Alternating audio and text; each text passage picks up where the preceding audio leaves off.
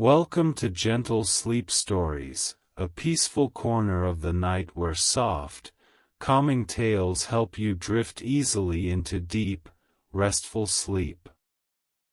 If you've had a long day and your mind won't slow down, just take a deep breath, and let my voice guide you into a world of quiet dreams and gentle moments.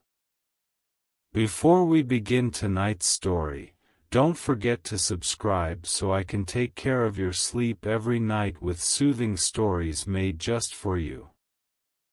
Now, get comfortable, close your eyes, and let everything fade away. It's time to relax, and let the story carry you into sleep. Sweet Dreams. Chapter 1: The Rain and the First Dream. The story continues as if time has gently folded back on itself, returning us to that quiet corner of town where the rain never quite stops singing. The streets glisten softly, the bakery windows still dark, and somewhere inside a small apartment above, Lily sleeps beneath a quilt that smells faintly of cinnamon and soap. Outside, the rain whispers against the glass, as though reminding her that morning is almost here. She does not wake all at once. First, there's a dream, the kind that feels too real to be just a dream. She walks along a forest path where the trees shimmer with droplets of light, each leaf holding a tiny reflection of the moon. In that stillness, she hears a voice, not frightening, but familiar, calm, and kind. It says, "Listen to the rain, Lily.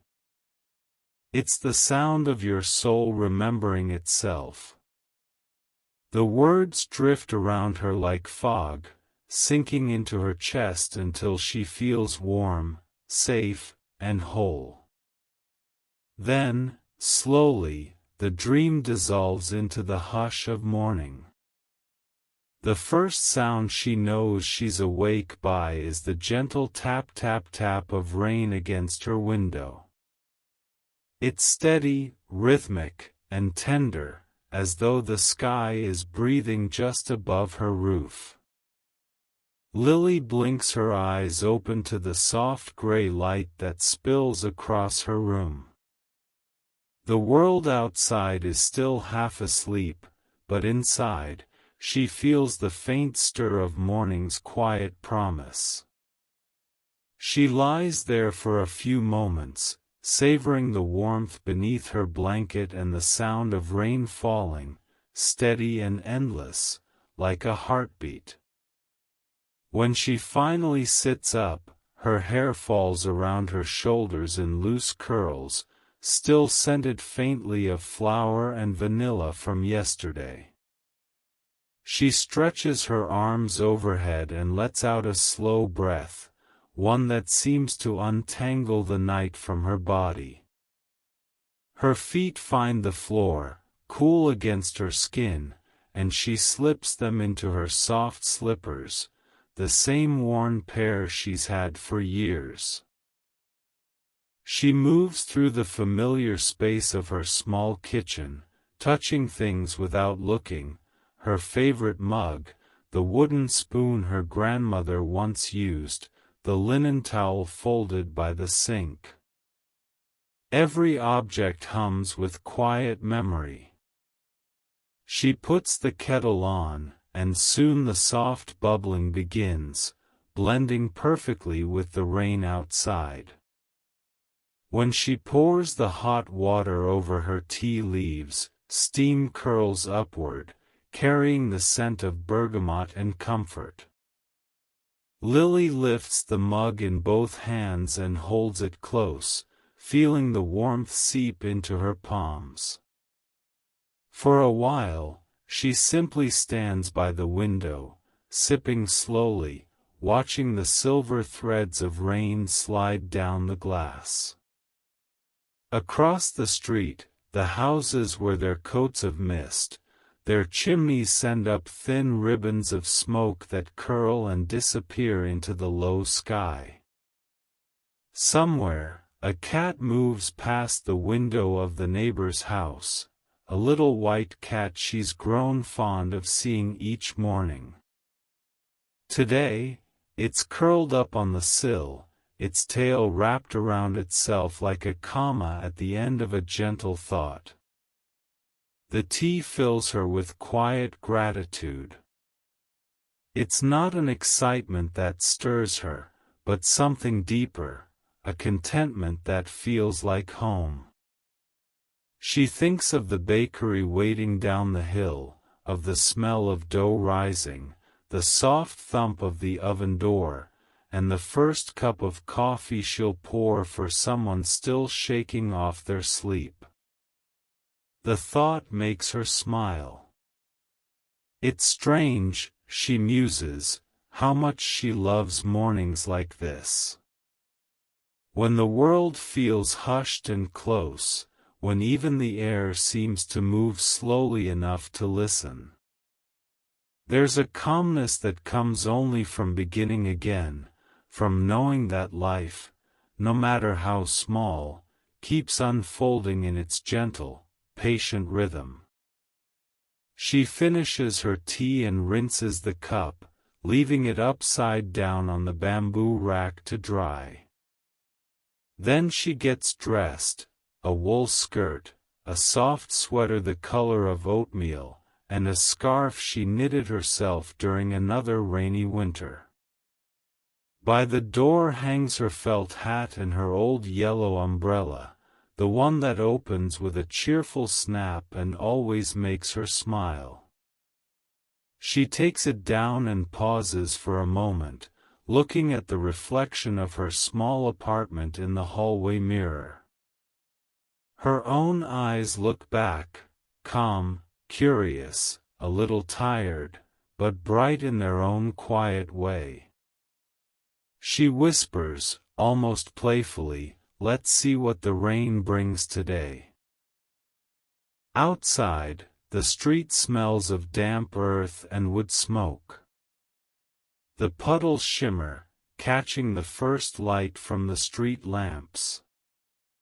Lily opens her umbrella, and it blooms above her head like a small piece of sunlight. Beneath it, the world feels smaller, safer, a private shelter just for her. The rhythmic patter of rain on fabric becomes her companion as she walks. Down the hill, the town is waking up. A few porch lights flicker on, somewhere a dog shakes water from its fur. The rain flows gently along the gutters, murmuring like a familiar lullaby. Lily's boots splash softly through shallow puddles as she walks toward the bakery. The rhythm of her steps blends with the rhythm of the rain until it feels like a song, the simple kind that hums without words, the kind you only notice when you stop thinking and start feeling. She passes by her neighbor's garden, the one with the trimmed hedges and pots of lavender now glistening with raindrops. She remembers how he once told her, plants love the rain because it teaches them to bend. She smiles at that thought. Perhaps, she thinks, people aren't so different.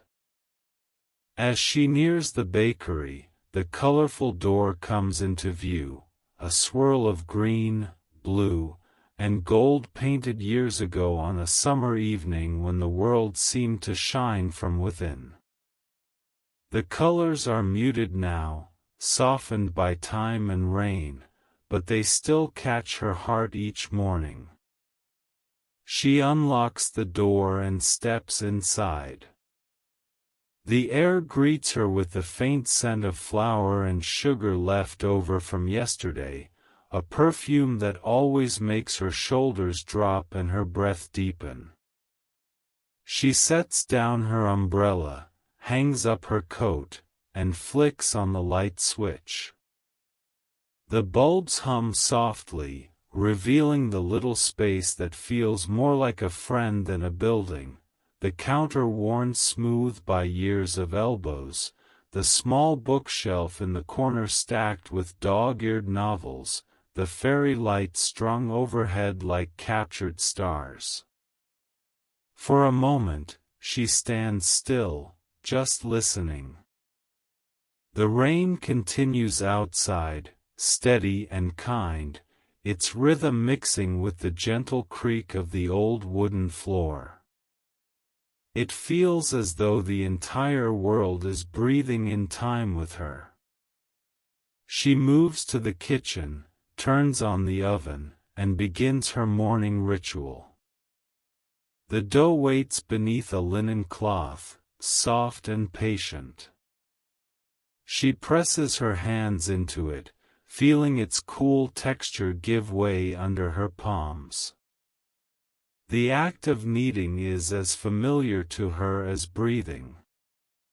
She adds a bit of cinnamon, a hint of vanilla, and the scent begins to rise, warm, welcoming, alive. There's peace in this work, she thinks, peace in repetition, in motion that carries memory. Every fold of the dough feels like folding the past into the present, like reminding herself that even ordinary gestures can become sacred if done with love. When the first tray goes into the oven, she wipes her hands and leans against the counter, watching the golden light inside flicker against the window panes. She can already imagine the smiles of those who will come through the door later, Seamus with his newspaper, Rose with her woolen scarf and kind laughter, the children who love to press their noses to the glass and watch her decorate cakes. The thought fills her chest with warmth. It's a quiet joy, one that doesn't shout or demand, but simply glows. Outside, the rain grows softer now, more like a whisper than a song. The world begins to brighten as the clouds thin, letting through a pale morning light.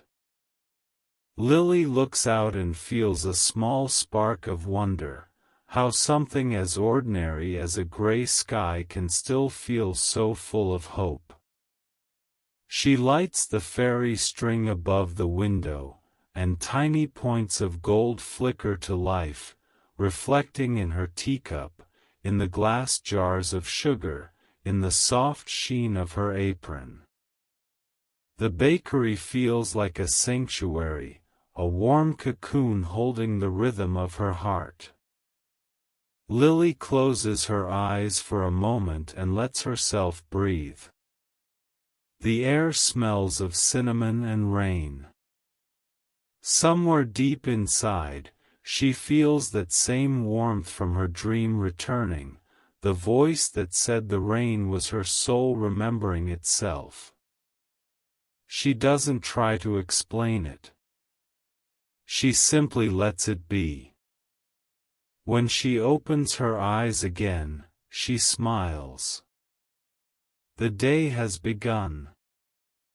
The oven hums softly, and through the window the rain continues its patient, steady song.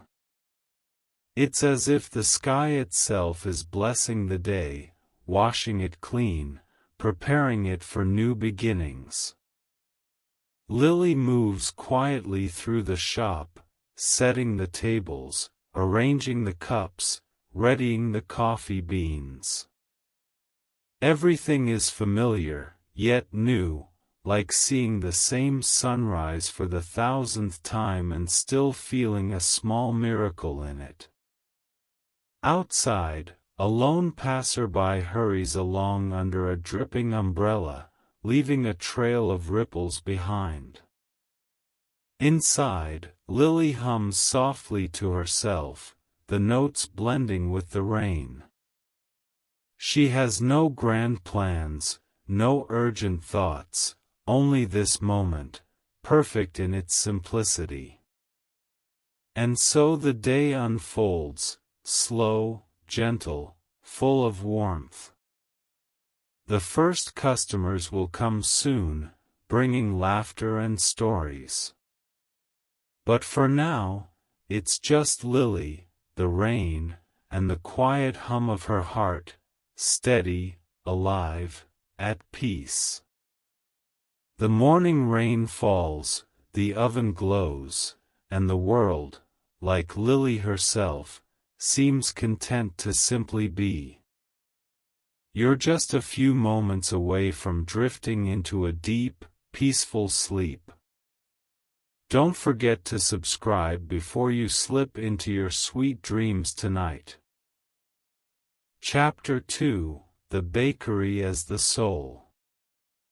The morning flows into the next as though no line divides them. The gentle rhythm of rain that carried Lily through yesterday continues today, though softer now, like a lullaby remembered from childhood. The streets glisten again, washed clean by another quiet night, and the world beyond her window stretches awake beneath a silver sky. The dream of the forest, the whispering voice, still lingers somewhere deep inside her. It hums faintly as she ties her scarf, unlocks her door, and steps once more into the tender drizzle. The familiar sound of her boots on wet pavement echoes softly through the morning. Lily's yellow umbrella blooms above her, its bright canopy shining like a patch of sunlight against the muted colors of the town. The air smells of damp leaves and fresh bread drifting from unseen kitchens. She breathes it in, smiling to herself. It's the sort of scent that feels like a promise, a reminder that life, even in its simplest forms, is a kind of grace. She walks slowly, not because she's tired, but because the world seems more beautiful when she moves at the pace of rain. Every puddle mirrors the soft outlines of buildings and lamplight. The rhythm of her footsteps blends with the rain's quiet song, and in that gentle music, Lily senses a conversation happening between the sky and the earth, between her and something beyond her. When she reaches the bottom of the hill, the sight of her bakery never fails to warm her heart.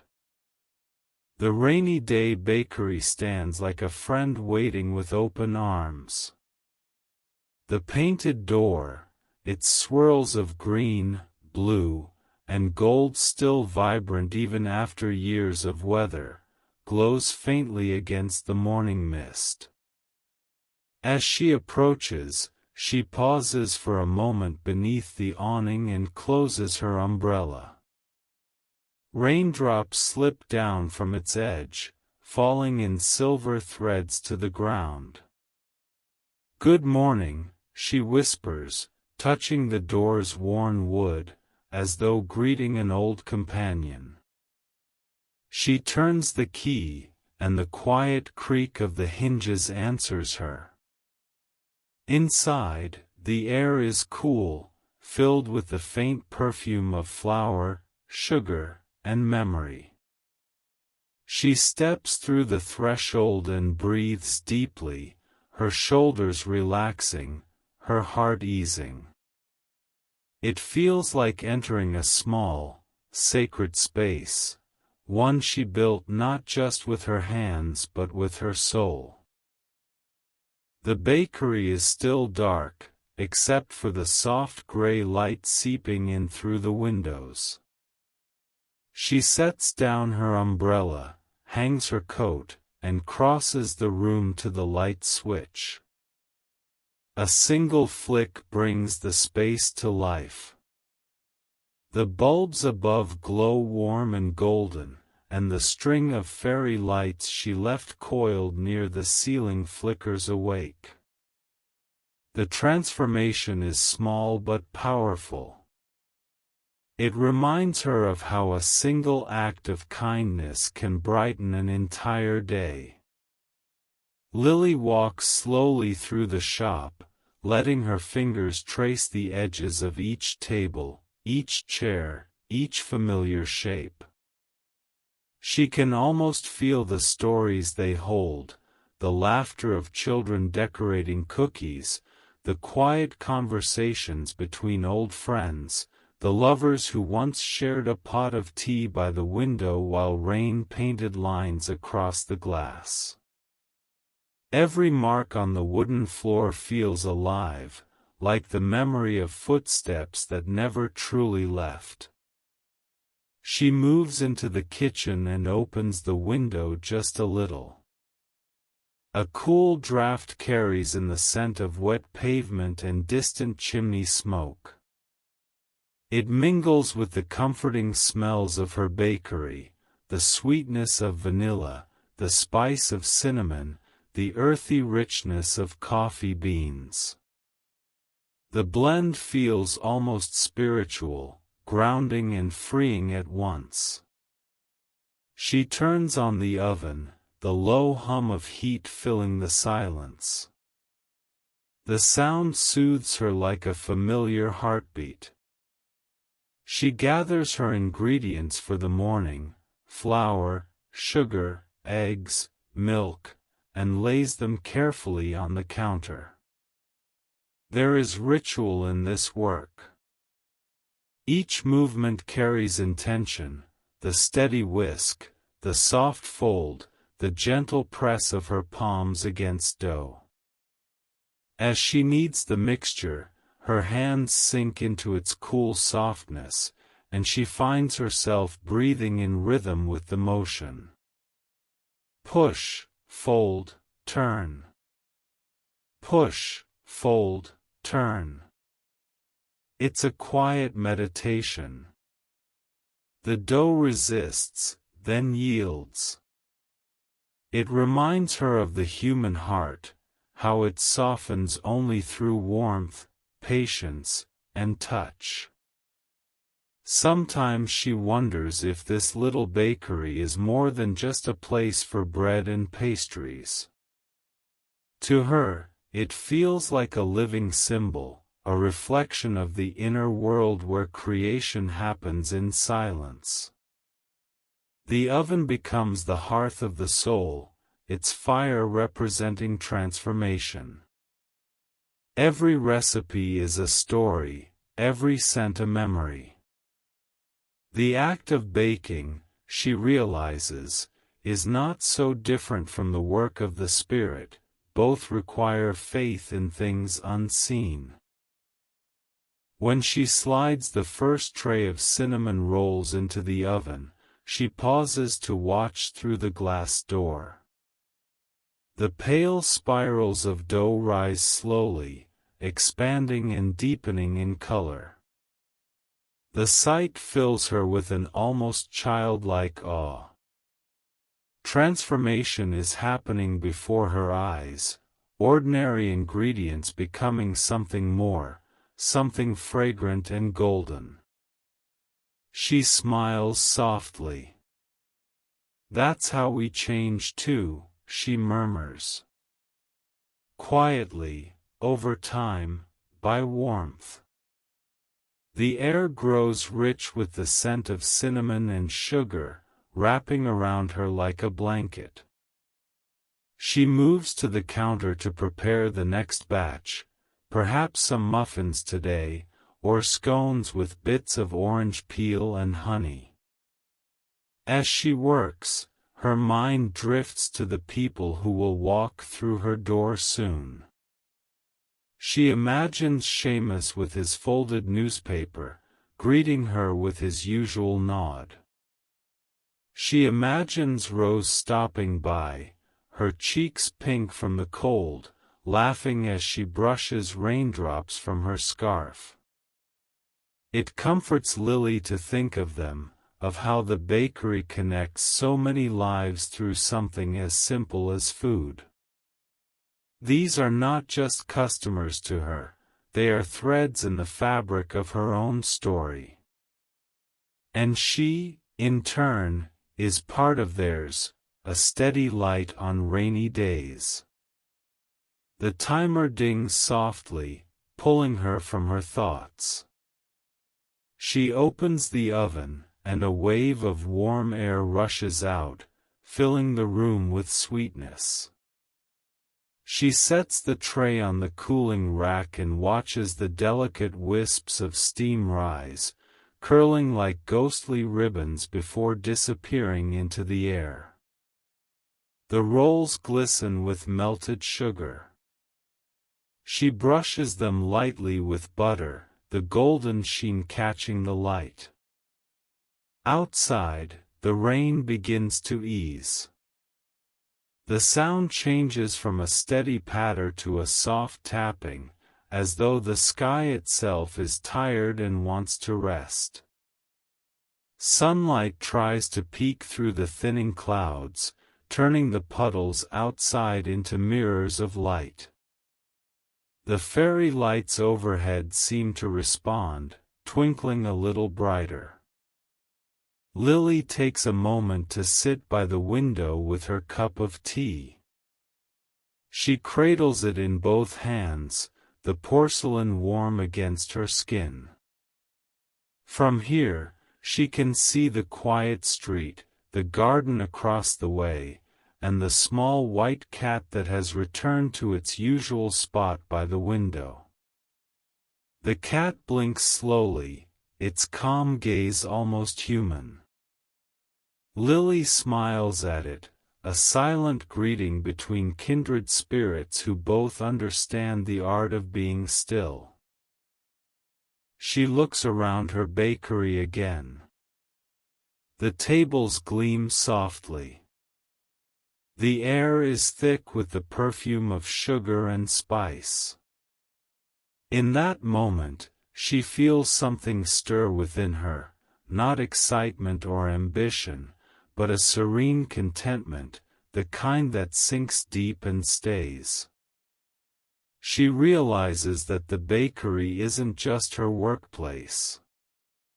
It is her sanctuary, the mirror of her own heart. Every loaf she bakes, every pie she cools, is an expression of her spirit, an offering to the world. For the first time, she truly understands what her grandmother meant when she said, "A good baker doesn't just feed people. She gives them warmth." The thought makes Lily's eyes glisten, though she doesn't feel sad. It's a quiet gratitude that fills her instead, a recognition that her life, simple as it may seem, holds a quiet beauty all its own. The bell above the door jingles gently. The first customer of the morning has arrived. She rises from her chair, smoothing her apron, her smile ready. The man who steps in shakes off his umbrella and sighs in relief at the warmth of the shop. "Morning, Lily," he says. "Good morning, Seamus," she replies, her voice soft but bright. "Your usual?" He nods, smiling, and takes his seat by the window. As she pours his coffee, Lily glances outside once more. The rain has nearly stopped now, leaving behind only the shimmer of wet streets and the faint promise of sunlight. Inside the rainy day bakery, the air hums with peace, the peace of routine, of kindness, of quiet transformation. And as the golden rolls steam beside her, Lily feels that same warmth spreading within her. The bakery, the rain, the rising light, all of it feels like the reflection of something deep and wordless inside her soul. She pours Seamus his coffee, wipes her hands, and smiles to herself. Another day has begun in the place where the ordinary becomes sacred, where the sound of rain outside feels like a prayer answered softly. In the warmth of the rainy day bakery, Lily breathes in the scent of cinnamon and home, and for a long, peaceful moment, everything feels exactly as it should be. Chapter 3: The First Guest and the Mirror of Memory. The scent of cinnamon still lingered in the air long after the morning rush had passed. The soft golden light that had filled the rainy day bakery earlier now rested gently across the tables, warming the wood and the jars of sugar along the counter. The rain had quieted to a fine mist that whispered against the windows. Outside, the streets glistened as if they had been freshly polished by the hands of heaven itself. Inside, everything was calm and tenderly alive.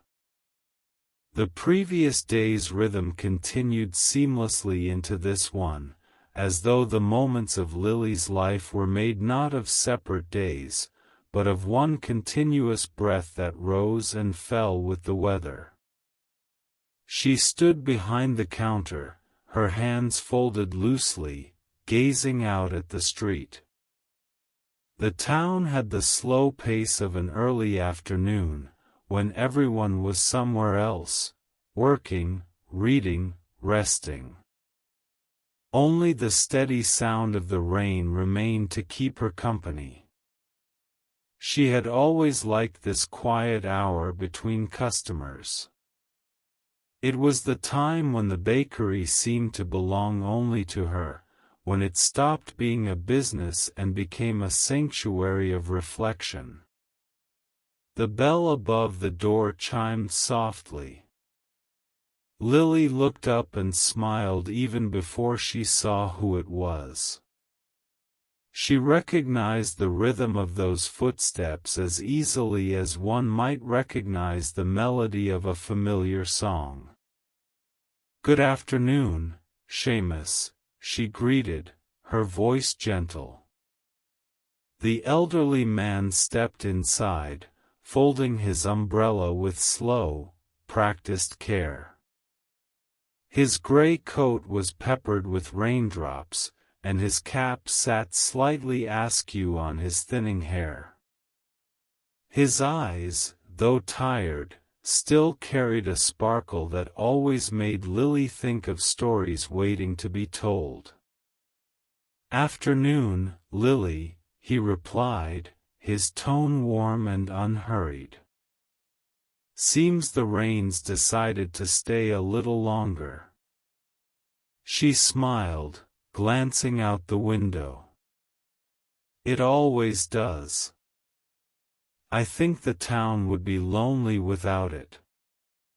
He chuckled softly. You may be right about that." Lily moved gracefully behind the counter, pouring his usual cup of coffee, black with just a hint of cream on the side. The smell of it mixed with the faint sweetness in the air, wrapping the room in comfort. She placed the cup on the counter with a small plate that held one of the last cinnamon rolls of the day, still slightly warm from the oven. "Here you go," she said. "Fresh as the morning rain." Seamus took his seat by the window, the same one he'd chosen for as long as Lily could remember. He opened his newspaper, spreading it carefully across the table. The rustle of the pages blended with the soft patter of rain outside. It was a sound Lily loved, the gentle conversation of paper and weather, of human presence and nature's rhythm.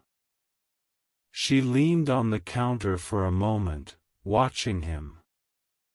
In some ways, Seamus felt like part of the bakery itself, steady, kind, and always arriving with the rain.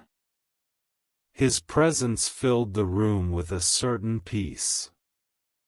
But today, as she looked at him, Lily felt something stir quietly inside her. There was a softness in his face that mirrored something she hadn't let herself notice before, a kind of quiet loneliness.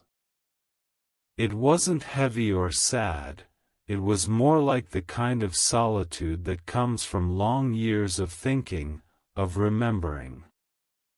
She poured herself a cup of tea and came to sit across from him.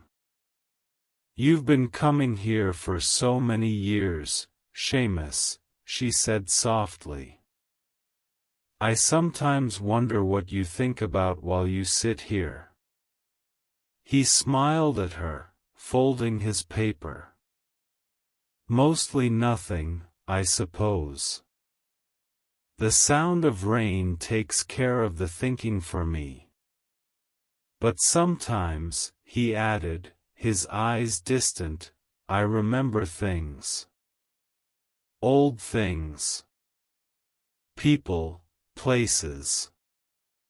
The past is quieter in the rain, don't you think? It listens better." Lily nodded slowly. "It does. It makes everything softer." He lifted his cup, inhaling the steam. "You remind me of my wife, you know.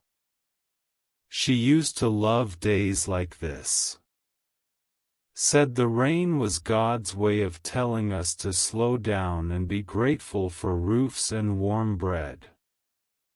Lily's heart tightened in the gentlest way. She must have been a lovely woman. "She was," Seamus said simply, a faint smile on his lips. "Gone now, but I still hear her voice whenever it rains." For a moment, silence filled the space between them, warm and tender. The rain outside seemed to echo their thoughts. Lily looked down at her tea and saw the faint reflection of her face in its surface, soft, wavering, as if floating between two worlds. She turned the cup slowly, watching the liquid move. In the reflection, for just a moment, she thought she saw her grandmother's eyes staring back at her, kind, knowing, and full of love. She blinked, and it was gone, just her own face again. But the image lingered like a faint melody she couldn't forget. She smiled softly to herself. "I think she would have liked you, Seamus."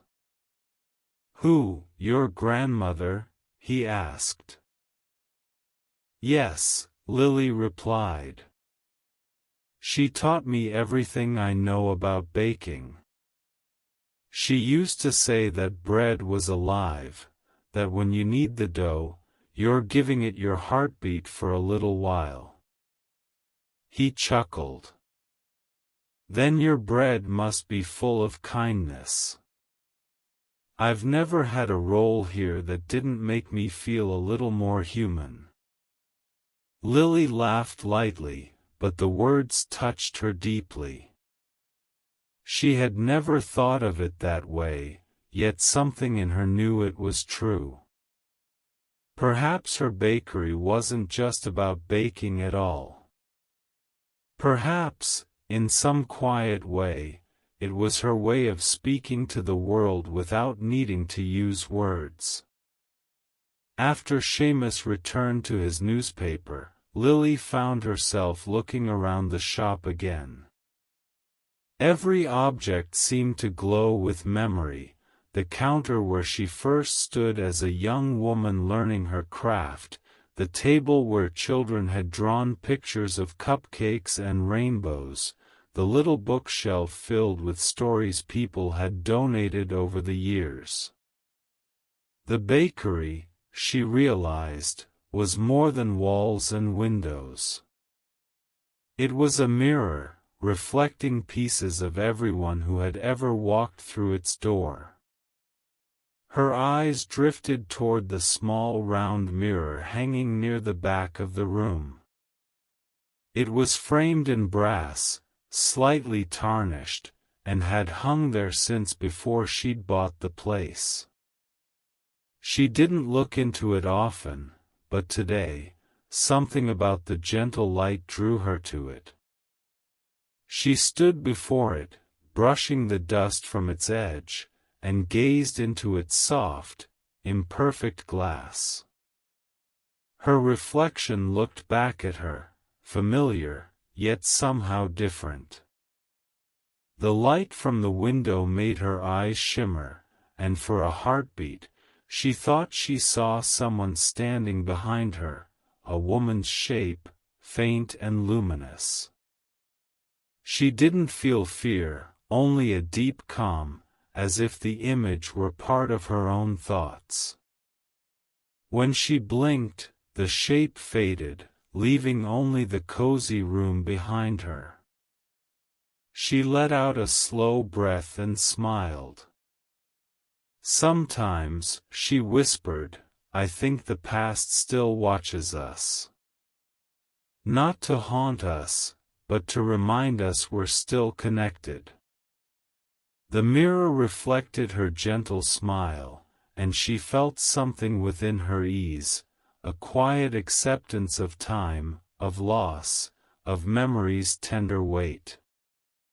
She turned back toward Seamus, who was now folding his newspaper, ready to leave. "Thank you for the coffee, Lily," he said. "And for the company." "Always," she replied. "You know where to find me." He nodded and opened his umbrella, stepping out into the drizzle. The bell above the door gave a soft ring as he left, and for a moment, Lily watched the small shape of his umbrella move down the street until it disappeared behind the mist. The bakery felt still again, but not empty. The warmth remained, suspended in the air like the last note of a song. Lily walked back to the counter, running her hand over the smooth wood. She could still hear the echo of Seamus's voice, the kindness in it, the years of love and loss carried within each word. It stirred something inside her, a longing, not for romance or excitement, but for understanding, for the kind of peace that comes when the soul feels seen.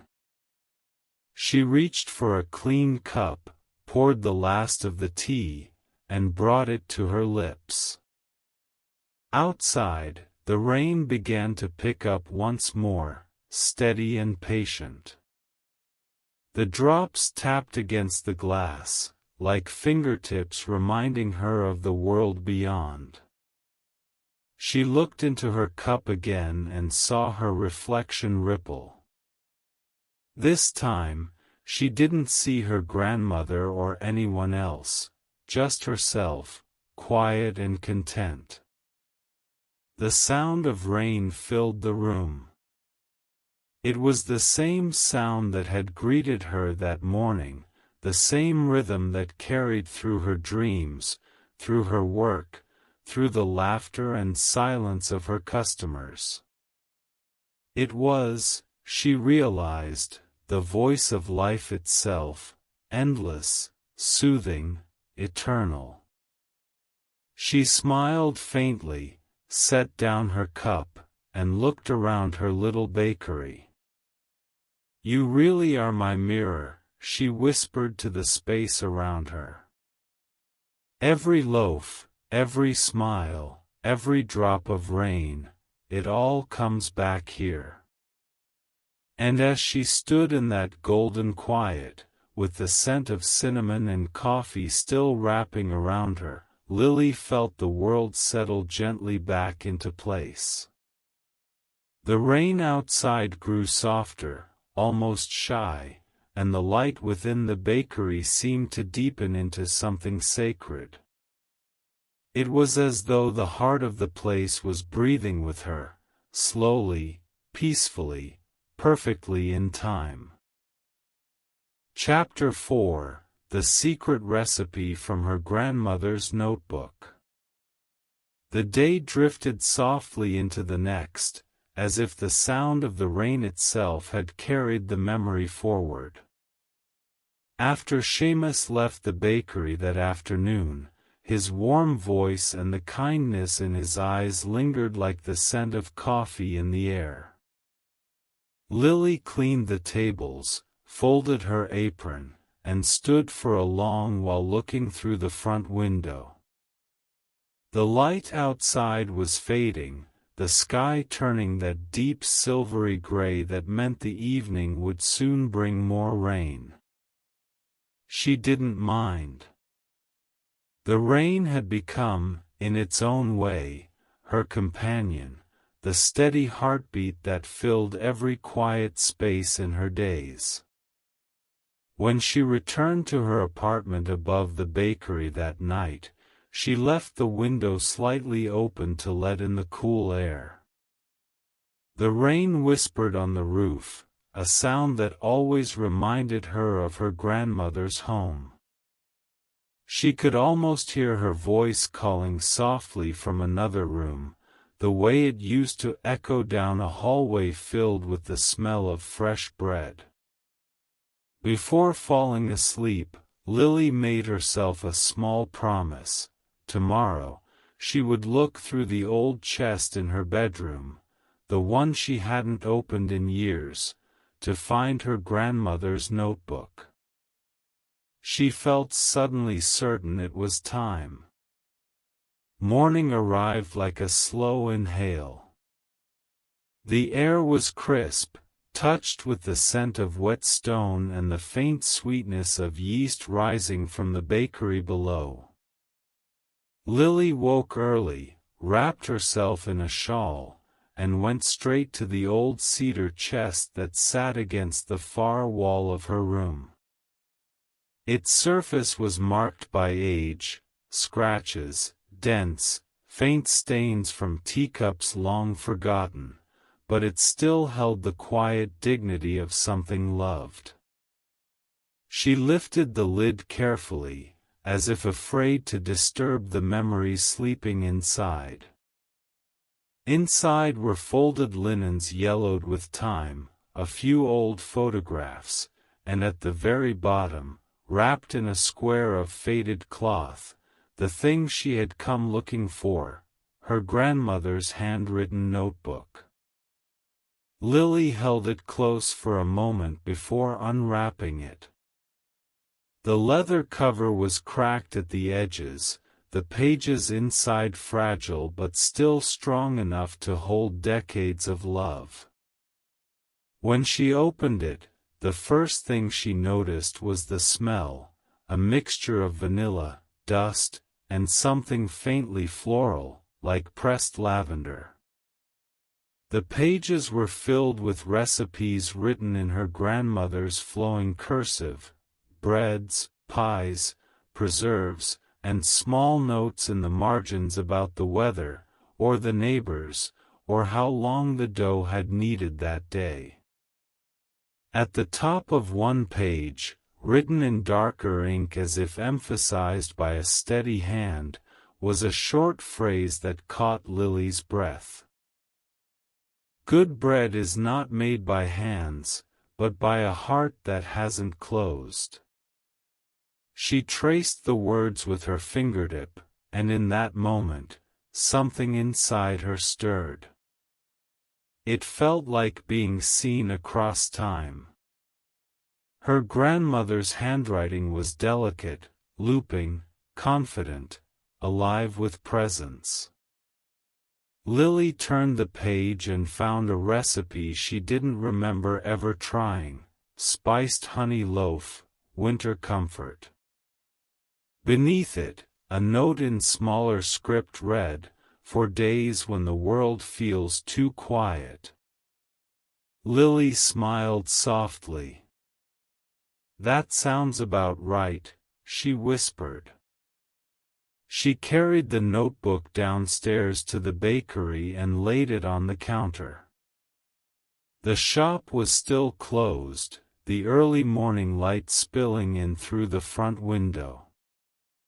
She turned on the small lamps and the string of fairy lights that wound along the ceiling, letting their glow mix with the dim gray of the outside world.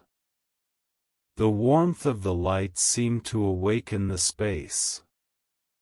She could almost imagine her grandmother standing beside her, hands folded, waiting patiently. Taking a deep breath, Lily began gathering the ingredients: flour, honey, nutmeg, and a pinch of clove. The air filled with the scent of spice even before she began to mix. She measured everything carefully but without hurry. This wasn't just baking, it was something closer to prayer.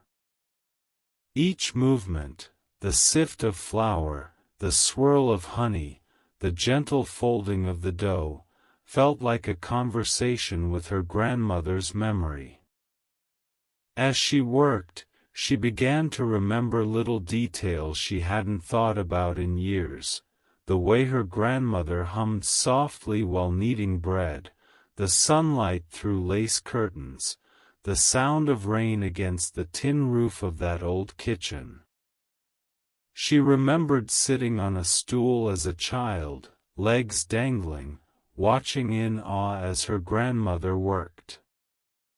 The smell of warm bread and cinnamon had been the smell of love itself. Lily felt her throat tighten with emotion. She blinked quickly, unwilling to disturb the quiet moment with tears. Instead, she smiled and whispered, "You're here, aren't you?" The bakery seemed to listen. The rain had started again outside, tapping gently on the window panes, blending with the hum of the oven as it preheated. She took it as a sign. When the dough was ready, she placed it in a greased pan and slid it into the oven. Then she sat down at one of the tables, notebook open in front of her. She turned a few more pages, reading her grandmother's little observations written between recipes. "Do not be afraid to start again.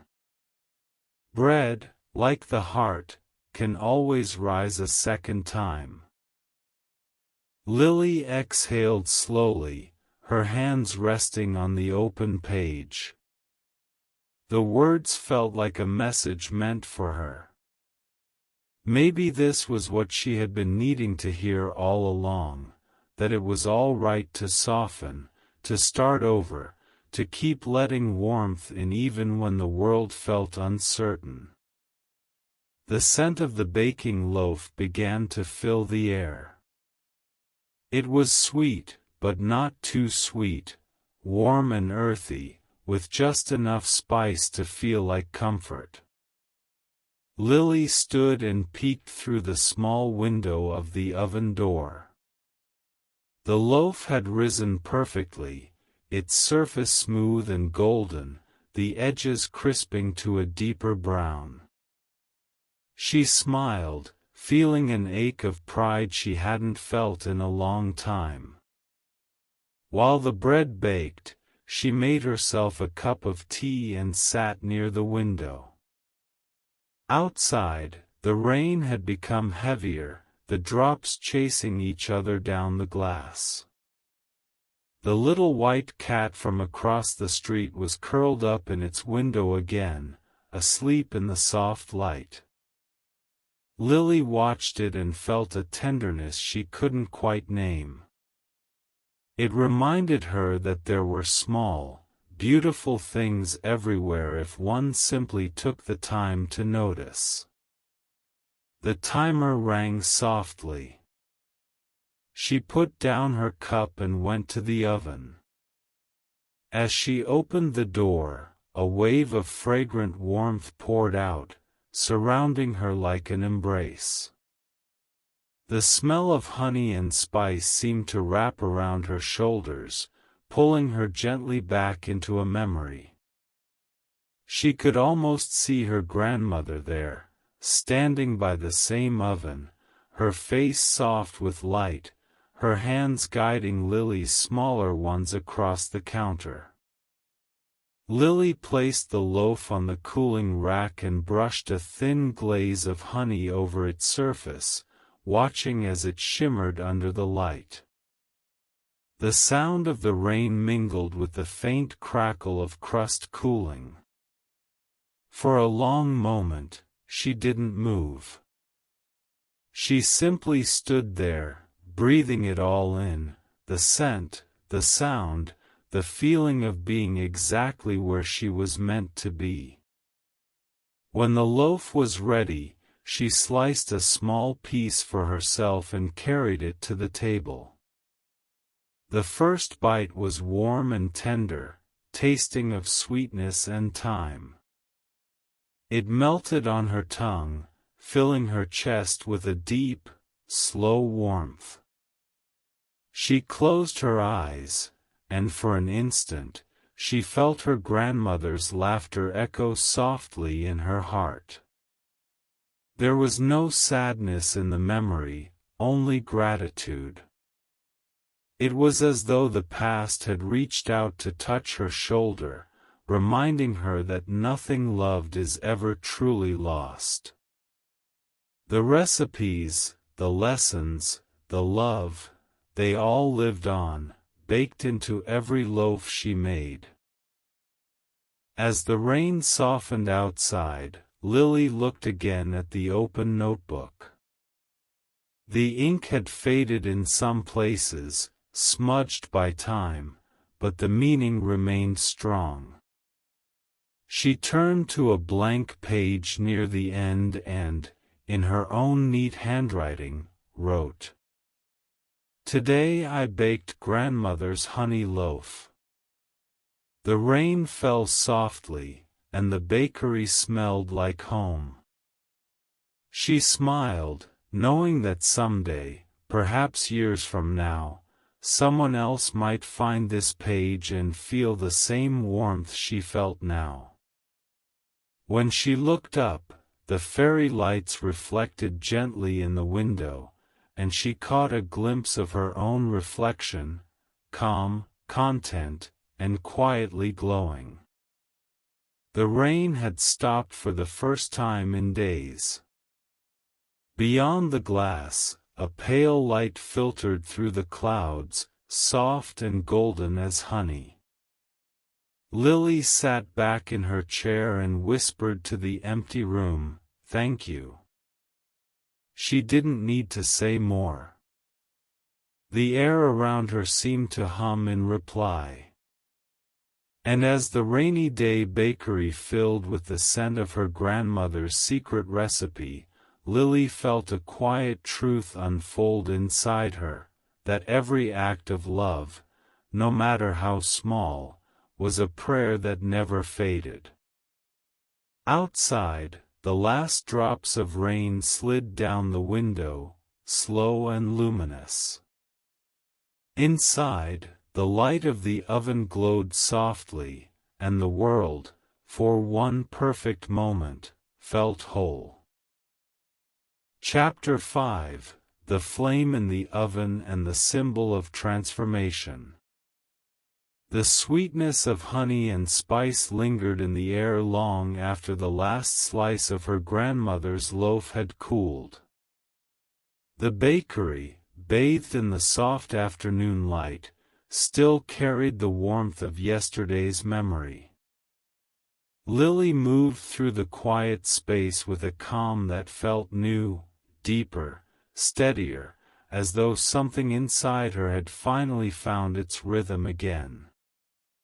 The rain had paused that morning, leaving behind a brightness that made the wet streets shimmer like ribbons of glass. Yet even without the rain, the sound of water seemed to live on in her thoughts, whispering from somewhere deep within. The next morning came gently, with a thin layer of fog rising from the rooftops and curling around the bakery's chimney. Lily awoke early, the memory of her grandmother's words still echoing softly in her mind: "Bread, like the heart, can rise again." She smiled as she stretched beneath the quilt and listened to the hush outside.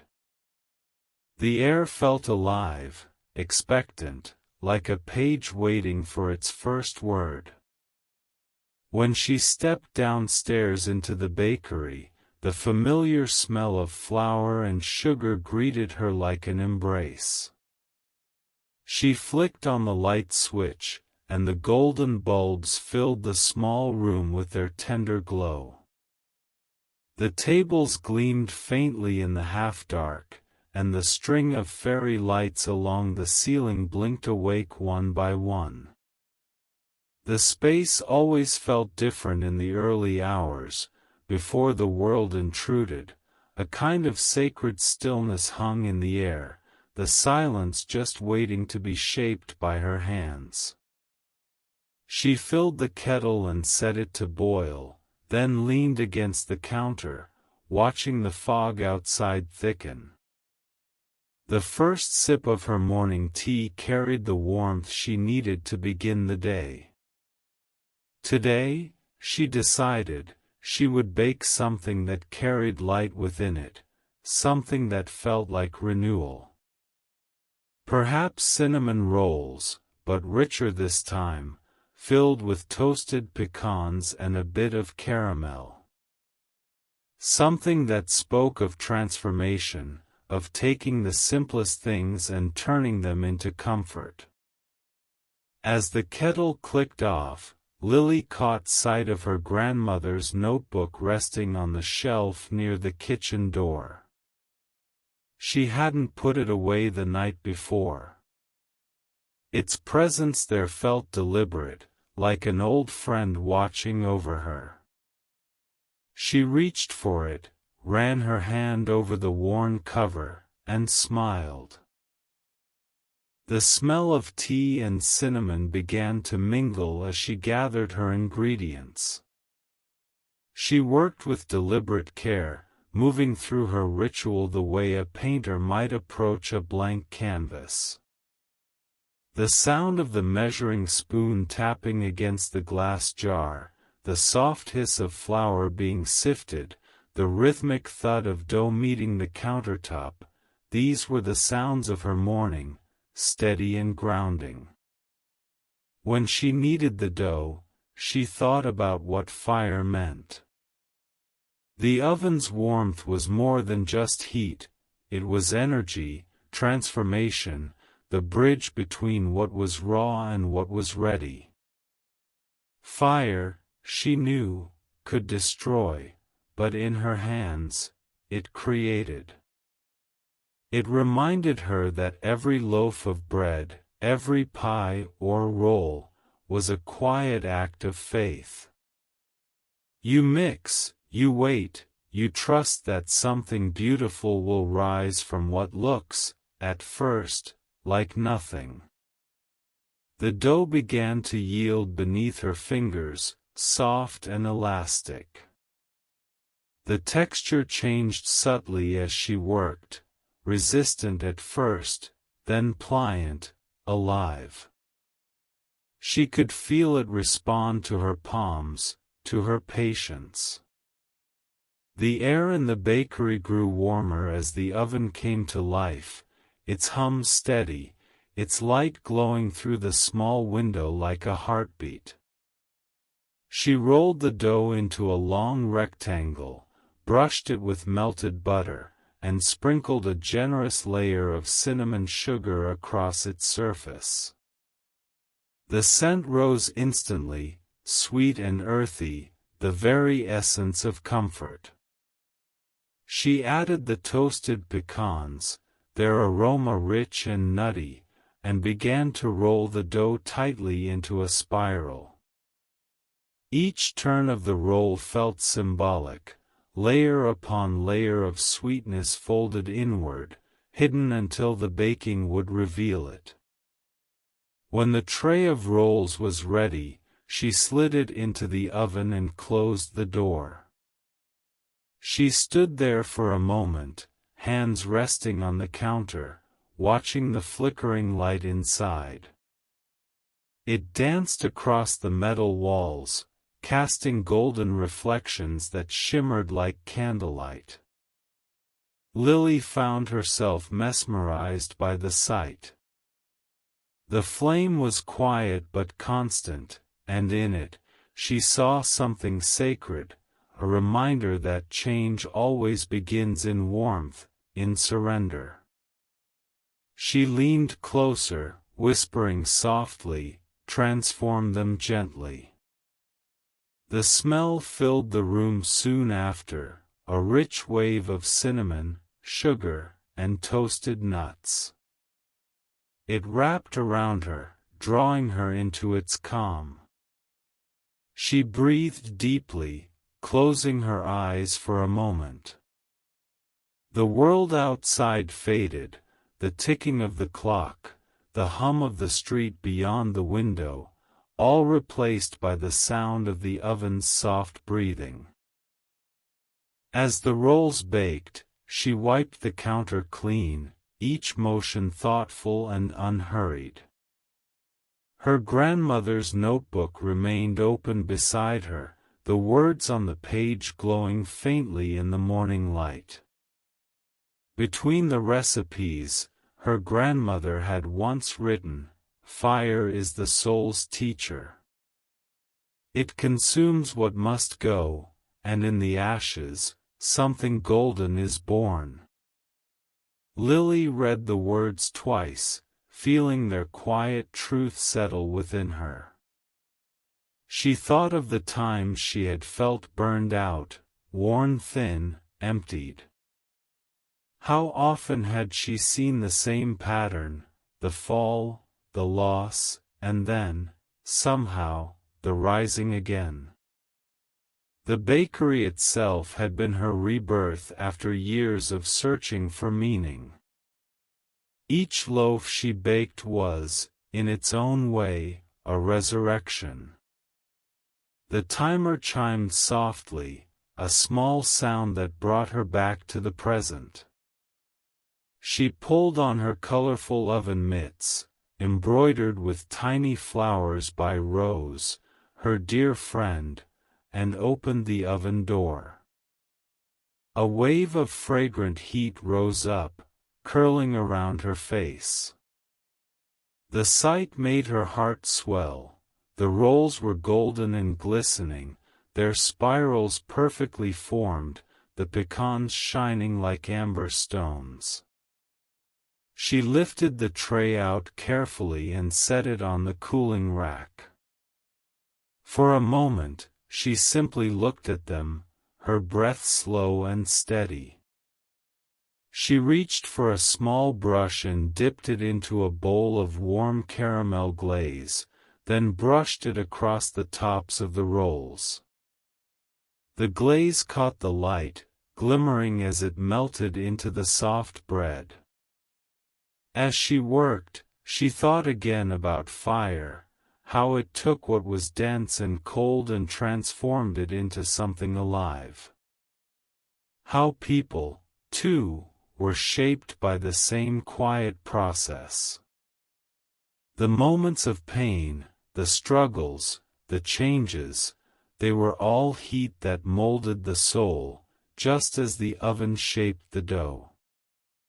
When she finished glazing, she poured herself another cup of tea and sat down at the nearest table. She placed one of the cinnamon rolls on a small white plate and tore a piece from its edge. It was soft, tender, still steaming. She took a bite and closed her eyes, savoring the sweetness as it spread across her tongue. It tasted of warmth and comfort, but also of something greater, renewal. A knock on the door startled her gently. She looked up to see Seamus standing outside, his hat tilted slightly, his umbrella tucked under one arm. He smiled when she opened the door. "Didn't mean to bother you this early," he said. "But I smelled something wonderful from down the street." Lily laughed, waving him inside. "You always find your way here at the perfect time.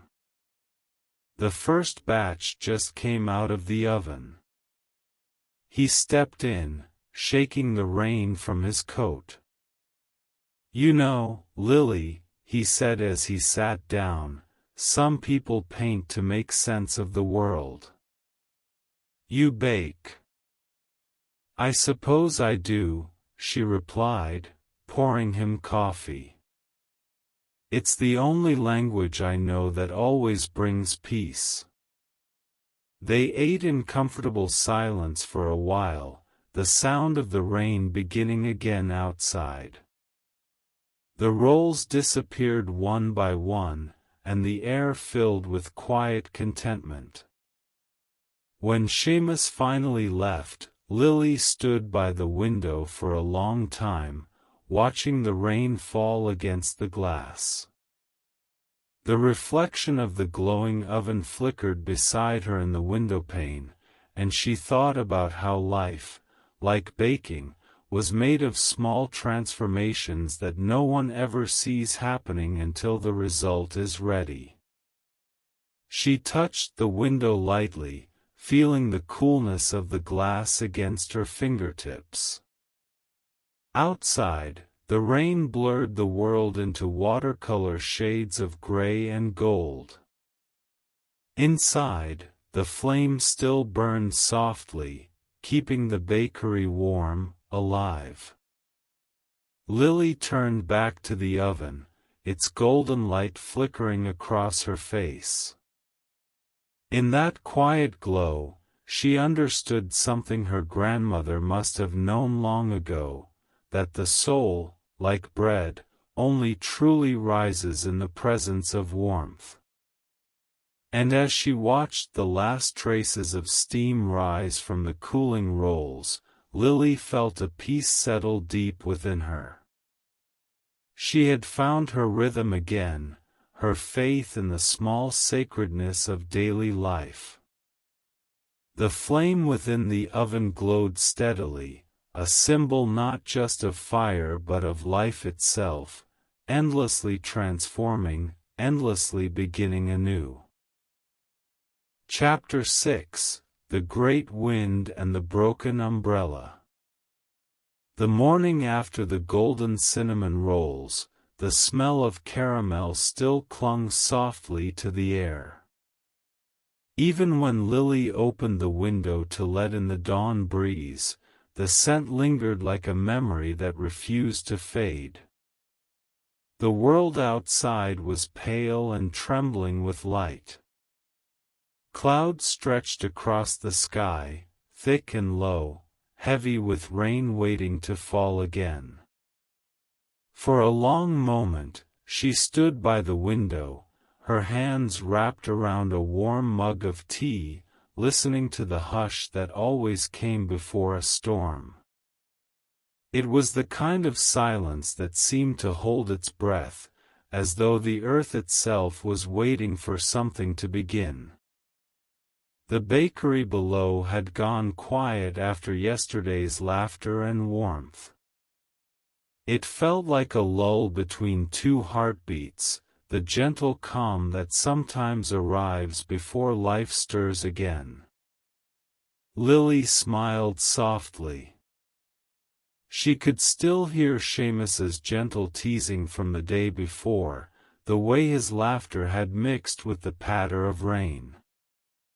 But this morning felt different. The air had changed. It hummed with an energy she couldn't quite name, a whisper of anticipation, or perhaps warning. She took another sip of her tea, letting the warmth spread through her chest, and glanced at the yellow umbrella resting beside the door. It had been with her for years, bright and stubborn even through countless storms. She picked it up, twirled it once, and whispered, "We've weathered worse, haven't we?" Her voice was light, but her heart felt a little heavier than usual.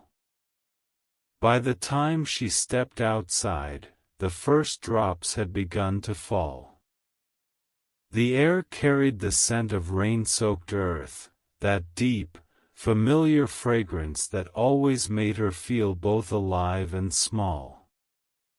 She opened the umbrella, and it bloomed above her like a sunflower against the gray morning. As she walked toward the bakery, the wind began to rise, curling through the trees and down the narrow streets. It tugged gently at her coat, teasing, then pulled harder, making her tighten her grip on the umbrella's handle. The world around her seemed to sway. Leaves scattered across the pavement, swirling like tiny dancers caught in the wind's invisible hands. The lamplight shimmered through the mist, and the rain fell in shimmering waves, quickening with each gust. The umbrella shuddered above her, its fabric rippling. She pressed forward, her boots splashing through puddles, the rhythm of her steps keeping time with the storm. By the time she reached the bottom of the hill, the wind had turned fierce. It roared around the corners of the buildings, howling through the narrow alleyways like something alive. Lily's heart beat faster, but she kept walking, leaning into the gusts, her scarf flapping wildly behind her. The umbrella strained against the wind's strength, tilting, trembling. She whispered to it as though to a friend, "Hold on, just a bit longer." But the next gust came hard and sudden, a wild, sweeping force that caught her completely off guard. The umbrella jerked from her hand and turned inside out, its bright yellow canopy twisting into a broken flower. Lily gasped, instinctively reaching to catch it, but the wind pulled harder, snapping one of the thin metal ribs. For a second, it looked almost like a wounded bird, flailing helplessly in the rain. She pressed it against her chest to shield it, her hair whipping across her face, and took a few hurried steps toward the bakery door. She managed to reach the awning just as thunder rolled across the sky. The sound vibrated through her chest. Raindrops struck the pavement like scattered pearls, breaking apart in silver splashes. Lily stood beneath the awning, soaked and breathless, clutching the broken umbrella. She looked down at it, its handle bent, the metal twisted, one of the fabric panels torn open. It had been her companion through so many mornings and storms. Seeing it broken filled her with an unexpected sadness, quiet and deep. She took a slow breath and whispered, "It's all right. You've done your job." Inside the bakery, the familiar glow welcomed her back. She hung her dripping coat by the door and set the umbrella in the corner, water pooling beneath it. For a while, she simply stood still, letting the calm of the shop wash over her. The fairy lights flickered softly, their reflections dancing on the windowpanes. The storm outside raged, but here within these walls, the world was warm and steady. She made herself another cup of tea and carried it to the table by the window. Outside, the rain came down in thick sheets, turning the town into a watercolor painting, rooftops blurred, trees bending, the streets alive with motion. The broken umbrella leaned silently in the corner, its yellow fabric catching the light. Lily thought of her grandmother's words again, "Fire is the soul's teacher." But perhaps, she mused, wind was its test. Fire transforms gently through warmth, but wind strips away what's no longer needed. It leaves you bare so that something new can grow. She traced the rim of her teacup, her reflection shimmering faintly in the liquid. There were moments, she realized, when life felt exactly like this storm, unexpected, uninvited, yet necessary. The winds come to test what can endure. The umbrella had broken, yes, but it had done its part. It had carried her safely through the storm until it could no longer do so. Perhaps that, too, was its purpose. As the storm continued, she moved quietly through the bakery, tending to the dough she had left rising overnight. The air smelled of yeast and comfort, grounding her once more.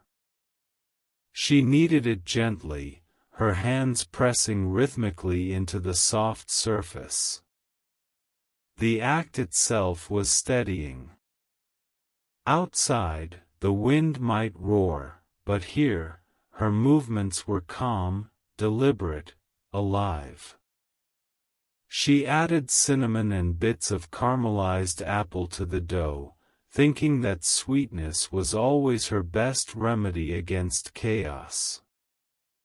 While the bread baked, Lily cleaned the counters and wiped the windows. The glass trembled faintly under the force of the wind. Through it, she could see the world bending but not breaking, the trees swaying, their roots deep enough to withstand it all. It made her smile. There was strength in yielding. By midday, the storm began to quiet. The thunder faded into distant murmurs, and the rain softened into mist. When she opened the door to let in some fresh air, the wind brushed against her face, cool and forgiving now, almost tender. The smell of the rain was everywhere, earthy, green, alive. The street shimmered with puddles that mirrored the gray sky. Across the street, she saw the little white cat sitting safely on its windowsill again, its fur perfectly dry despite the chaos of the morning. It blinked slowly, meeting Lily's gaze with that calm feline knowing, as if to say, "You see? Everything survives its storm." Lily laughed quietly, closing her eyes for a moment to breathe in the peace that followed the tempest. When she opened them again, a faint rainbow had begun to stretch across the edge of the clouds, delicate as spun sugar. The broken umbrella was still in the corner, its handle bent, its ribs showing. But in the softened light, it no longer looked sad. It looked honest, proof of what had been endured. Lily picked it up gently and carried it to the back room, where she placed it beside the shelf that held her grandmother's notebook. "You've earned your rest," she said softly, smiling. When the bell above the door rang a few minutes later, it startled her. She turned to see Rose stepping in, her cheeks rosy from the wind, her scarf still damp. "Quite a storm out there," Rose said, shaking the rain from her coat. "I was worried you might have closed early." "Not a chance," Lily said, laughing. "This place doesn't close for the weather." Rose grinned and nodded toward the umbrella. "That poor thing looks like it fought a war." "It did," Lily said, glancing at it fondly. "But it won, in a way. It brought me home." Rose's smile softened. "You always find something beautiful in the broken, don't you?" Lily shrugged gently. "Maybe that's the only way to see clearly after the storm." They shared a quiet laugh as Lily poured them both tea. The smell of warm bread filled the air again, and the world outside glowed with that special kind of light that always follows rain, a pale gold that made everything seem new. As they sat together by the window, sipping their tea, the storm's memory already fading, Lily felt a quiet shift inside her. The wind had taken her umbrella, but it had left her something far more precious, a lesson about trust, surrender, and renewal.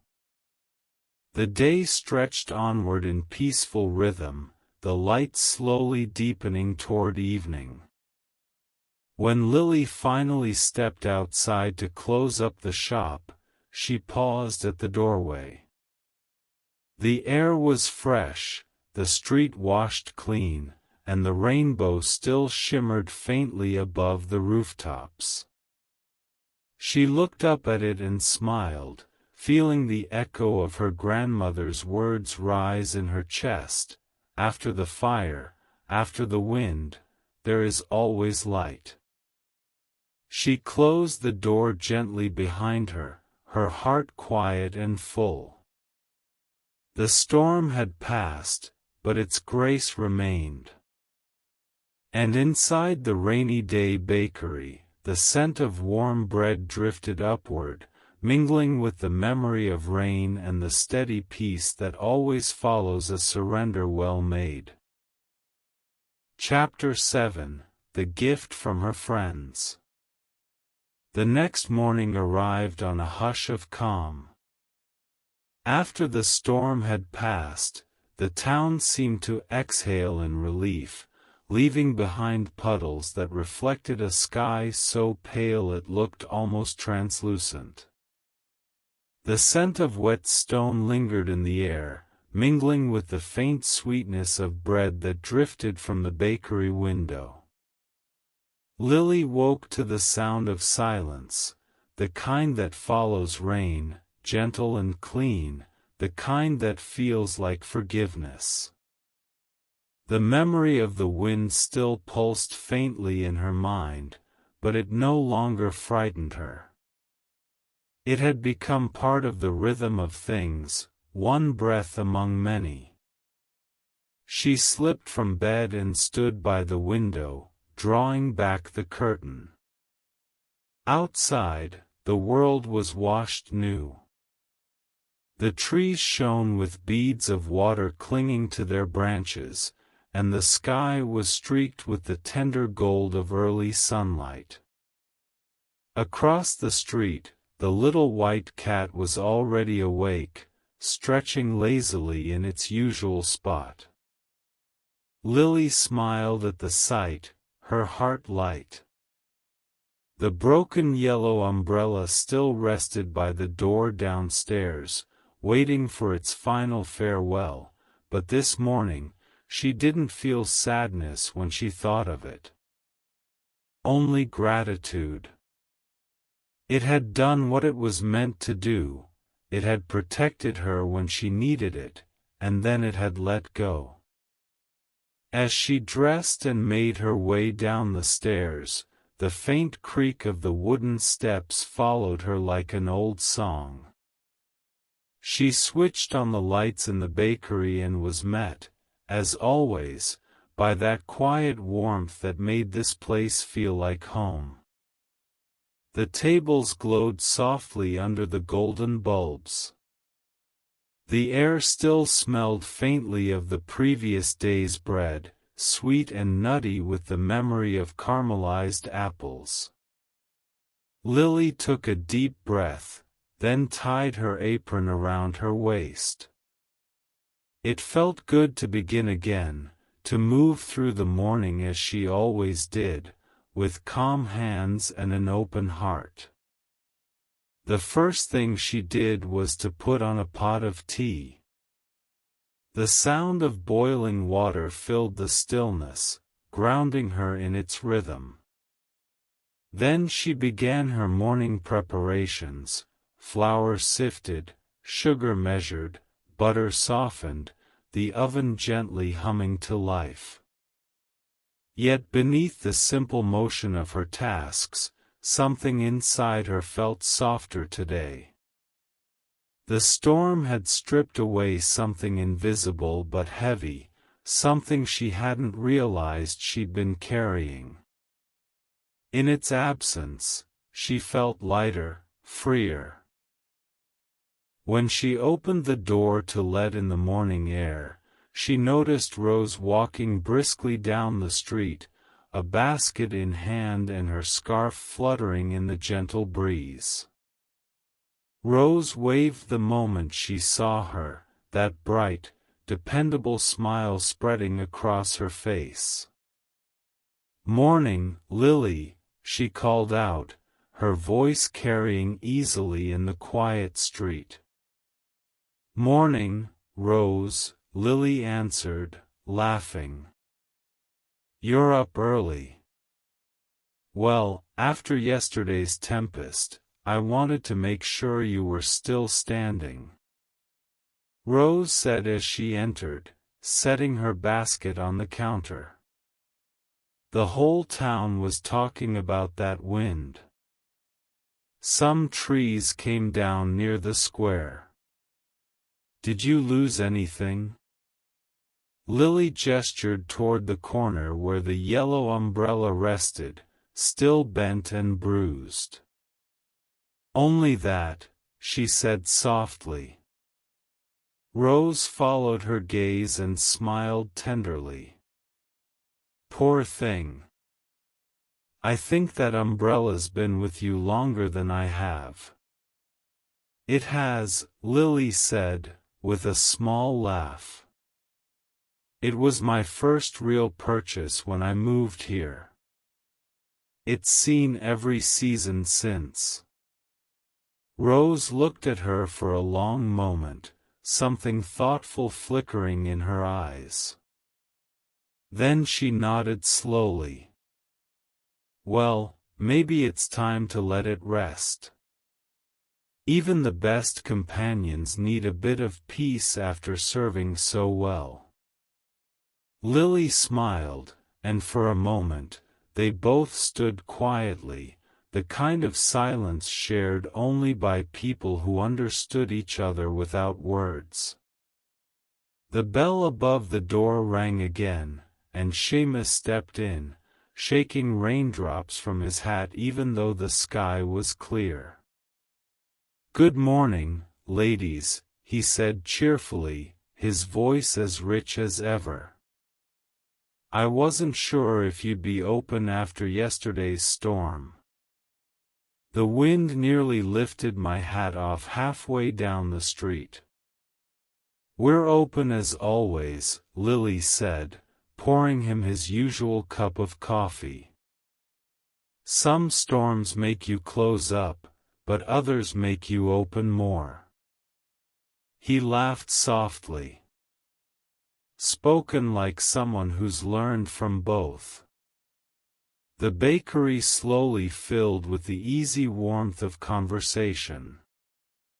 Other familiar faces trickled in, neighbors seeking coffee, children with coins clutched tightly in small hands, the elderly couple who always shared a slice of pie.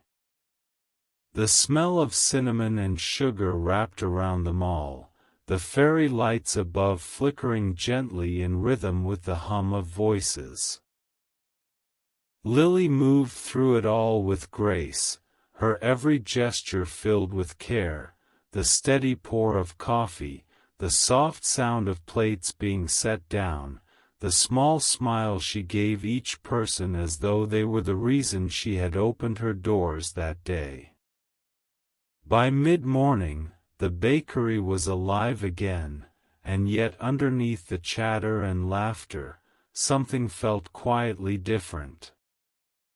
There was a warmth that seemed to come not just from the oven, but from the people themselves, as though kindness had found its way into the air and settled there, unseen but felt. When things finally quieted down, Rose approached the counter with a mischievous twinkle in her eyes. "We have something for you," she said, nodding toward the door. "For me?" Lily blinked, caught off guard. At Rose's signal, Seamus stood and walked to the entrance, returning with a long, thin package wrapped in soft paper. He set it carefully on the counter. Lily looked between them, puzzled. "What is this?" she asked, laughing.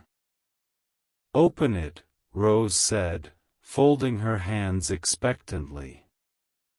Lily hesitated, her heart already swelling in her chest. She untied the ribbon and peeled away the paper. Inside, resting delicately against the wrapping, was an umbrella, bright green with yellow polka dots, its handle carved in the shape of a duck's head. She gasped, then covered her mouth, laughing through the sudden blur of tears in her eyes. "You didn't." "We did," Rose said, her voice warm. Everyone here chipped in. "We couldn't let you face another storm unarmed, could we?" Lily traced the smooth curve of the handle with her fingertips. The duck's head was charmingly whimsical, its painted eyes bright and curious. The fabric shimmered softly in the light. "It's beautiful," she said quietly. "Too beautiful for the rain." "Then it's perfect for you," Seamus said with a grin. Lily shook her head, laughing through her tears. "You didn't have to do this." "Of course we did," Rose said. "You give us warmth every day, Lily. The least we could do is give you a little shelter in return." The bakery seemed to glow brighter in that moment, as if the lights themselves understood. Lily looked around at the faces gathered there, friends, neighbors, familiar souls who had, without her even realizing it, become part of her life's rhythm. Her throat tightened with emotion. "Thank you," she whispered. "Truly." She opened the umbrella with a soft whoosh. It blossomed above her like a patch of spring in the middle of autumn. The bright colors made everyone laugh, the duck's head handle gleaming like a secret shared between friends. Lily held it over her shoulder, smiling as she imagined walking through the rain beneath it. When she lowered it again, she felt something shift gently inside her. For so long, she had been the one offering warmth, the one giving comfort. But now, for the first time in a long while, she felt that same comfort given back to her, freely and without condition. After the customers had gone and the afternoon sun began to stream softly through the windows, Lily sat by the window with Rose. They shared a pot of tea and a few slices of the morning's bread. The new umbrella leaned against the wall beside them, its green fabric catching the sunlight. Rose broke the silence first. "It's funny, isn't it? How storms can sometimes bring people closer." Lily smiled. "Yes. I used to think storms only took things away. But maybe they just clear the way for what's meant to come." They sat quietly for a while, listening to the faint trickle of rain beginning again outside, a soft, forgiving rain that seemed to sing of renewal. Lily looked at the umbrella, then at her friend. "You know," she said, "sometimes I think we're all just umbrellas for each other. We can't stop the rain, but we can make it a little easier to walk through." Rose laughed softly, nodding. "That's a beautiful way to put it." The rain grew steadier, tapping against the windows in a rhythm that matched Lily's heartbeat. The bakery glowed warm and golden, filled with the scent of tea and friendship. When evening came, Lily walked to the door and opened her new umbrella for the first time. The canopy unfurled above her in a burst of cheerful green and gold, the duck's head handle resting easily in her hand. The rain whispered down, soft and forgiving. She stepped out into it, smiling as drops slid harmlessly across the bright fabric above her. Behind her, the rainy day bakery shimmered in the lamplight, its windows glowing like a beacon in the gentle rain. And for the first time since the storm, Lily felt not just safe, but deeply loved. She tilted her face upward, letting a few drops touch her cheeks, and whispered to the night, "Thank you, for everything." The wind carried her words away, soft and sweet, like the final note of a song sung only to the heart. Chapter 8: The Day of Snow and the Cookie Feast. The following morning unfolded like the echo of laughter from the day before. The new umbrella stood proudly by the bakery door, its green canopy still dotted with tiny specks of dried rain, as though it had caught the remnants of yesterday's gratitude and kept them safe. Lily smiled every time she glanced at it. The shop felt brighter somehow, lighter, as if a hidden weight had been lifted not only from her heart but from the walls themselves. Outside, the air had changed again, cooler, thinner, carrying with it the crisp scent that hinted of winter's approach. It was the kind of morning when the world feels expectant, like something wonderful is about to happen. Lily woke early, before dawn had fully claimed the sky. The air was still and silvery, and when she stepped to the window, she saw the faintest shimmer of frost tracing the edges of the glass. A deep quiet held the town, and for a moment, she simply watched her breath bloom softly in the chill. She wrapped herself in her shawl, descended the stairs, and lit the first lamps in the bakery. The golden light met the darkness gently, scattering the shadows into corners. The fairy lights flickered awake, one by one, like small stars returning home. She turned on the oven, letting its warmth spread through the shop. As the hum of heat began to fill the room, Lily made herself a cup of tea. The steam rose slowly, curling in the air, catching glints of light. When she lifted it to her lips, she could almost taste the promise of the day ahead. For this was no ordinary morning, it was the day of the annual cookie decorating party, the one day every year when the rainy day bakery overflowed with laughter, sugar, and joy. She had been preparing for it all week.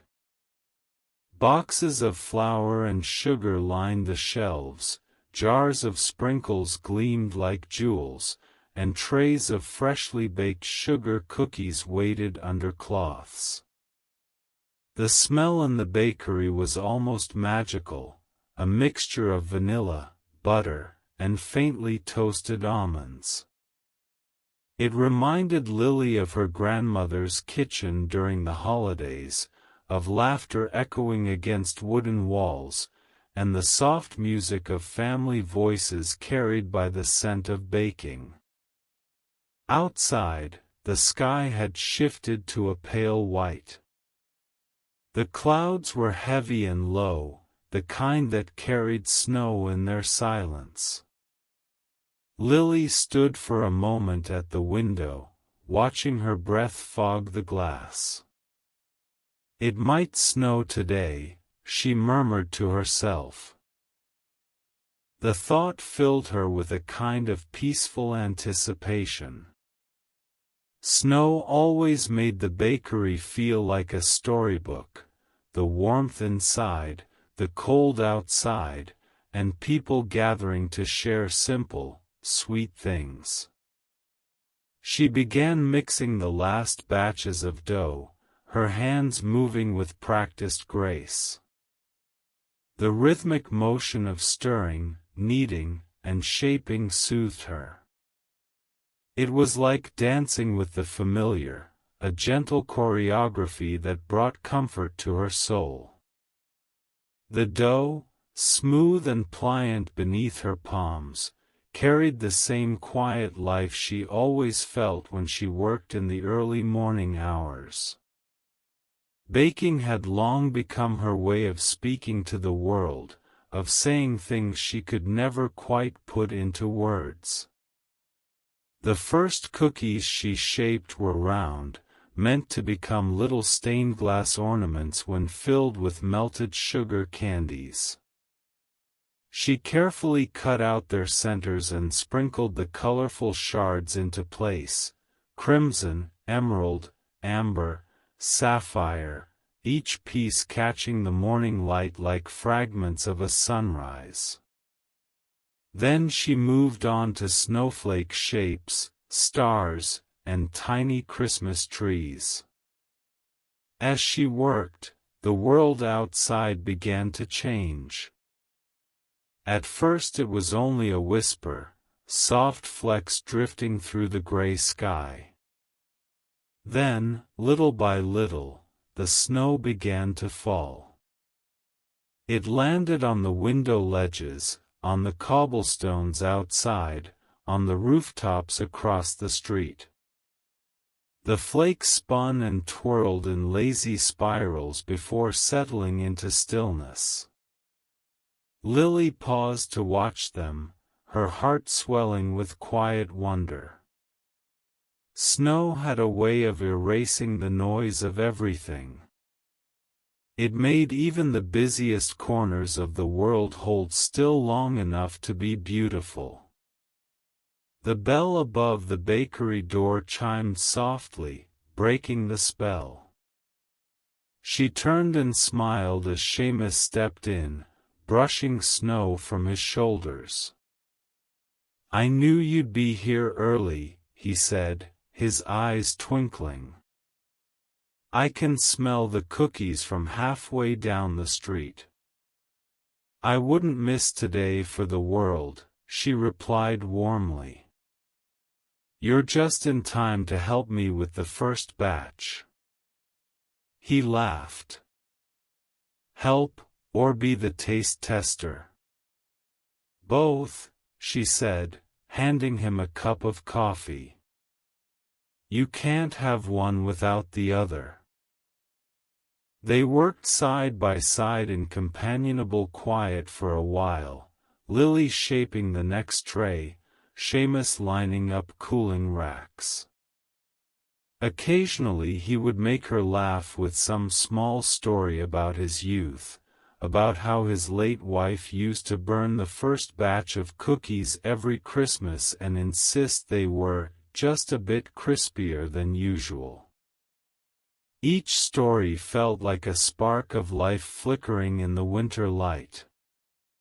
By mid-morning, the bakery had transformed into a wonderland of warmth and fragrance.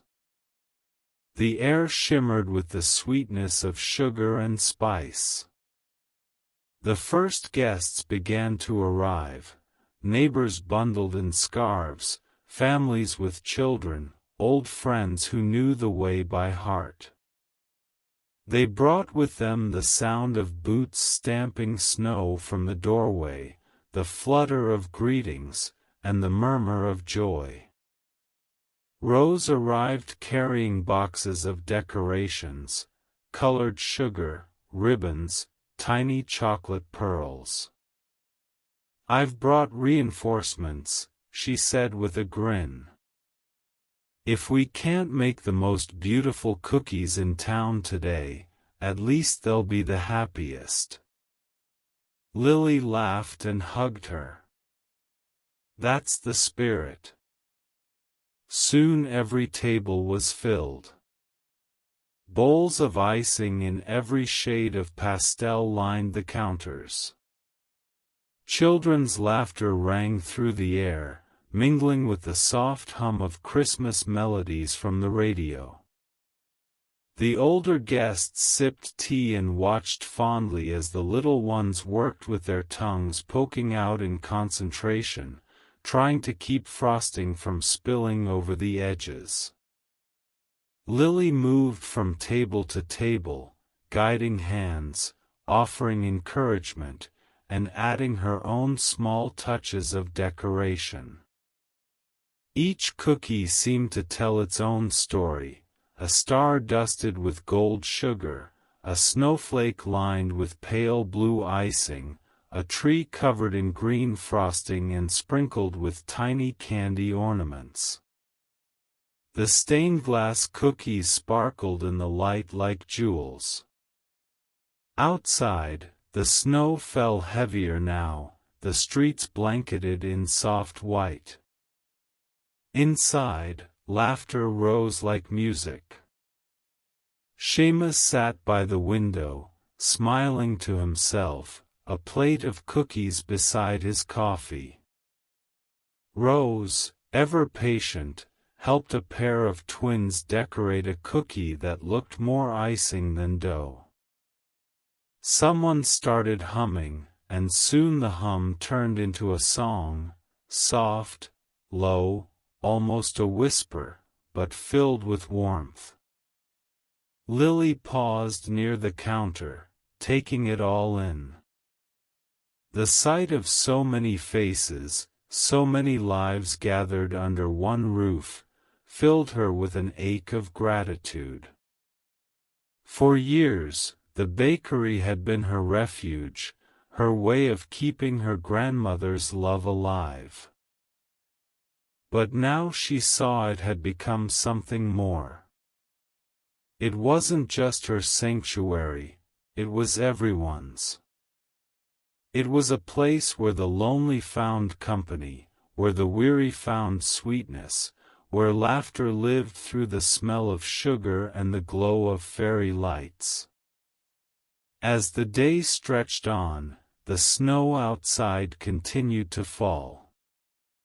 By the time the afternoon sun faded behind the clouds, the world beyond the window looked like a painting, all soft edges and silver light. Someone opened the door to leave, and a gust of cold air swirled through, bringing with it a burst of snowflakes that glittered in the bakery's glow. The children squealed with delight. Lily smiled and said, "Careful. You'll frost the cookies twice over." Evening arrived quietly, settling like a soft blanket.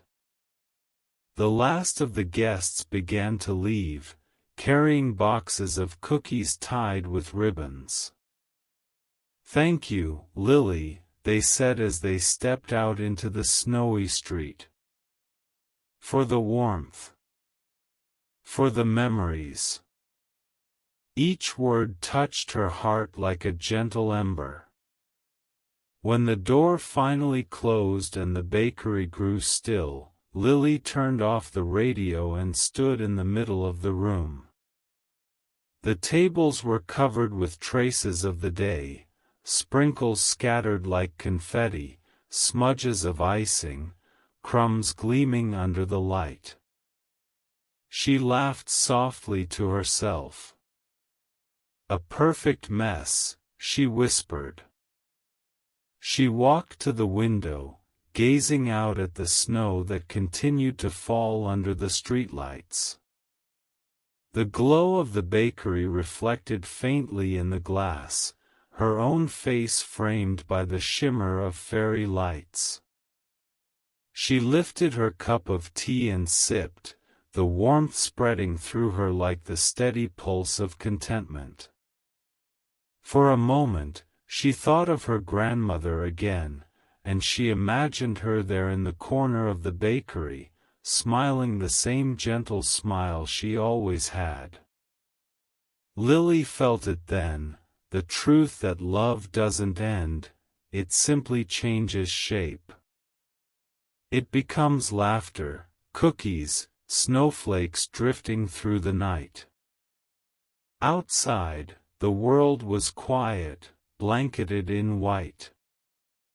Inside, the rainy day bakery glowed softly against the cold, a warm beacon in the heart of winter.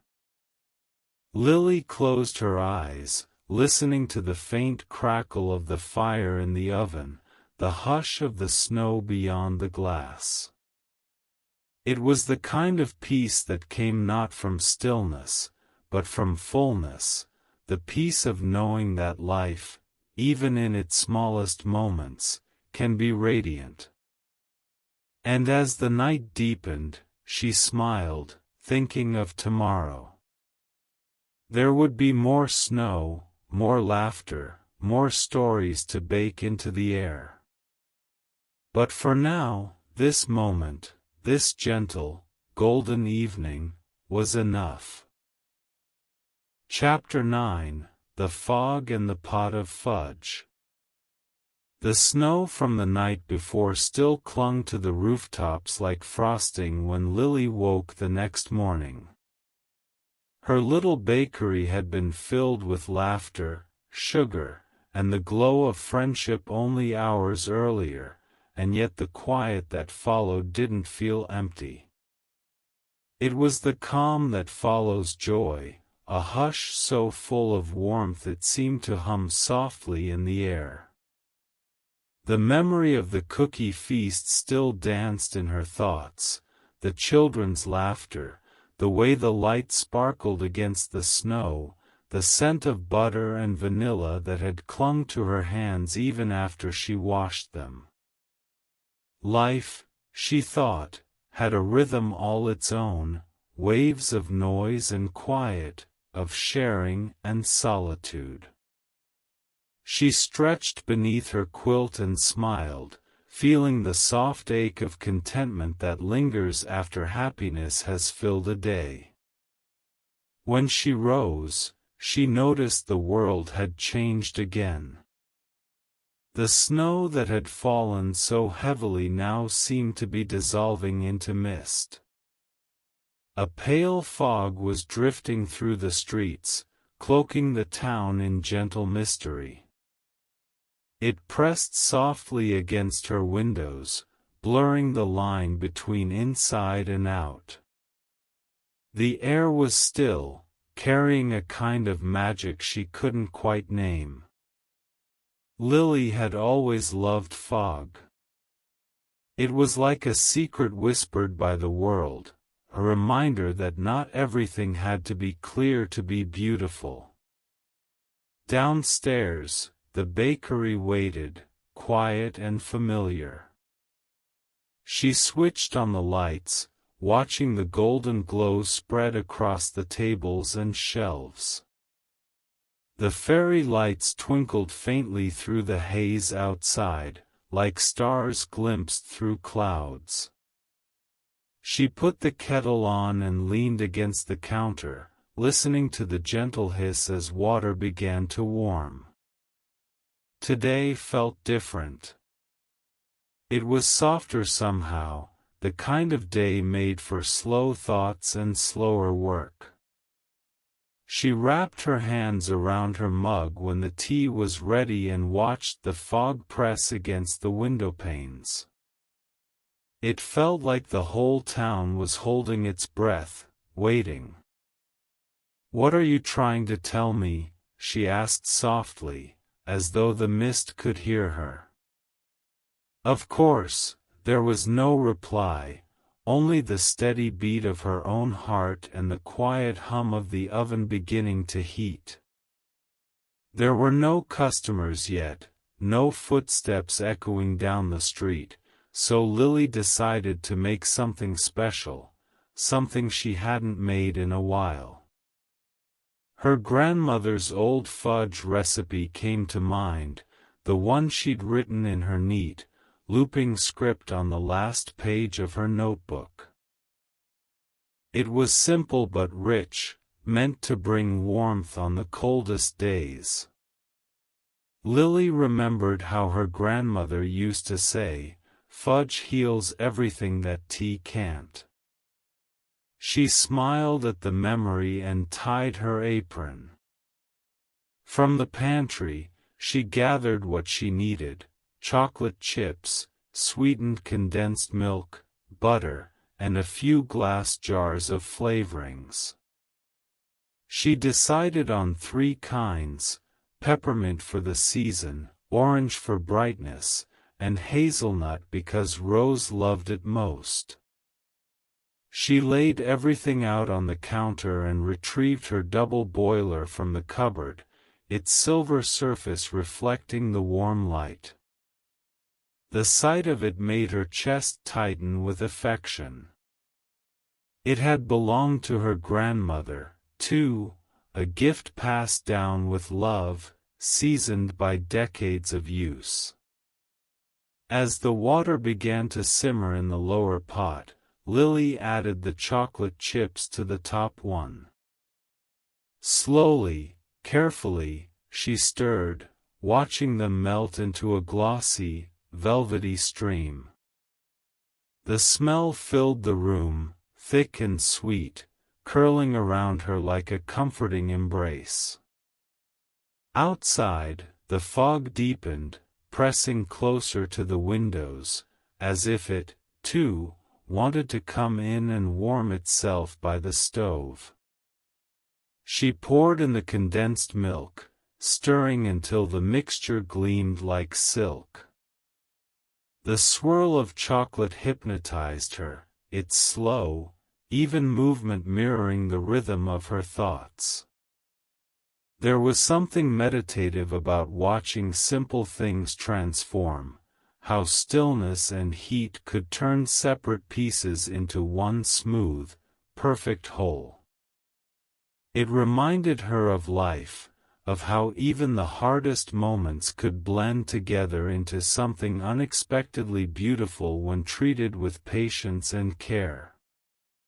She added a spoonful of peppermint extract to the first batch, and the scent changed immediately, sharp, clean, alive.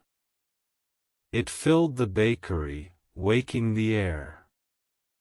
She smiled and poured the molten fudge into a square pan lined with wax paper.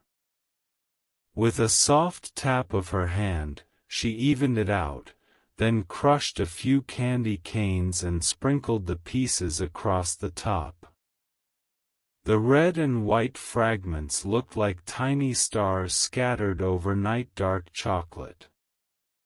While it cooled, she washed the pot and prepared the next flavor. The orange one was her favorite. She zested a fresh orange, watching the curls of peel fall into the bowl like ribbons. Their scent mingled with the chocolate, bright and joyful, like sunlight breaking through clouds.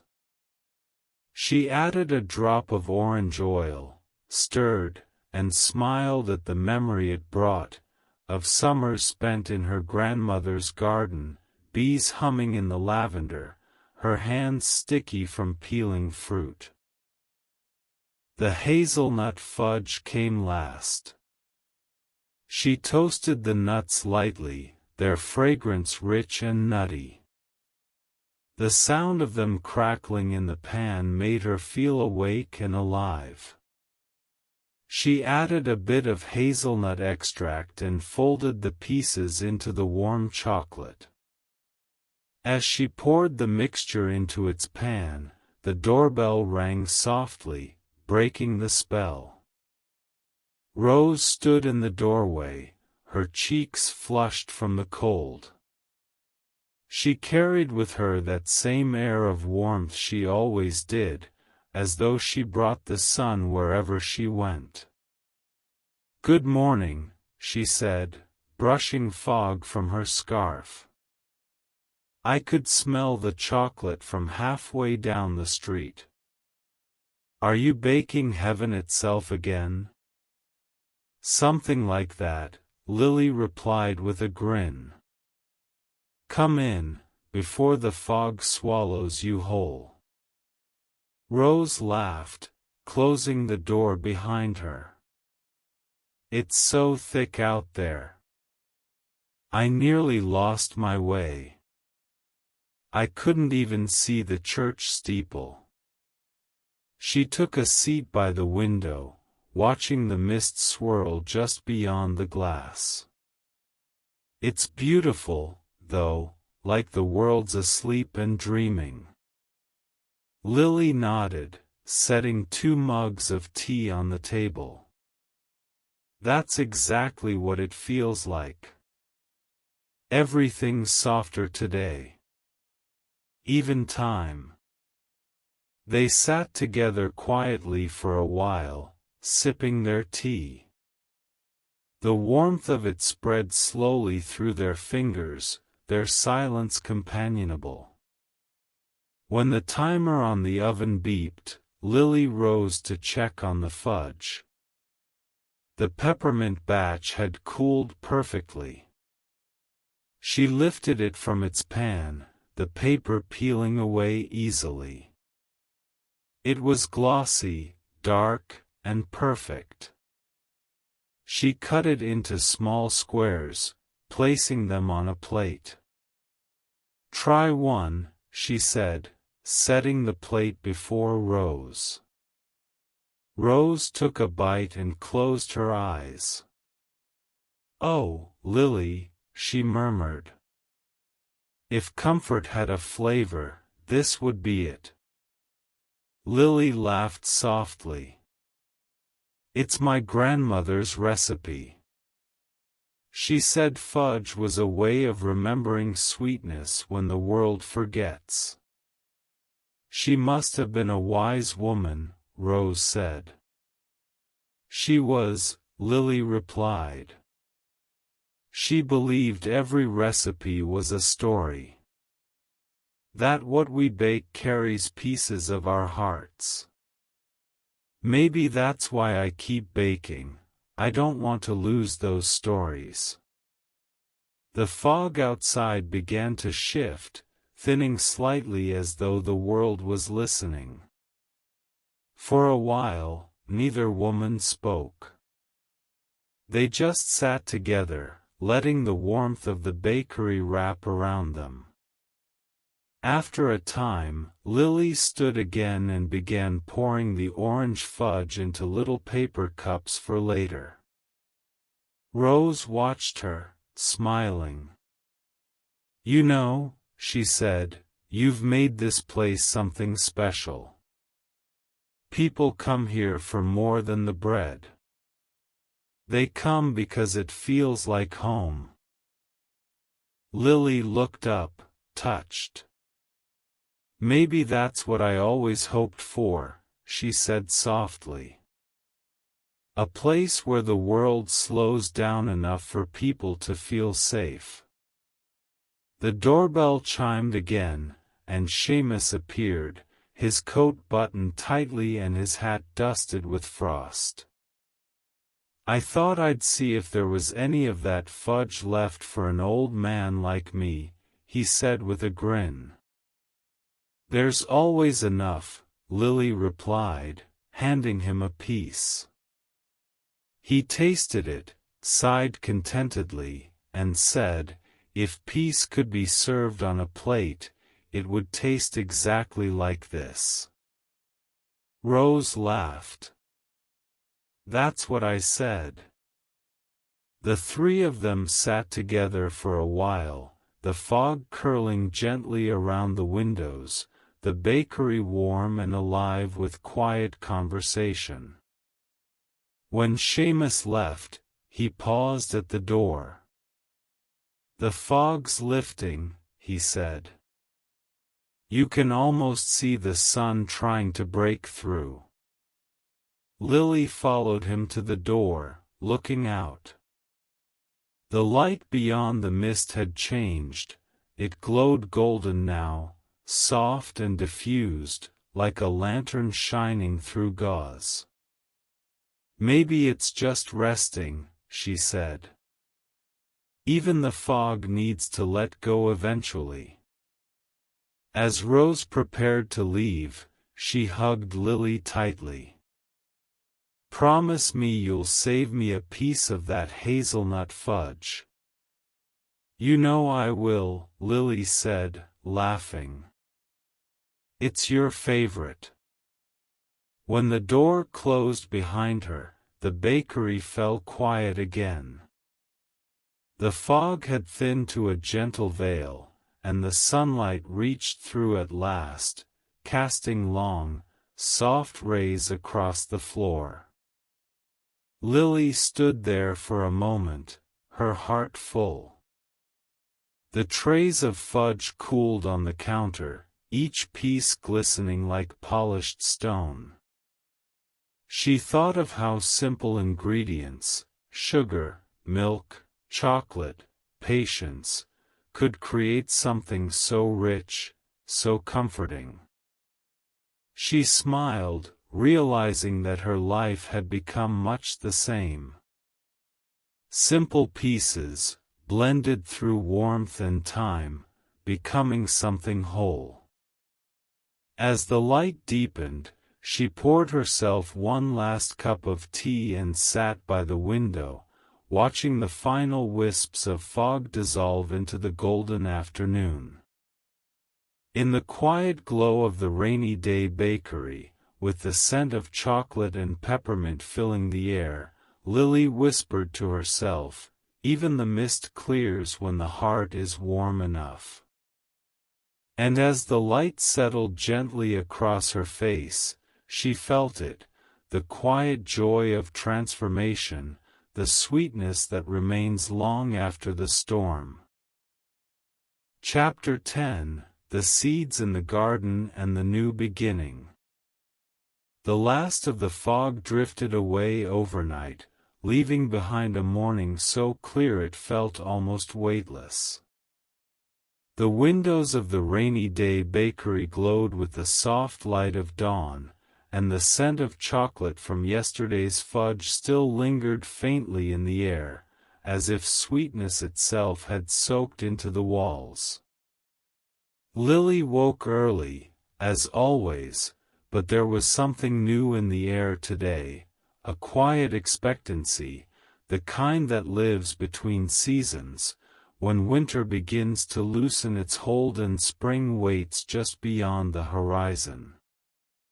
The sky had that pale blue tint that only comes after a storm has passed, and the birds, silent for days, had begun to sing again.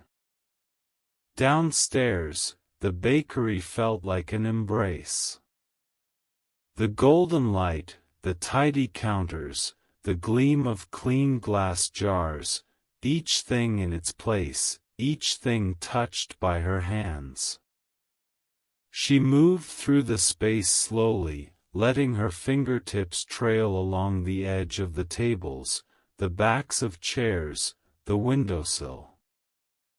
Everything seemed to hum with memory, the laughter from the cookie day, the warmth of Rose's company, the shared silence of tea with Seamus as the fog melted away. These moments were stitched into the air, invisible but present, the quiet threads that held her life together. She made her tea and sat by the window for a while, her thoughts calm and still. Outside, a thin frost covered the ground, glittering where the sun touched it. The garden behind the bakery was sleeping under its winter blanket, the soil dark and cold. Yet beneath that stillness, Lily knew, life was stirring unseen. Seeds, roots, small forgotten things were waiting patiently for the right moment to rise. The thought filled her with tenderness. A soft knock on the door broke her reverie. When she looked up, she saw Rose standing outside, bundled in her coat and scarf, her cheeks pink from the cold. Lily hurried to open the door, and a rush of crisp morning air followed her friend inside. "Goodness," Rose said, rubbing her hands together. "It's cold enough to freeze a laugh midair. But the sky's so beautiful I couldn't stay in bed." Lily smiled. "You always notice beauty before you notice the cold." "Well, maybe that's the trick to surviving winter," Rose replied, laughing. "Find what's shining, not what's gone." She set down a small basket she had been carrying. Inside were a few bulbs wrapped in brown paper and tied with string. "For your garden," she said. "I thought it could use a little promise for the spring." Lily's heart swelled at the sight. She untied the string and lifted one of the bulbs in her palm.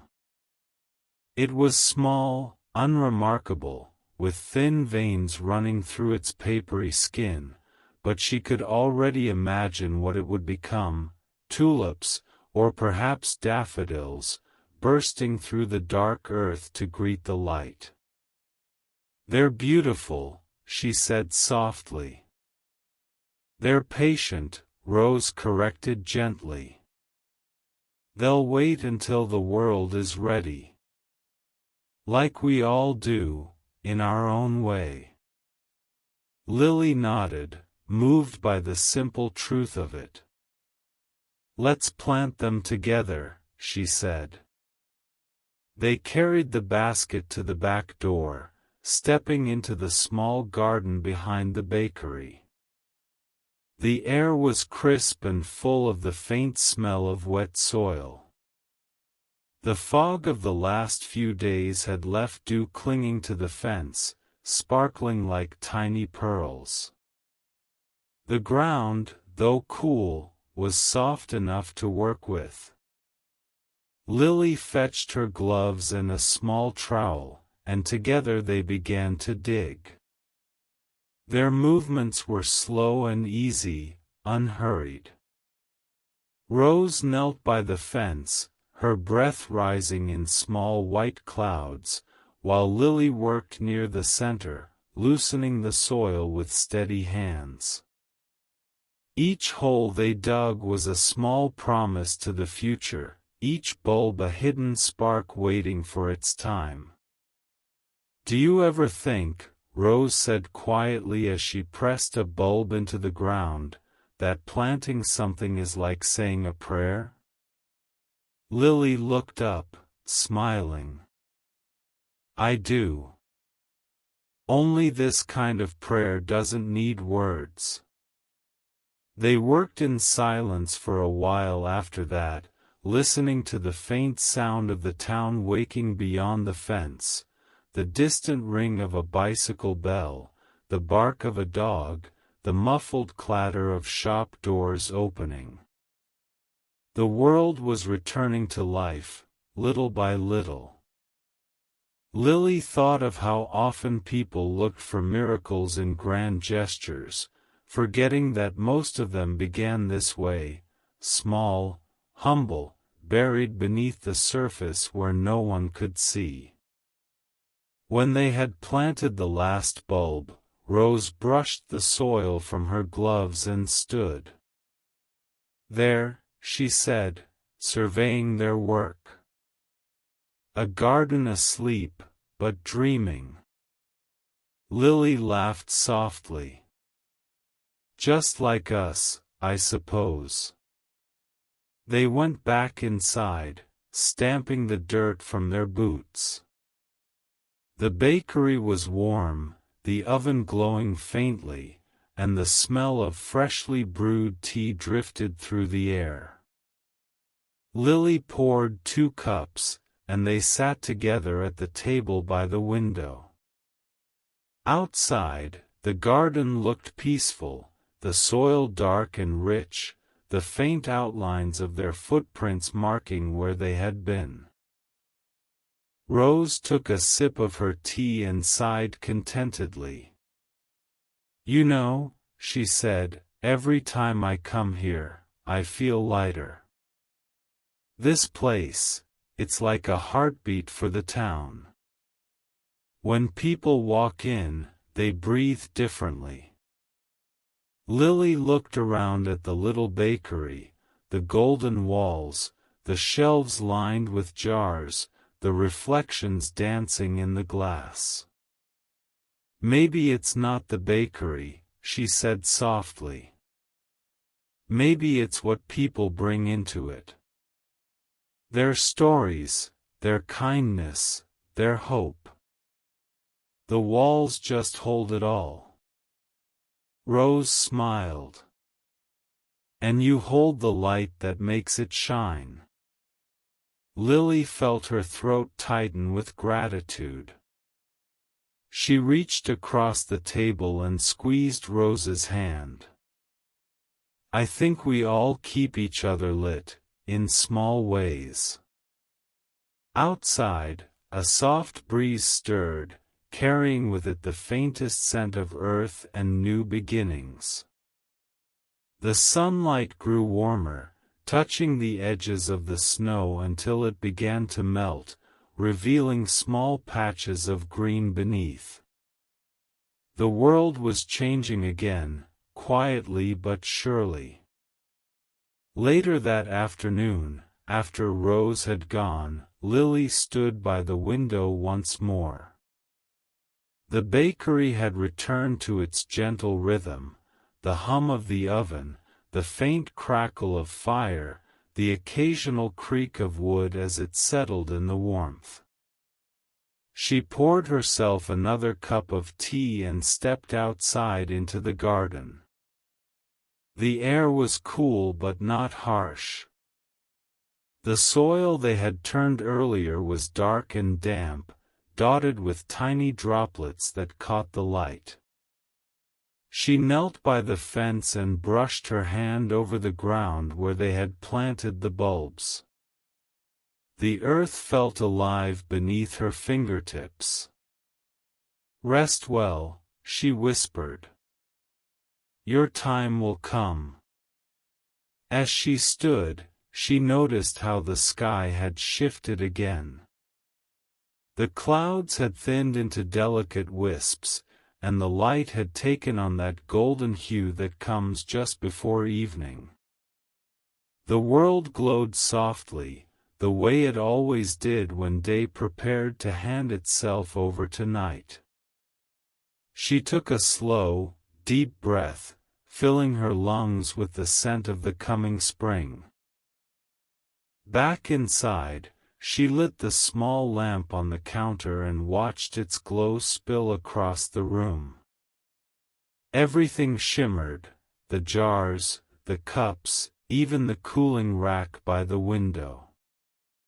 The bakery, her beloved rainy day bakery, seemed to hum with quiet life.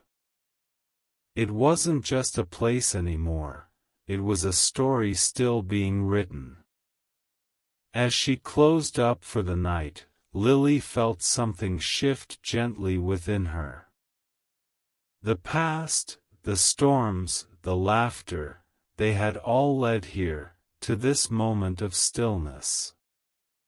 She thought of her grandmother, of her friends, of the countless mornings and evenings that had shaped her into who she was. She thought of how every ending, if seen with the right eyes, was really a beginning in disguise.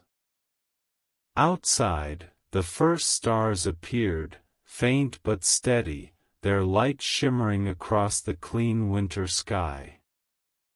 Lily turned the sign on the door to "closed," then stood for a moment in the doorway, gazing up at the quiet heavens. "Sometimes," she whispered, "the holiest miracles are the ones that bloom slowly." And with that, she smiled, locked the door, and stepped back into the glow of her bakery, the warmth of the oven and the promise of spring guiding her heart into the gentle peace of night. Chapter 11: The Night of the Endless Rain. The bulbs they planted slept peacefully under the cold earth, and the garden behind the bakery had fallen still once more. Days passed, and the soft winter sun slipped lower each evening, casting long golden streaks through the bakery windows. Lily had grown used to this quiet rhythm, the baking, the tea, the laughter of her friends, but sometimes, at night, she found herself listening for the sound of rain again. It had not come for several days, and though most people might have welcomed the break, Lily missed it. The rain, to her, was more than weather. It was a voice, a gentle reminder that the world was still alive, whispering softly just beyond the glass. That evening, as she closed the bakery and drew the curtains, she noticed the air felt heavier than usual. The sky had darkened quickly, the light fading faster than she expected.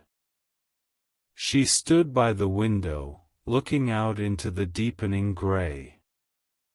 There was a stillness before storms, a kind of waiting that she recognized. The leaves outside no longer moved. The air was thick with anticipation. "You're coming back," she murmured with a faint smile. "I knew you would." By the time she finished tidying the counter and placing the last loaf of bread in the display case, the first drops had begun to fall. They tapped gently against the windows, then harder, until the sound grew steady, rhythmic, like the heartbeat of the night itself. Lily stood for a long moment just listening, her eyes half closed, her breath rising in quiet sync with the rain's pulse. When she finally locked the door and turned out the lights, she left one small lamp burning in the window, its glow soft and amber, a small beacon in the watery darkness. The town was already half asleep, its streets gleaming under the rain. Umbrellas bloomed like dark flowers as the last few people hurried home. The bakery, though closed, stood warm and steady, its light flickering across the wet cobblestones. Upstairs in her apartment, Lily made herself a cup of cocoa and sat by the window, watching the downpour. The rain fell harder now, streaming down the glass in silver ribbons. She felt that familiar calm spread through her, slow, deep, grounding. It was a night for reflection, for remembering. Her thoughts wandered to the garden below, the bulbs buried in the soil. She imagined them safe beneath the earth, drinking in the rain, preparing for the day they would rise. The sound of thunder rolled softly in the distance, not menacing but low and full, like a voice calling from far away. She thought of her grandmother again, how she used to say that rain had its own language. "If you listen closely, Lily," she'd said once while they stood by the window of her old house, "you'll hear what it's trying to say. Some rains come to cleanse, some to remind, and some just to keep us company." Lily smiled faintly, tracing a finger along the fogged windowpane. "And which kind are you tonight?" she whispered to the storm. The rain answered not in words but in rhythm. It grew heavier, then lighter, as if breathing. The lamplight shimmered through the streams on the glass, scattering into tiny prisms. The bakery below glowed faintly under the soft reflection.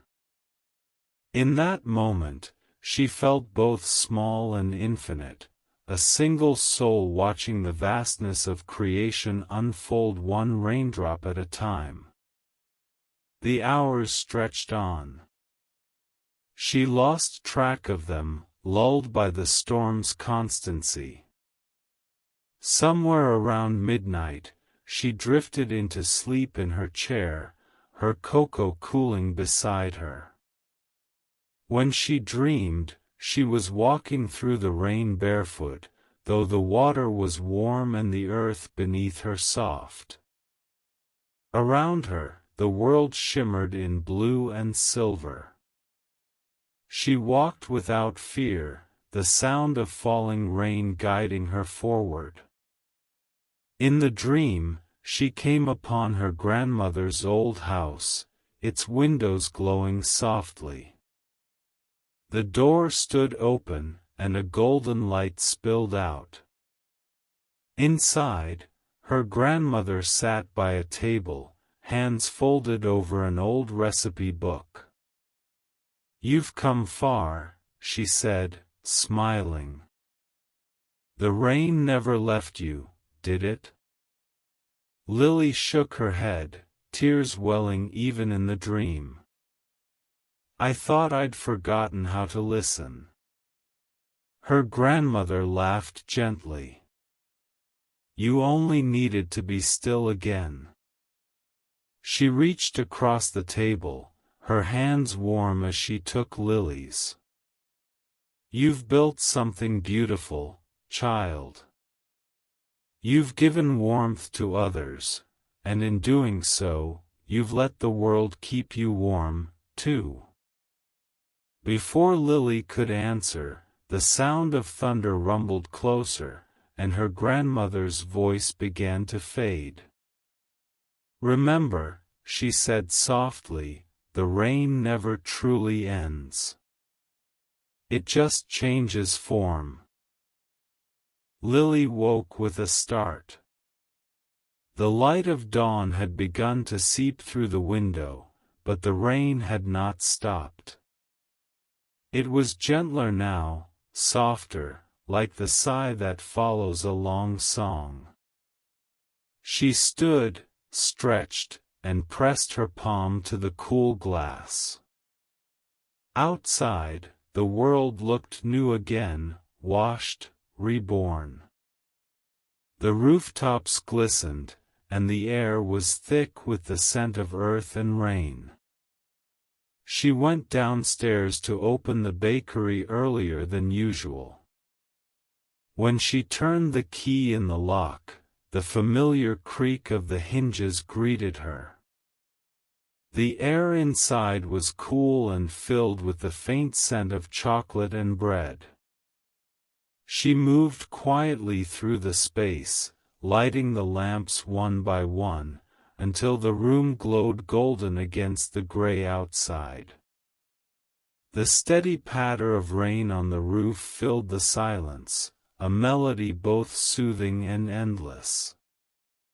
She began her morning ritual, warming the oven, measuring flour, mixing the dough.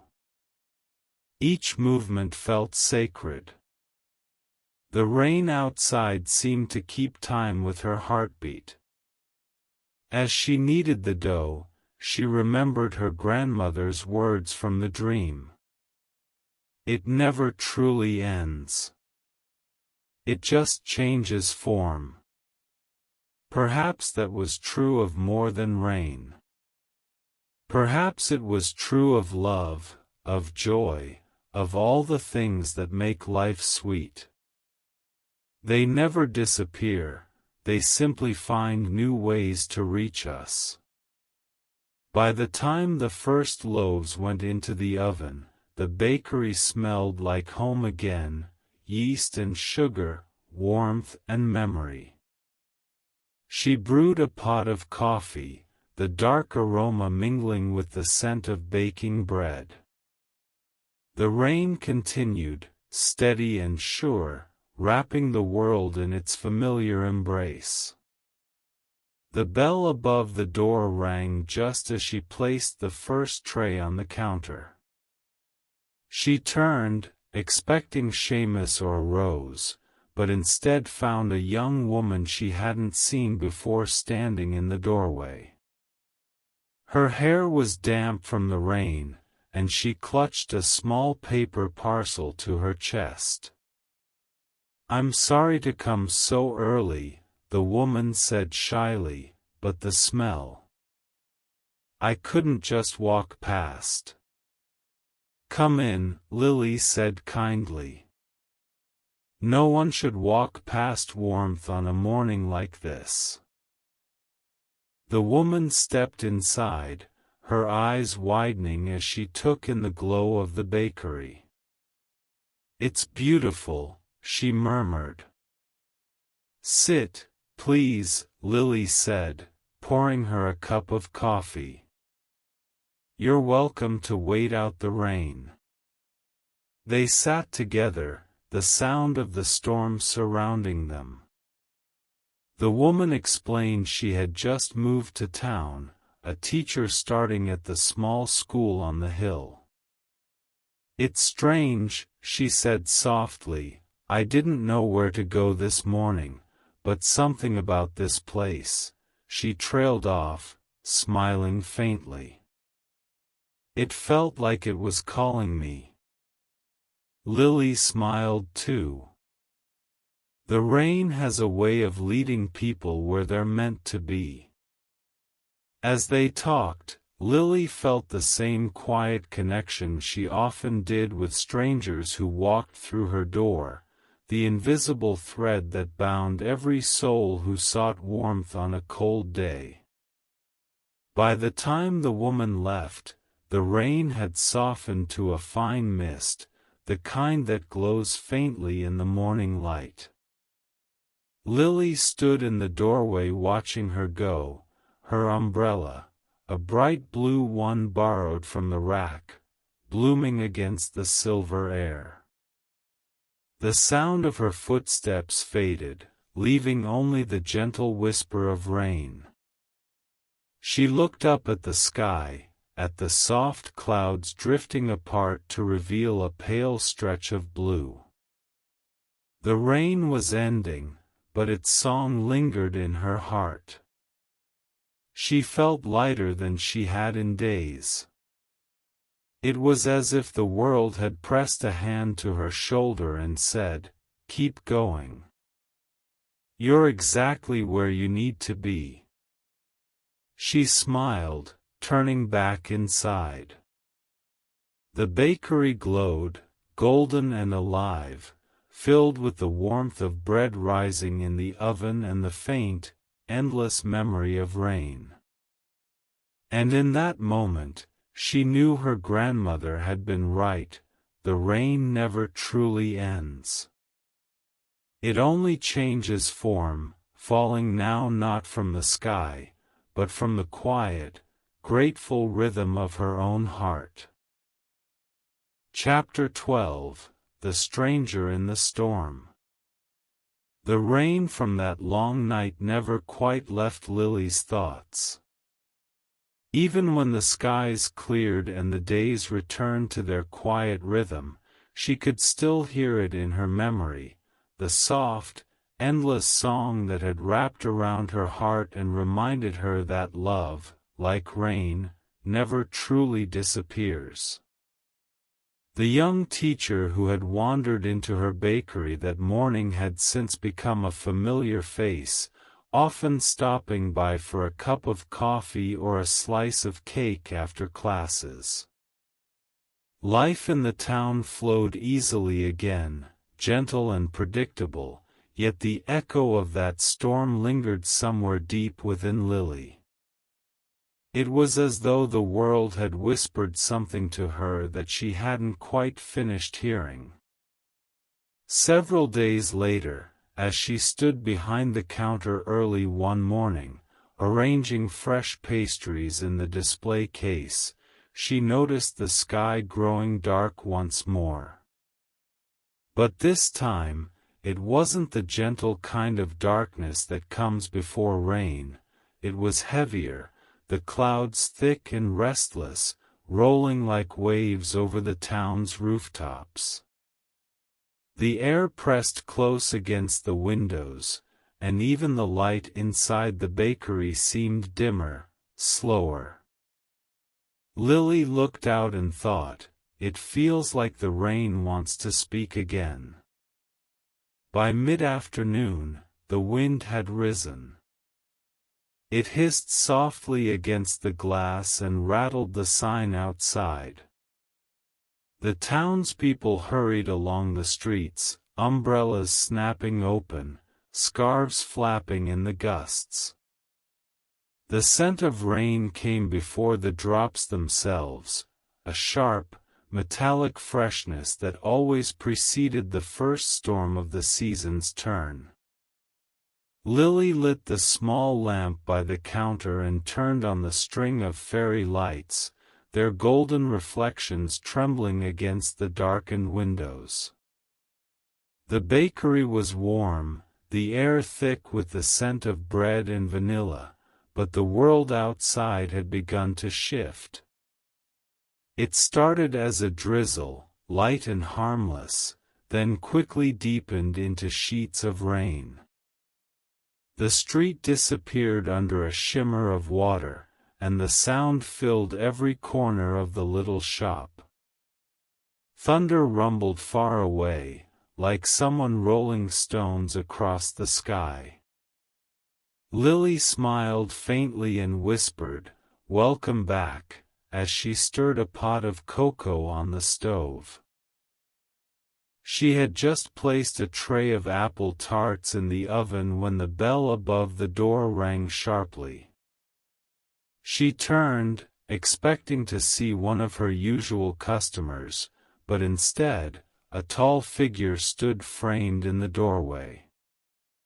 A gust of cold wind followed him in, scattering droplets across the floor. He removed his hat slowly, his coat dripping, and hesitated for a moment before stepping fully inside. "I'm sorry," he said, his voice low and unfamiliar. "I didn't mean to bring the storm in with me." "You didn't," Lily said kindly, handing him a towel from behind the counter. The storm was already here. He smiled faintly, though there was a weariness in his eyes, the kind that spoke of long travel and quiet sorrow. He dried his hands and looked around the bakery as though trying to remember what comfort felt like. The warm lights, the hum of the oven, the smell of cinnamon, each seemed to soften the sharp lines of his face. "Can I get you something warm?" Lily asked. "Tea? Coffee? Cocoa?" "Coffee would be perfect," he replied. "Black, if you don't mind." She poured him a cup and set it before him. He sat near the window, where the rain streaked in glistening lines down the glass. For a few minutes, neither of them spoke. The storm did all the talking. Then, as he took his first sip, he said quietly, "It's strange. I haven't heard rain like this in years. I'd almost forgotten what it sounds like." "It's different here," Lily said. "It doesn't just fall, it speaks. Sometimes softly, sometimes loud, but it always says something."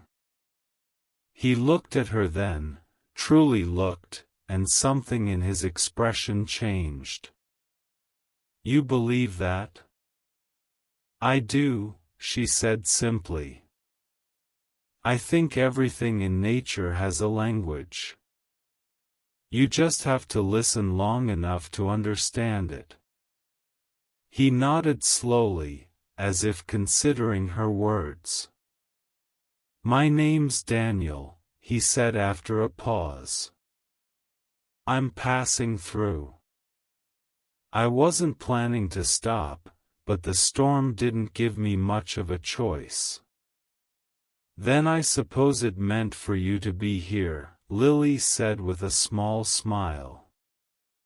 "Sometimes storms know where to send us." Daniel chuckled softly, but there was a heaviness beneath the sound. "Maybe you're right." He glanced out the window again, his gaze distant. "I used to travel all the time, different towns, different countries. I thought movement meant freedom. But lately, it feels more like running." Lily said nothing at first. She recognized that tone, the quiet confession of someone who had been carrying too much for too long. She brought him a slice of fresh bread and set it beside his cup. "Sometimes stopping is the hardest part," she said gently. "It's easier to keep moving than to stand still and feel everything you've been avoiding." He looked at her, surprise flickering across his face. "You speak like someone who's stopped before." "I have," she said softly. "And I learned that silence isn't emptiness, it's where healing begins." For a while, they sat quietly again, listening to the storm.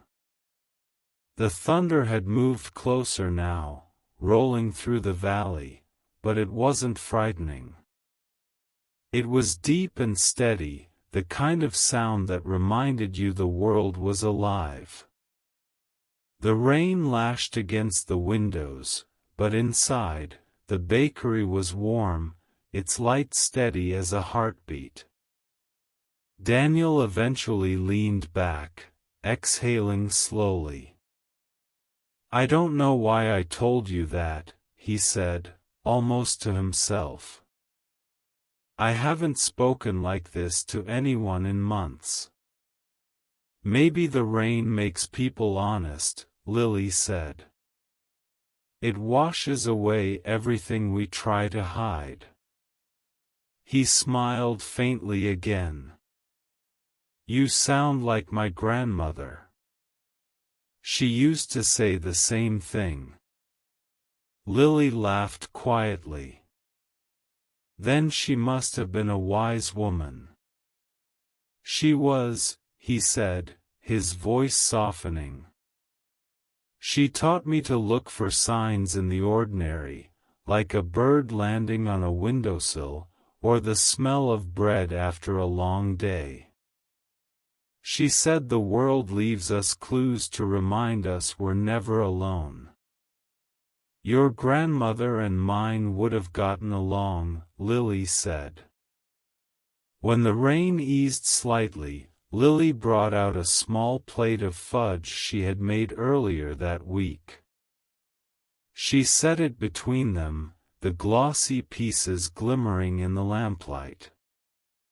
"Try one," she said.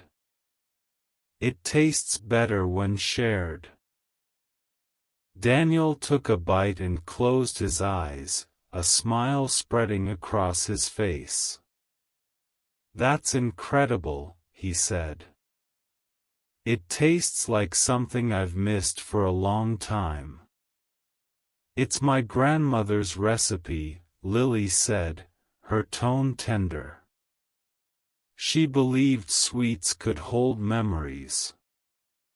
Maybe that's why this tastes familiar to you." He nodded, swallowing slowly. "Maybe it does." He looked around the bakery again, his gaze lingering on the soft lights and the quiet charm of the place. "You've built something beautiful here," he said. "It feels alive." Lily smiled. "It's not just me. The people who come here bring their warmth with them. I just keep the oven going." Outside, the storm had begun to slow. The rain softened into a steady drizzle, and a faint light appeared at the edge of the clouds. The world, washed clean, seemed to breathe again. Daniel stood and looked out the window for a long moment, then turned to her. "I think I needed this," he said. "The warmth, the silence, the rain. Maybe the storm didn't trap me after all. Maybe it led me exactly where I needed to be." Lily nodded. "Storms often do." When he left, he paused in the doorway, his hat in his hand. "Thank you," he said quietly. "For the coffee, and for reminding me what stillness feels like." "Safe travels," Lily said, smiling. "And if you ever find yourself in another storm, you'll know there's always light waiting here."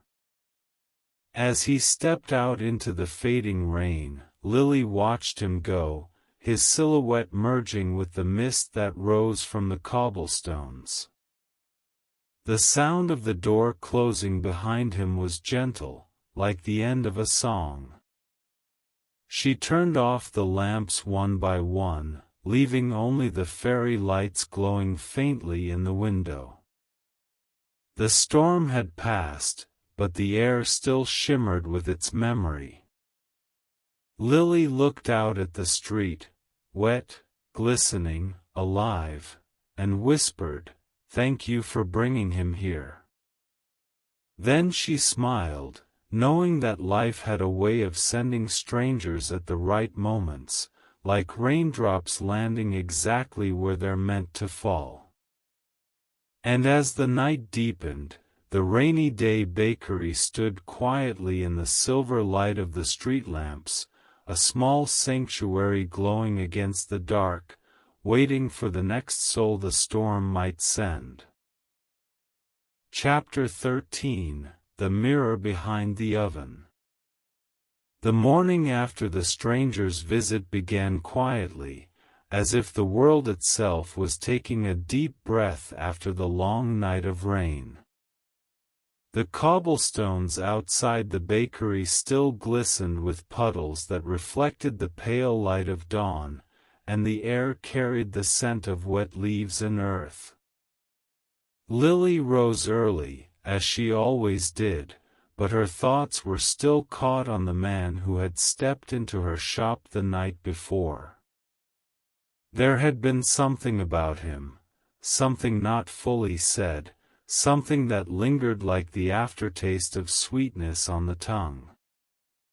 She didn't know if she'd ever see him again, but his presence had left behind a gentle ache, the kind that makes the heart both tender and curious. The rain had finally stopped, leaving the world washed clean. The sound of dripping water from the eaves kept time with her movements as she brewed tea and lit the first lamps in the bakery. The faint hum of the oven filled the room, its warmth settling into the wood and glass like a living pulse. The shop looked the same as always, yet something in its silence felt different, more alive, almost expectant. As Lily moved toward the kitchen, she caught her reflection in the small mirror near the door. The faint sheen of morning light made her face appear softer, her eyes brighter. For a moment, she studied herself. There was something calm and grounded in the way she looked back, a quiet strength she hadn't noticed before. Then she smiled, shaking her head. "You're becoming sentimental," she whispered to herself, turning toward her work. She began the day's baking with her usual care, but her thoughts wandered. As she kneaded the dough, her mind drifted toward her grandmother's voice, the gentle hum of her laughter, the way her hands had always known what to do even in silence. Sometimes, when the bakery was empty and the light fell just right, Lily could almost feel her presence in the room, an unseen companion in the rhythm of the day. She slid the first tray of bread into the oven and stepped back, wiping her hands on her apron. It was then, in the warm quiet of the kitchen, that she noticed something she hadn't seen before. Behind the oven, half hidden by the shadow of a cabinet, there was a faint glimmer, a reflection, soft but insistent. She tilted her head, curious. The light caught again, like a wink.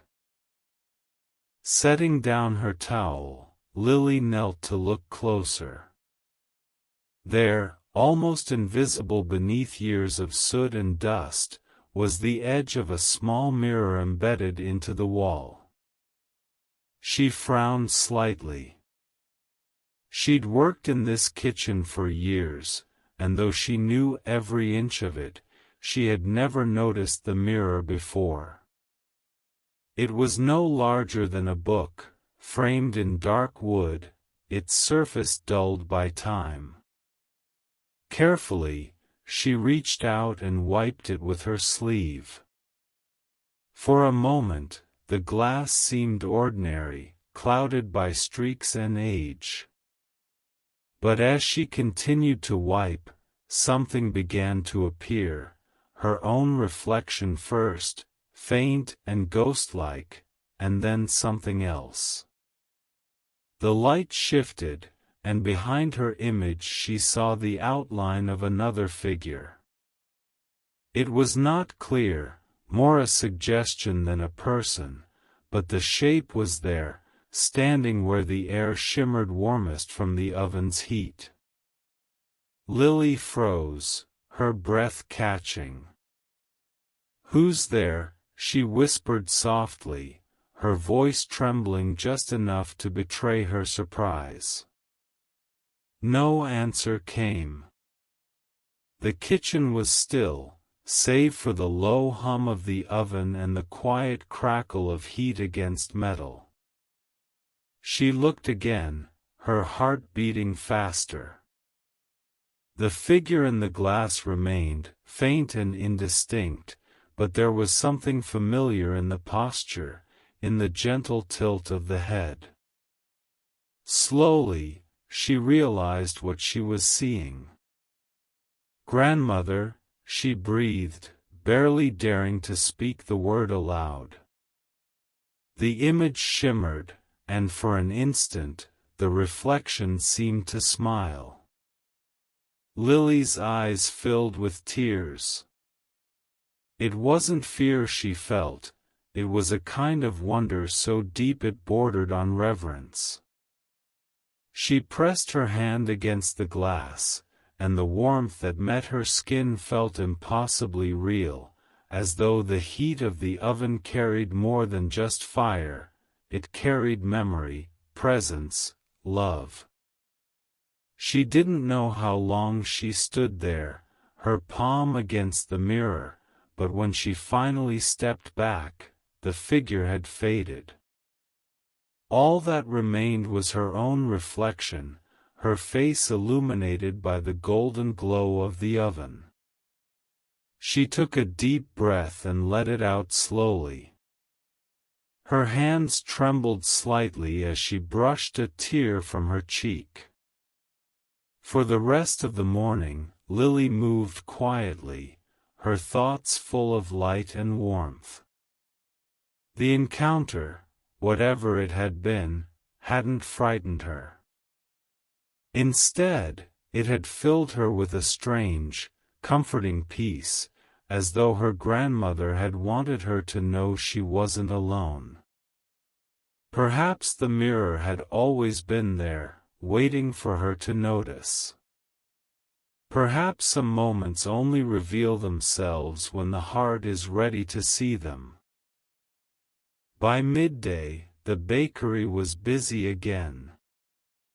Rose stopped by for her usual tea, and Seamus came with a newspaper tucked under his arm. They filled the shop with easy conversation, the kind that felt like home.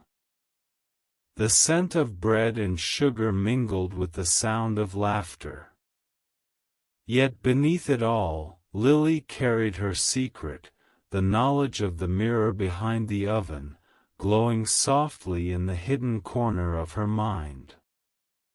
When the last customers left and the afternoon quiet returned, she went back to the kitchen. The oven still radiated its steady warmth, and the air shimmered faintly in its glow. She knelt again and looked at the mirror. It was still there, as ordinary as any other object might seem to anyone else. But to her, it was a doorway, not to another world, but to a memory that had never truly gone away. She remembered her grandmother's last words to her before she passed: "When you bake, you're not just making food, Lily. You're creating light. Don't ever forget that the warmth you give others will always find its way back to you." Lily reached out and touched the frame again. The wood felt smooth, worn by time and perhaps by her grandmother's own hands once long ago. She closed her eyes, imagining those hands guiding hers, showing her how to fold dough, how to measure by feel instead of numbers, how to love through small, careful acts. When she opened her eyes again, she thought she saw a faint glow in the glass, not bright, not even visible for long, but enough to make her smile. "Thank you," she whispered. "For everything." That evening, as the sun began to set, Lily decided to do something she hadn't done in a long time. She gathered her ingredients for honey cake, the first recipe she had ever learned from her grandmother. As she measured and mixed, she could almost hear her humming, a tune so gentle it seemed to live between breaths.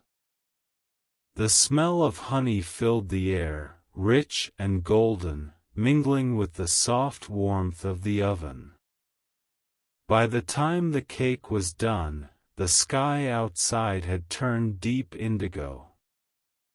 She set the pan on the counter to cool, then carried a small slice outside to the garden. The air was cold but clear, and the first stars had begun to appear. She stood there for a moment, listening to the quiet rustle of the wind through the bare branches. Then she placed the plate gently on the stone ledge near the flower beds. "For you," she said softly, looking up toward the faint shimmer of the heavens. "For all the light you gave me." When she went back inside, the bakery felt warmer than ever. The mirror behind the oven caught the last glint of firelight, reflecting it into the room.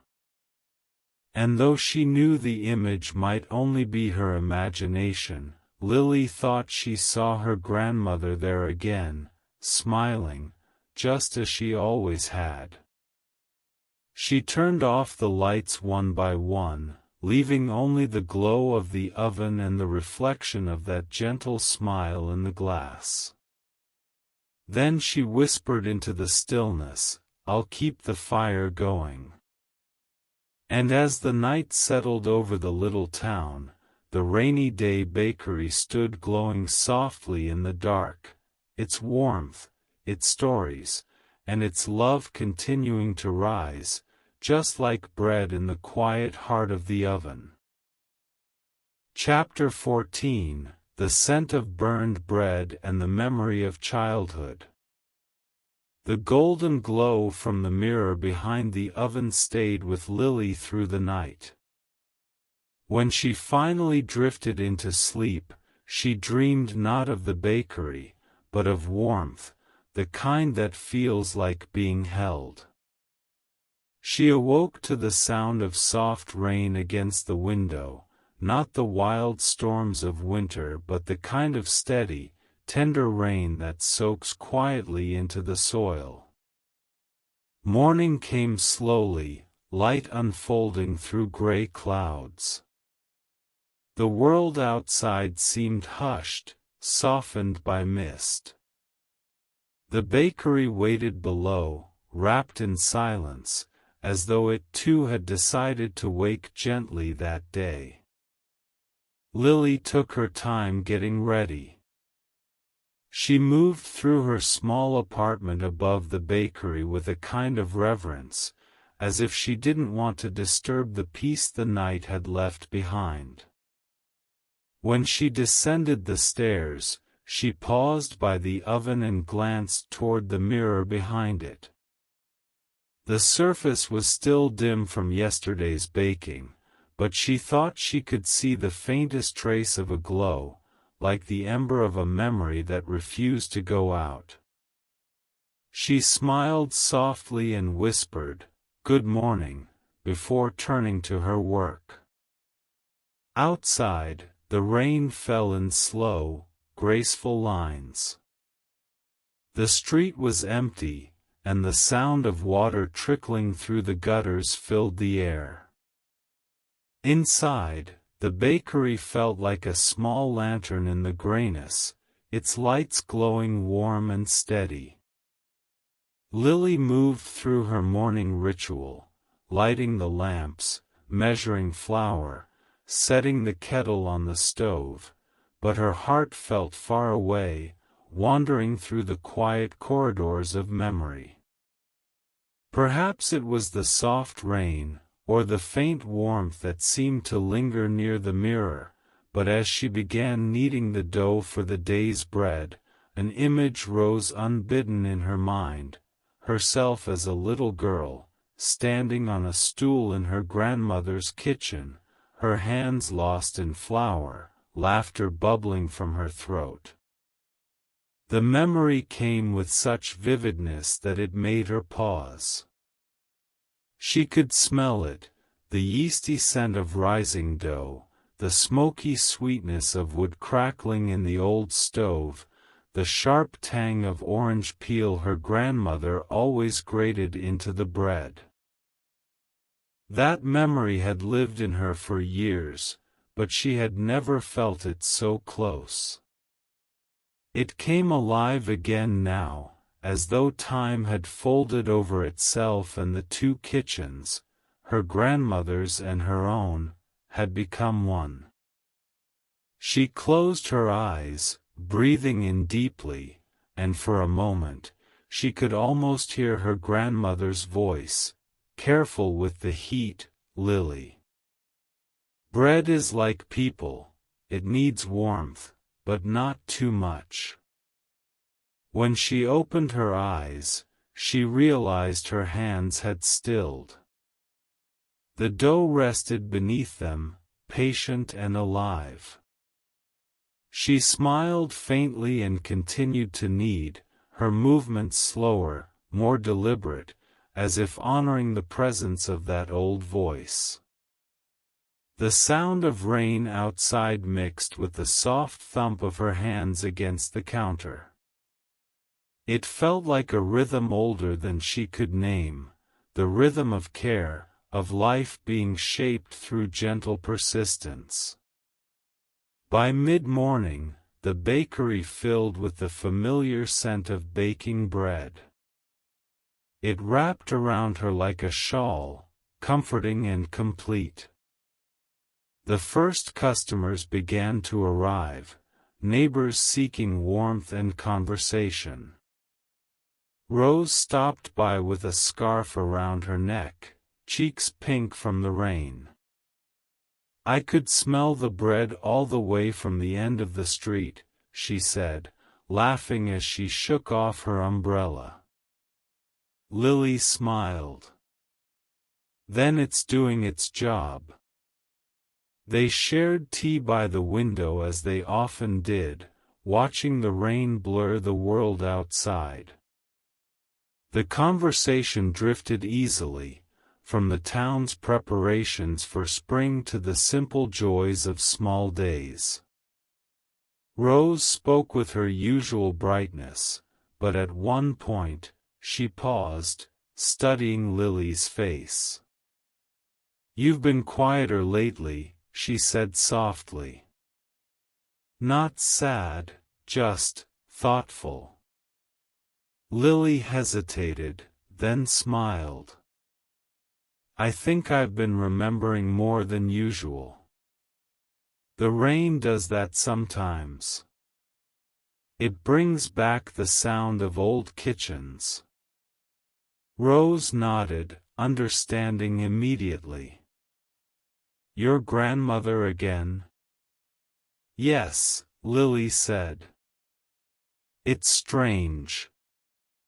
Sometimes when I'm baking, I feel her right here beside me. It's like the oven remembers her hands as much as mine." "That's not strange," Rose said gently. "Love leaves fingerprints on the things we care for. Maybe the bakery holds both of you now." Lily looked around the small shop, the golden walls, the faint shimmer of steam on the windows, the glowing warmth of the oven, and she realized Rose was right. The bakery had become more than her livelihood, it was the continuation of something older, something sacred. When Rose left, the day grew quieter again. The rain slowed to a drizzle. The air grew heavy with the smell of bread cooling on the racks. Lily decided to bake one more batch before closing, a simple loaf, nothing fancy. Perhaps it was the ease of the morning or the comfort of memory, but her thoughts began to wander as she worked. Her movements became automatic, her mind far away. She didn't notice how hot the oven had become until she smelled it, the sharp, unmistakable scent of burning. She turned quickly, her heart jolting. When she opened the oven door, smoke billowed out in soft gray waves, curling through the warm air. The loaf inside was blackened at the edges, its crust cracked and blistered. She pulled it out with her gloves, coughing softly as she set it on the counter. For a moment, she just stared at it. The ruined loaf sat there, still steaming, fragile and final. Then, unexpectedly, she laughed. It wasn't the bitter laugh of frustration, but something gentler, like the sound of forgiveness. "Well," she murmured, "even bread needs a bad day now and then." The smell of the burned loaf filled the bakery, rich and smoky. It mingled strangely with the sweet scent of the other bread, creating an aroma that reminded her, somehow, of her childhood. She remembered her grandmother's old stove, the times they'd forgotten a loaf or left cookies in too long. She remembered her grandmother's laughter, how she'd wave her hand through the smoke and say, "A little fire keeps us humble." That memory struck her deep in the chest. She sat down at the nearest table, the charred loaf cooling beside her, and let the laughter fade into quiet tears. They weren't tears of sorrow, not really, but of release. The scent of the burned bread filled the air around her, and in it, she could almost hear her grandmother again, patient, loving, unbothered by imperfection. "See," that old voice seemed to whisper. "Even mistakes carry warmth." Lily stayed there for a long while, the bakery empty and still except for the sound of rain beginning again outside. She thought about everything that had brought her here, the storms, the quiet mornings, the strangers who had found their way to her door. She thought of how every part of her life, even the hard pieces, had been kneaded together into something whole. When the last of the smoke cleared, she stood, took the burned loaf, and placed it on a small plate by the window. She poured herself a cup of tea and sat down across from it, smiling faintly. The bread, dark and imperfect, looked oddly beautiful in the light, a reminder that not everything good must be flawless. As the rain softened once more into a whisper, she whispered to herself, "Thank you, Grandma, for teaching me to see grace even in what goes wrong." Outside, the wet garden waited quietly beneath the mist. The bulbs they had planted were still hidden, sleeping in the soil, untouched by the world above. But Lily knew, they were growing even now, beneath the rain, beneath the darkness, reaching slowly toward the light. She looked once more at the burned loaf on the counter, then at the glowing oven, still warm and steady, and she understood. The heart, like bread, is never ruined by the heat, it is shaped by it. As the day came to an end and the lamps cast their gentle light across the bakery, Lily smiled softly, her eyes bright with quiet peace. The scent of the burned bread still lingered, mingling with the sweetness of fresh dough and tea. It was imperfect, real, and utterly beautiful, just like life itself. Chapter 15 The Light Through the Window. The faint, smoky scent of the burned loaf lingered through the night. Even after Lily had scrubbed the oven clean and opened the windows to let in the soft rain-washed air, a trace of it still hung in the bakery, as if refusing to leave. But it wasn't unpleasant anymore. By morning, the smell had become something gentler, like the memory of a story already told. It reminded her of lessons learned the hard way and love that stayed even through imperfection. The world outside had changed again. The rain that had fallen so steadily yesterday had finally cleared, and the first true light of spring poured through the clouds. When Lily rose from bed, the room was filled with a brightness she hadn't seen in months. She stood by the window for a long time, her hands wrapped around a mug of tea, watching the sunlight strike the cobblestones below. Everything glistened, clean, renewed. The bakery, with its warm walls and polished windows, seemed to glow from within. She moved slowly down the stairs, savoring the feeling of the day stretching open like a promise. Each step creaked softly beneath her feet, familiar and comforting. When she reached the kitchen, the sight that greeted her made her heart swell, the mirror behind the oven catching a shaft of sunlight and scattering it in small golden shards across the room.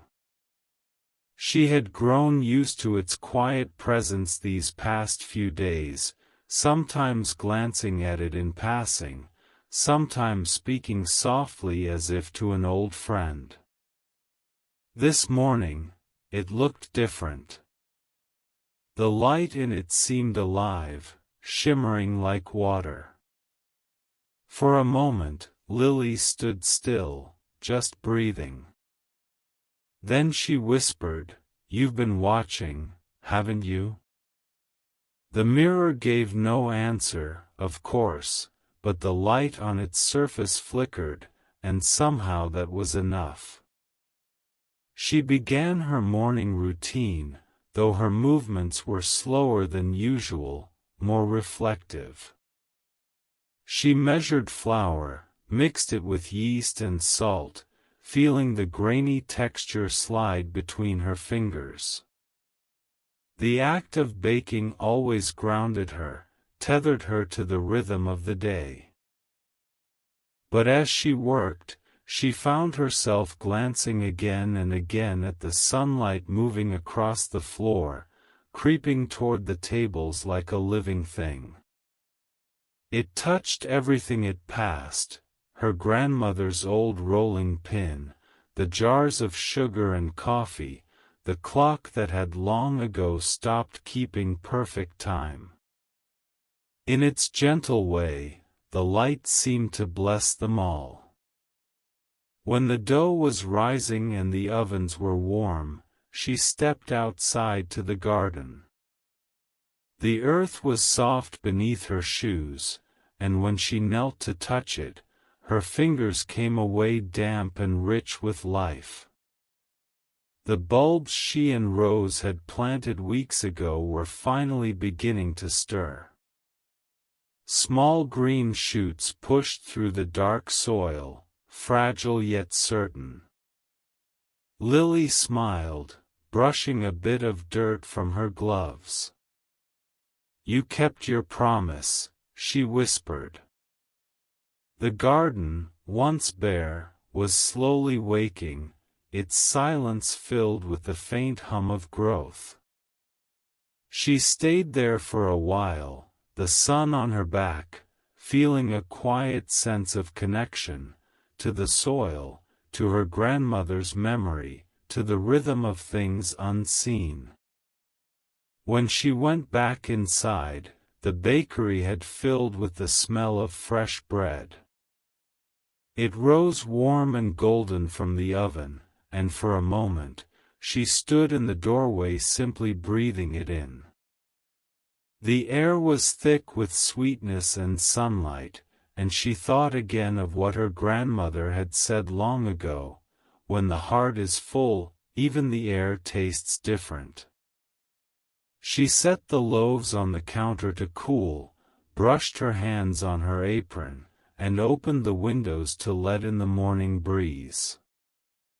Outside, the bells from the church down the street began to ring, their chime echoing faintly through the town. The first customer to arrive was Seamus, of course, his newspaper tucked under one arm and a contented smile on his face.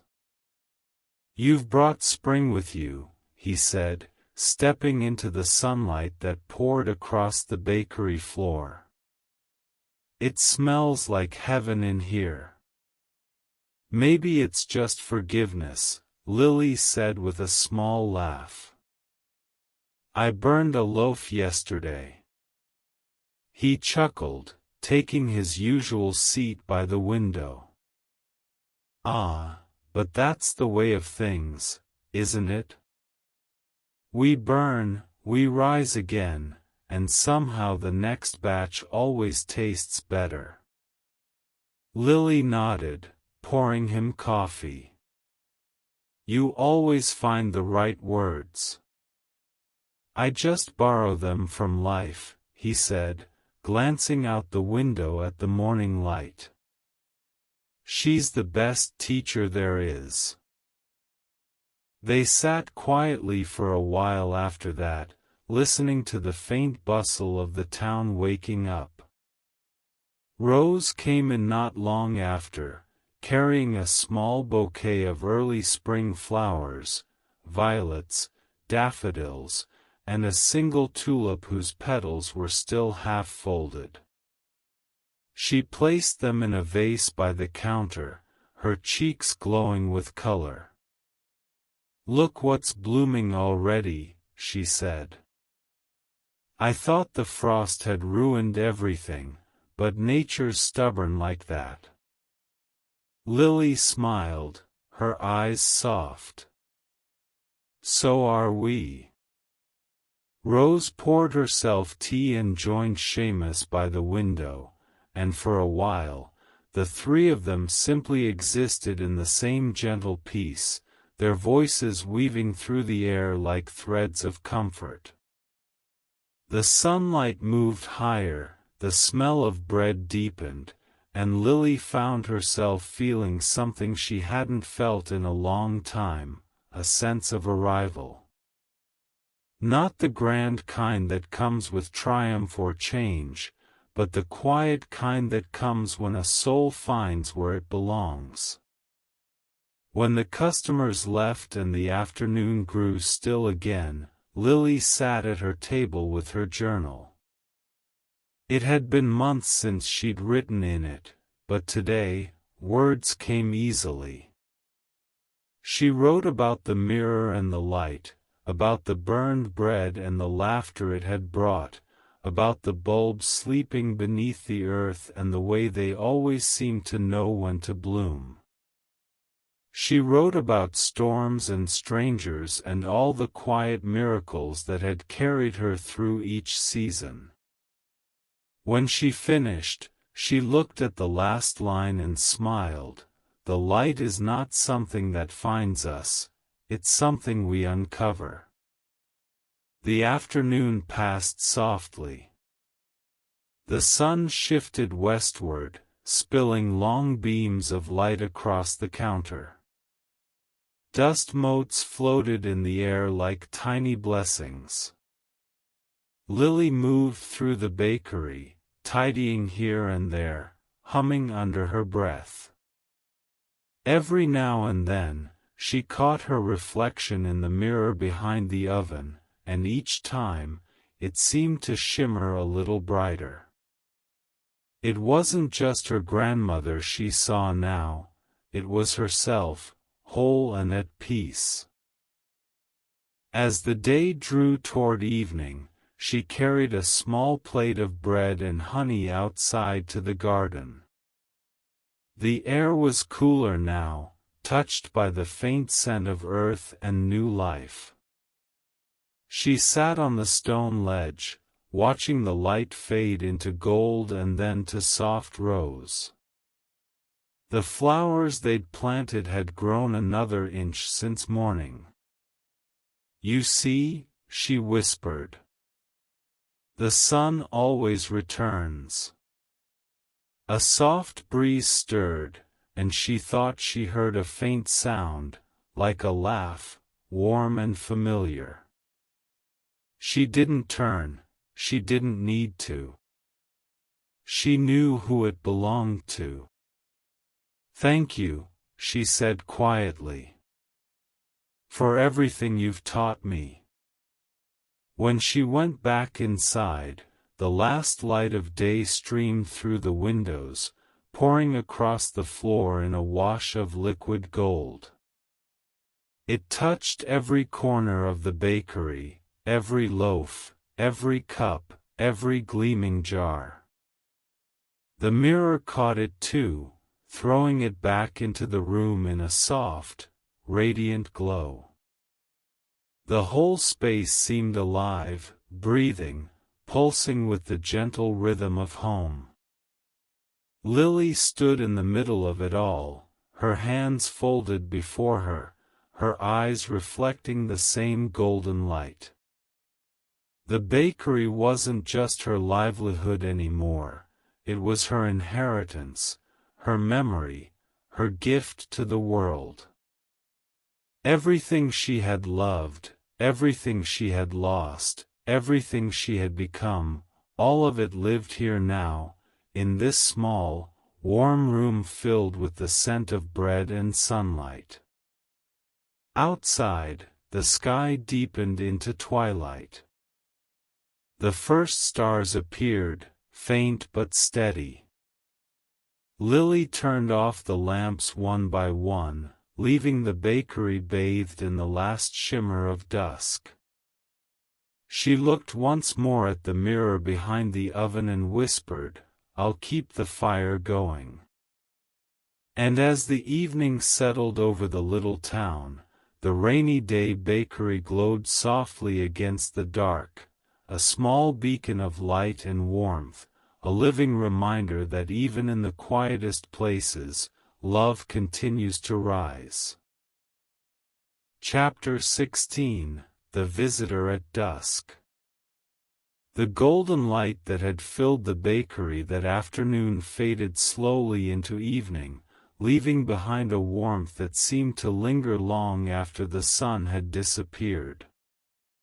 The air carried the faint scent of freshly baked bread and honey, and Lily moved through the small shop with a quiet rhythm, wiping counters, stacking clean plates, and closing the shutters one by one. She always loved this part of the day, the stillness that followed the rush of morning, the silence that settled like a soft blanket over the world. Yet tonight, something in that silence felt different. It wasn't loneliness, but rather a kind of anticipation, as if the evening itself was holding its breath. The last of the sunlight shimmered through the mirror behind the oven, casting one final gleam across the room before fading into soft shadow. Lily glanced at it, smiling faintly, remembering how it had caught the light earlier that morning, scattering it like gold dust across her bakery. The mirror had become more than a piece of glass now. It felt like a presence, a quiet companion. She had stopped trying to understand how or why it sometimes seemed to glow. She simply accepted it, like the rain, like memory, like grace.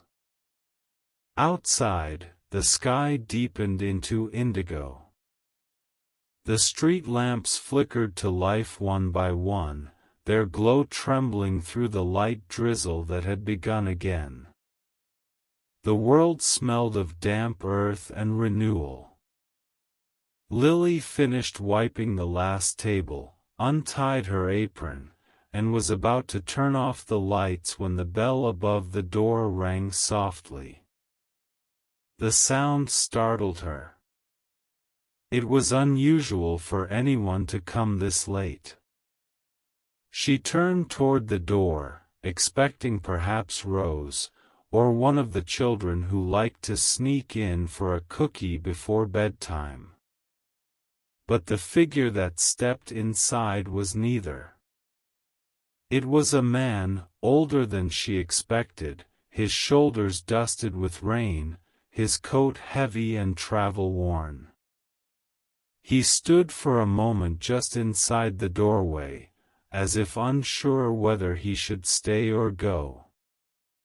His eyes, clear, gray, and tired, met hers, and Lily felt something stir in her chest.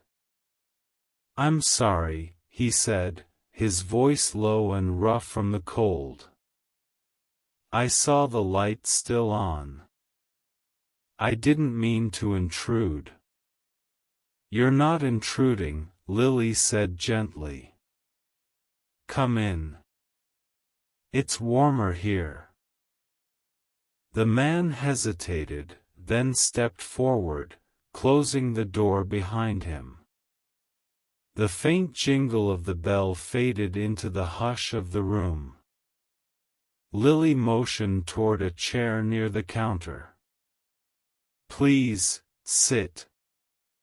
You look like you've been walking a long time." He smiled faintly, almost apologetically. "I have. I'm passing through, just needed a place to rest for a bit." "Your bakery," it looked inviting. "It's the smell of bread," Lily said softly, pouring him a cup of tea before he could refuse.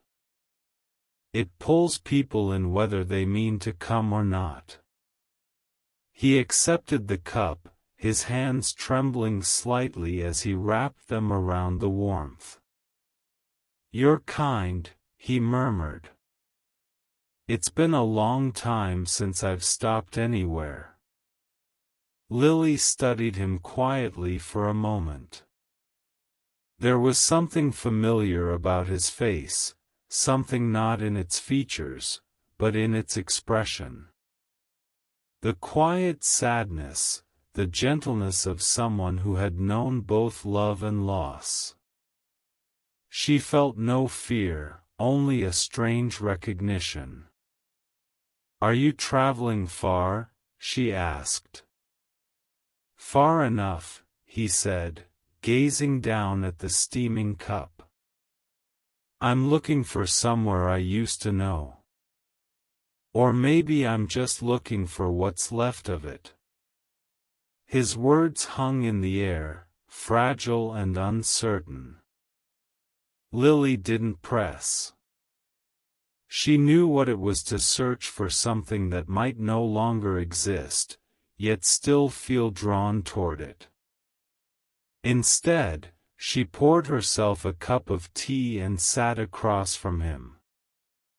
"Sometimes," she said quietly, "we don't find the places we're looking for. We find the ones we need instead." He looked up then, his eyes meeting hers, and for a long moment, neither of them spoke. The clock ticked softly in the corner. Outside, the rain had become steadier, whispering against the windows.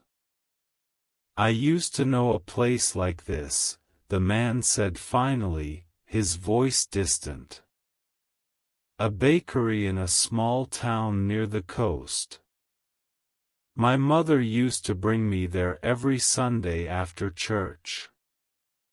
I can still remember the smell, the bread, the sugar, the way everything felt warm, even when the world outside didn't." He paused, his throat tightening.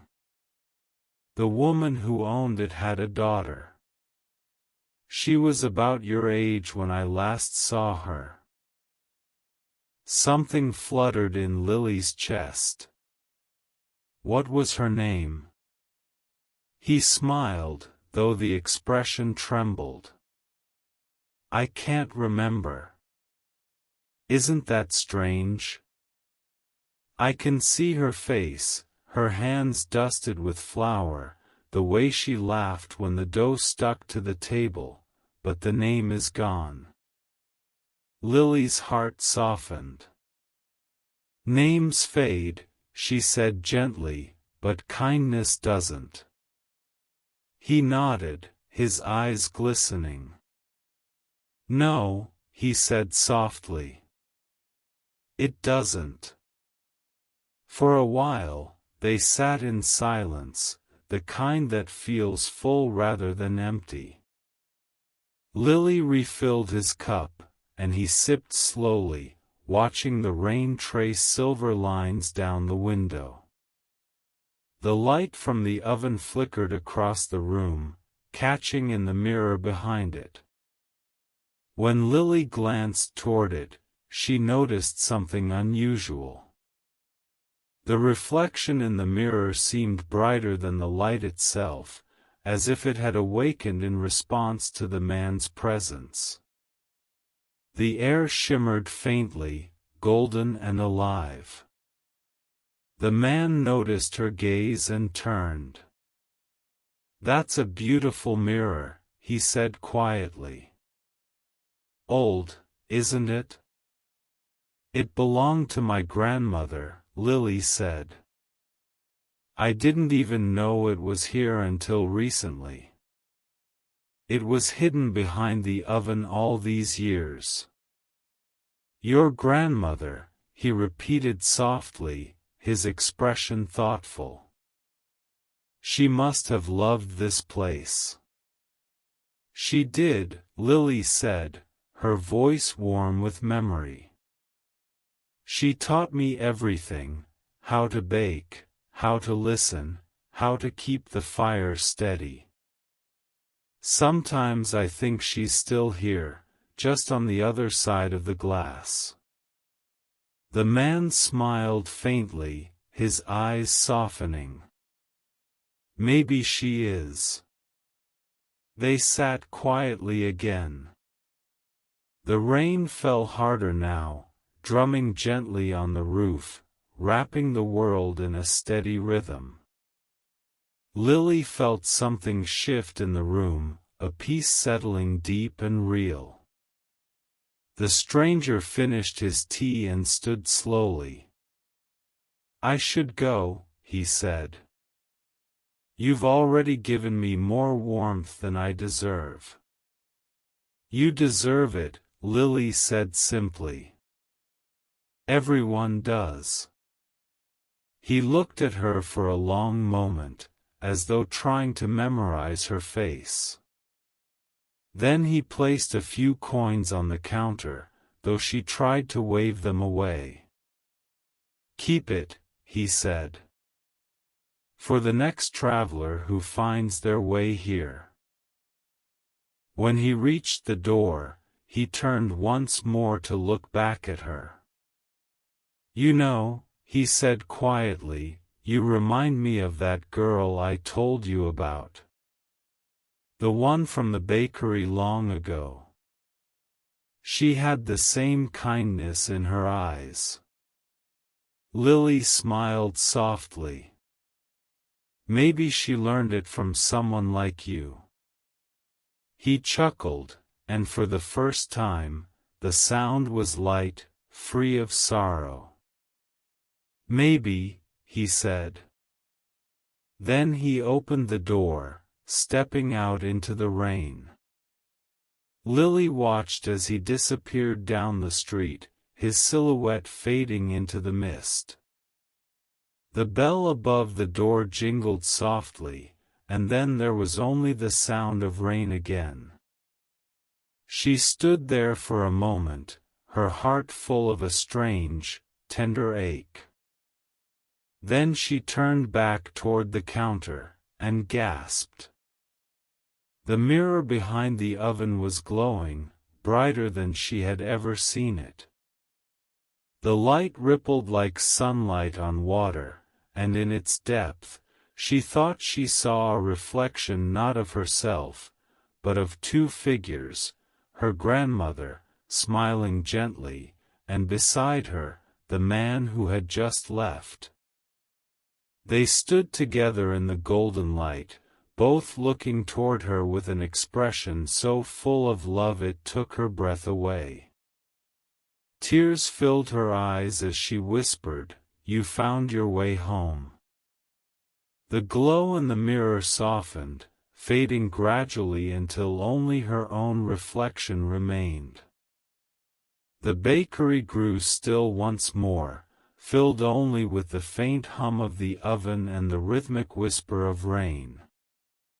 Lily stood there for a long time, her heart steady, her eyes shining. She didn't know if what she had seen was real, or a trick of memory, or something between the two. But it didn't matter. Some truths didn't need explaining, they only needed to be felt.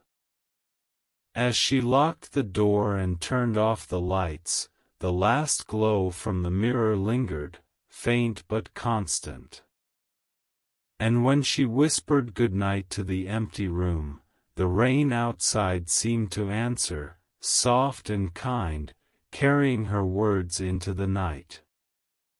The rainy day bakery stood once again in quiet light, its warmth spilling faintly into the darkness, a place of refuge, of remembrance, and of miracles too gentle to name. Chapter 17. The morning the bells rang early. The night after the stranger's visit seemed to linger longer than usual, as if the world itself wanted to hold on to its quiet for a little while more. The air outside the rainy day bakery was thick with mist, soft and silvery, carrying the scent of rain-soaked earth and the faint sweetness of blooming violets. Inside, everything was still. The glow from the oven had faded to a gentle warmth, and the faint shimmer in the mirror behind it rested, sleeping as peacefully as a candle after prayer. Lily had slept lightly, her dreams half filled with echoes of voices she had loved, her grandmother's laughter, the stranger's gentle tone, the sound of the rain whispering against glass. She awoke before dawn, wrapped in the hush of the early hour, feeling a peace she could neither name nor question. She made her tea and stood by the window, watching the fog move across the street like slow breath. The town looked half vanished under its pale shroud. Lamps glowed dimly in the distance, their light blurred by the mist. From somewhere unseen, a single church bell rang out, soft, uncertain, as though testing the air. Lily frowned slightly. It was too early for the bells. They usually didn't sound until sunrise, and yet here they were, chiming once, twice, and then falling silent again. She set her cup down and listened. Nothing. Only the faint patter of water from the rooftops and the rustle of leaves outside. Then she smiled to herself. "Perhaps they're like me," she whispered. "Awake too early, but glad for the morning anyway." She tied her apron, lit the oven, and began her day.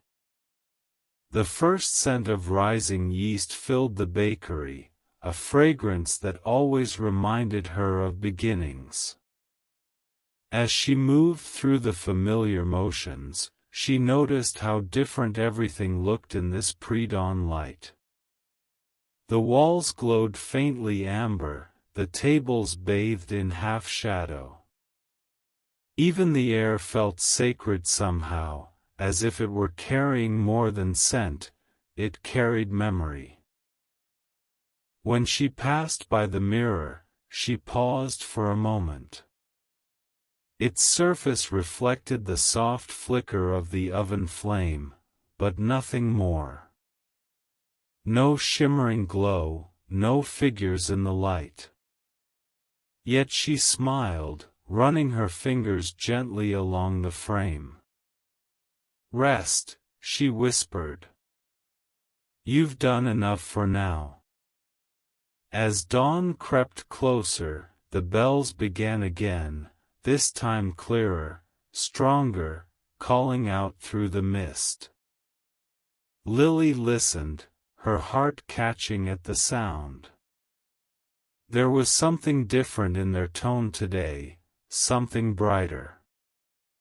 She opened the window, letting the cool morning air rush in, carrying with it the smell of wet grass and distant blossoms. For a moment, she simply breathed.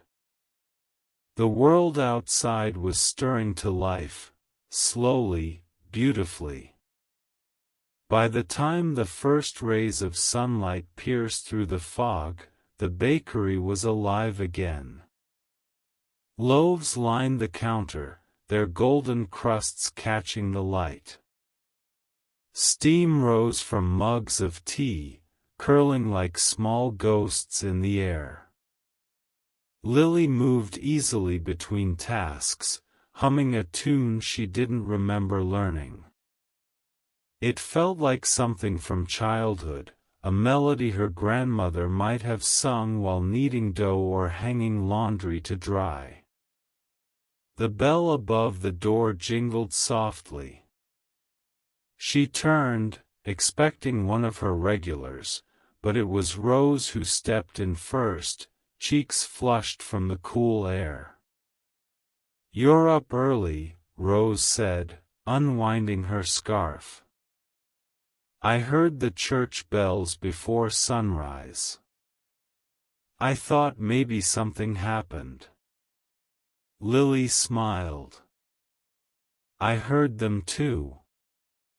But maybe they just wanted to remind us that mornings are still worth celebrating." Rose laughed. "You always make everything sound like poetry." She looked around the bakery, her eyes softening.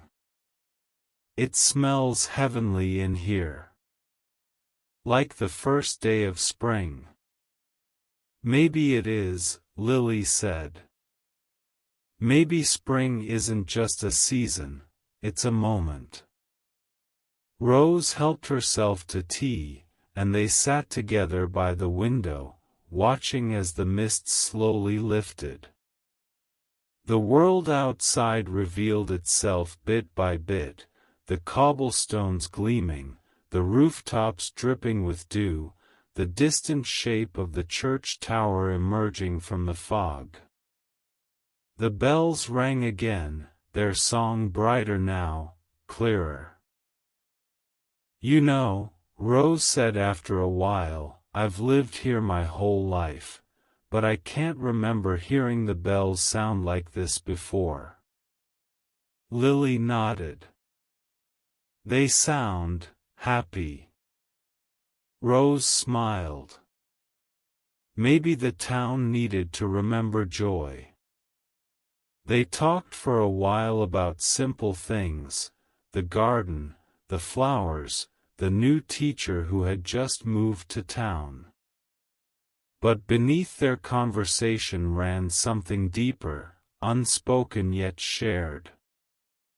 It was the awareness that life was shifting again, quietly, like light creeping across a floor. After Rose left, the bakery filled slowly with customers.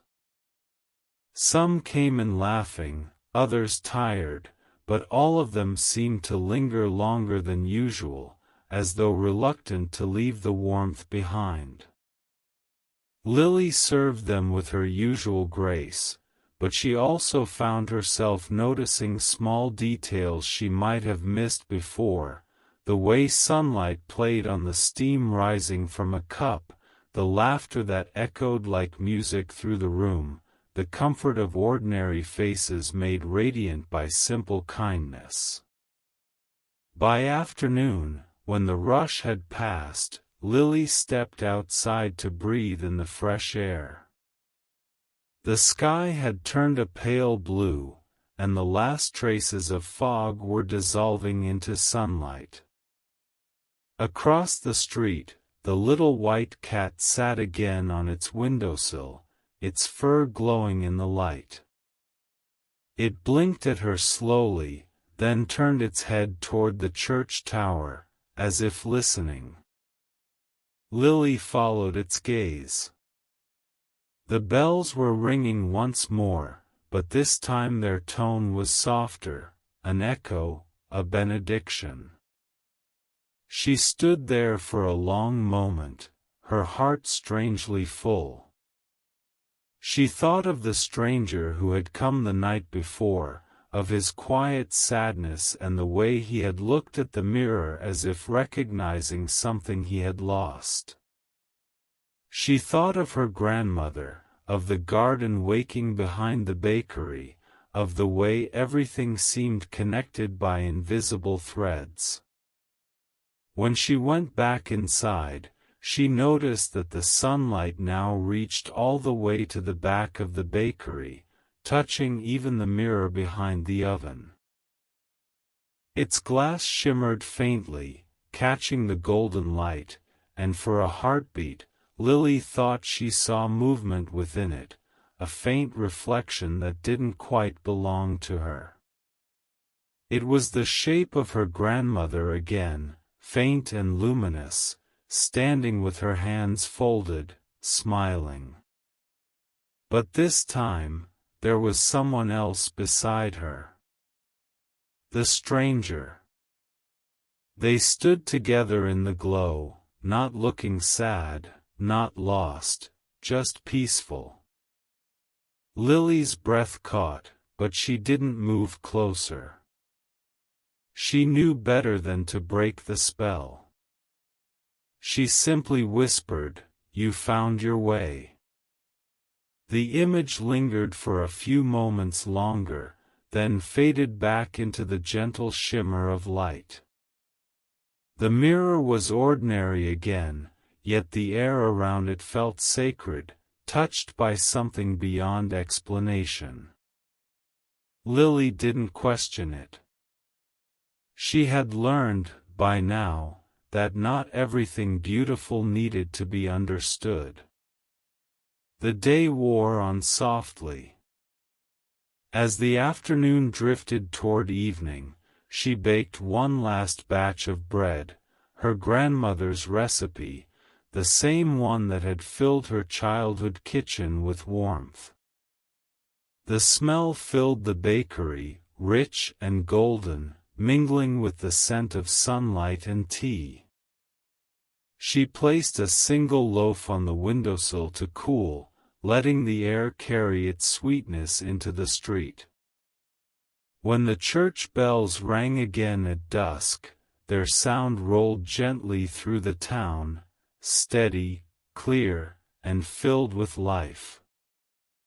Lily paused in her work and listened, her hands still resting on the counter. The sound seemed to enter her chest, resonating deep within. It wasn't just a call to prayer, it was a reminder, a promise. She smiled to herself, looking once more toward the mirror, now reflecting the glow of the oven's fire. "I'll keep the fire going," she whispered again. Outside, the last light of the day melted into gold. The bakery, with its warm windows and soft lamplight, stood glowing at the heart of the little town. And for the first time in a long while, Lily felt not just at peace, but whole, like a song that had finally found its ending, only to begin again. Chapter 18: The Letter in the Drawer. The soft chime of the bells still echoed in Lily's mind long after they had fallen silent. That morning had carried a rare kind of peace, one that stayed with her even as the day turned and the world resumed its usual rhythm. The rainy day bakery breathed quietly again, warm, alive, and full of light. Yet beneath that calm surface, something inside Lily stirred. It wasn't restlessness, exactly, but a gentle pull, as if life itself were nudging her toward a discovery she hadn't yet made. When night came, the sky stretched vast and clear over the small town. The air smelled of damp stone and wildflowers, and the stars shone like scattered flour over black velvet. Lily sat by the upstairs window with a candle beside her, her journal open on her lap.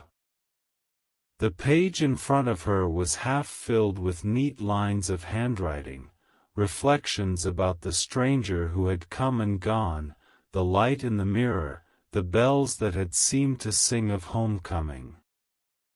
She paused, her pen hovering over the paper.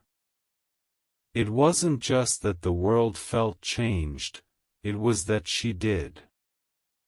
Something had softened within her, something she hadn't realized was still waiting to heal. She closed the book and let her gaze wander to the bakery below. The windows glowed faintly in the darkness, the last warmth of the oven flickering through the curtains. The thought brought her comfort. It was strange, she mused, how the simplest things, a loaf of bread, the sound of rain, the glow of firelight, could become so intertwined with memory that they turned into prayers. She blew out the candle and whispered her usual good night to the quiet room. "Keep watch, Grandma," she said softly. "I'll see you in the morning." When dawn returned, it brought with it the gentle hush that always followed rain. The cobblestones outside gleamed wet and clean. Lily descended the stairs, her bare feet silent against the wooden steps, and lit the lamps one by one. She worked without hurry, every gesture unhurried, deliberate, mixing flour, setting water to boil, slicing fruit for the morning's pastries. Yet as she moved through the kitchen, her eyes kept drifting toward the small wooden drawer beneath the counter. It was one of the oldest pieces in the bakery, part of a cabinet her grandmother had used since before Lily was born. She had never paid it much mind before, but today, something about it tugged at her attention. When she finally opened it, a puff of flour-dusted air rose gently into her face, carrying with it the faint scent of cinnamon and thyme.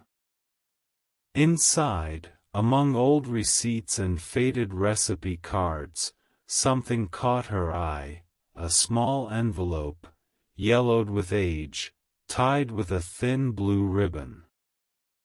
Her heart gave a small, startled leap. She lifted it carefully, brushing the dust from its surface. The handwriting on the front was unmistakable. Her grandmother's. For Lily, it read, in that same looping, tender script that had once written down every recipe she knew by heart. Lily sank into the nearest chair, the envelope trembling slightly in her hands. She traced the letters with her fingertips, her breath catching. It felt as though time had folded in on itself, as if her grandmother's hand had just set this letter down and stepped away only moments ago. For a long while, she didn't open it. She simply held it, her thoughts full of everything that had brought her here, the storms, the strangers, the mirror's glow, the sound of bells that had rung before dawn. Each moment felt connected, as though the letter were the quiet thread tying them all together. Finally, with a deep breath, she untied the ribbon and broke the seal. Inside was a single sheet of paper, neatly folded. The handwriting was small but steady, full of grace. My dearest Lily, if you are reading this, then the bakery is yours now. I always knew it would be. You have your mother's quiet hands and my love for the small things that matter. I wanted to leave you something more than recipes, though those will feed you well. I wanted to leave you words, because words last even when bread turns to crumbs. There will be days, my darling girl, when the fire feels too hot and your heart feels too tired. There will be mornings when the rain does not stop, and nights when you wonder if you've been left alone. But listen to me now, you will never be alone. This bakery is more than walls and ovens, it is a heartbeat. It holds the laughter, the tears, the warmth of everyone who ever stepped through its doors. It holds mine, too. Every loaf you bake, every cup of tea you pour, you will be breathing that warmth into the world again. And one day, when the mirror behind the oven glows, know that I am near. That light is love, it moves through us, between us, and it never fades. Keep the fire steady. Keep your kindness gentle. The world may need your warmth more than you will ever know. With love that will never cool. Grandma.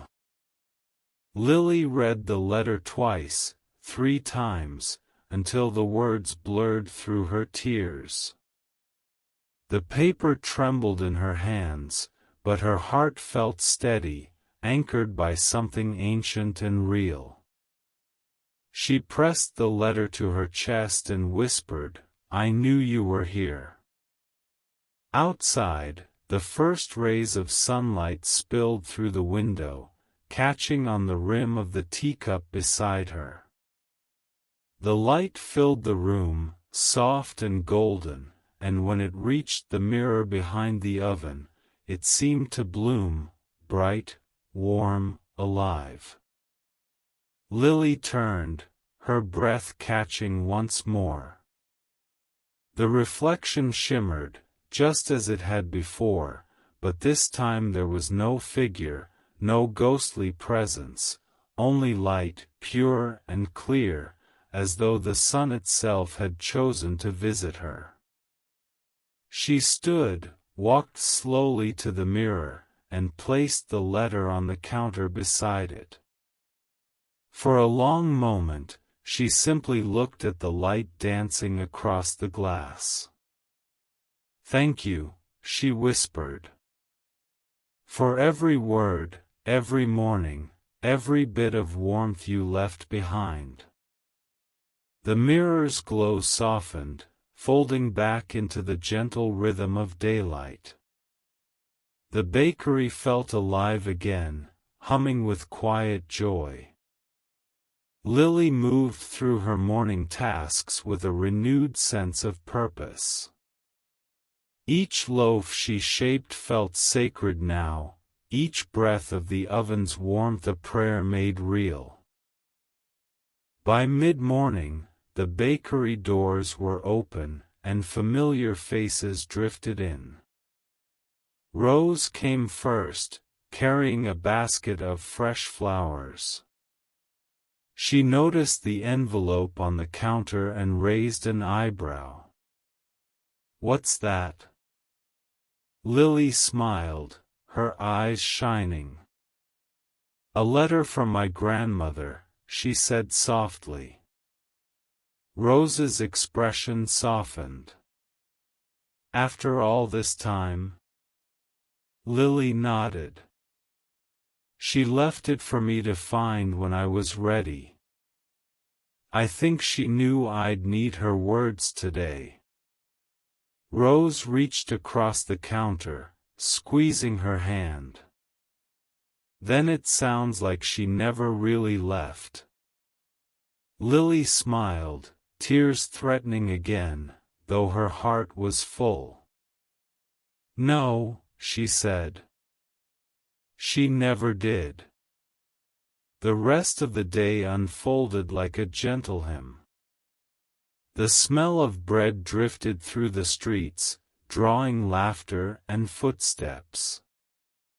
The mirror caught the light again in the late afternoon, reflecting the warmth of the fire and the movement of people coming and going, each one carrying a little of that brightness with them. As the sun dipped low, painting the sky with amber and rose, Lily stood once more at the window, the letter folded neatly in her apron pocket.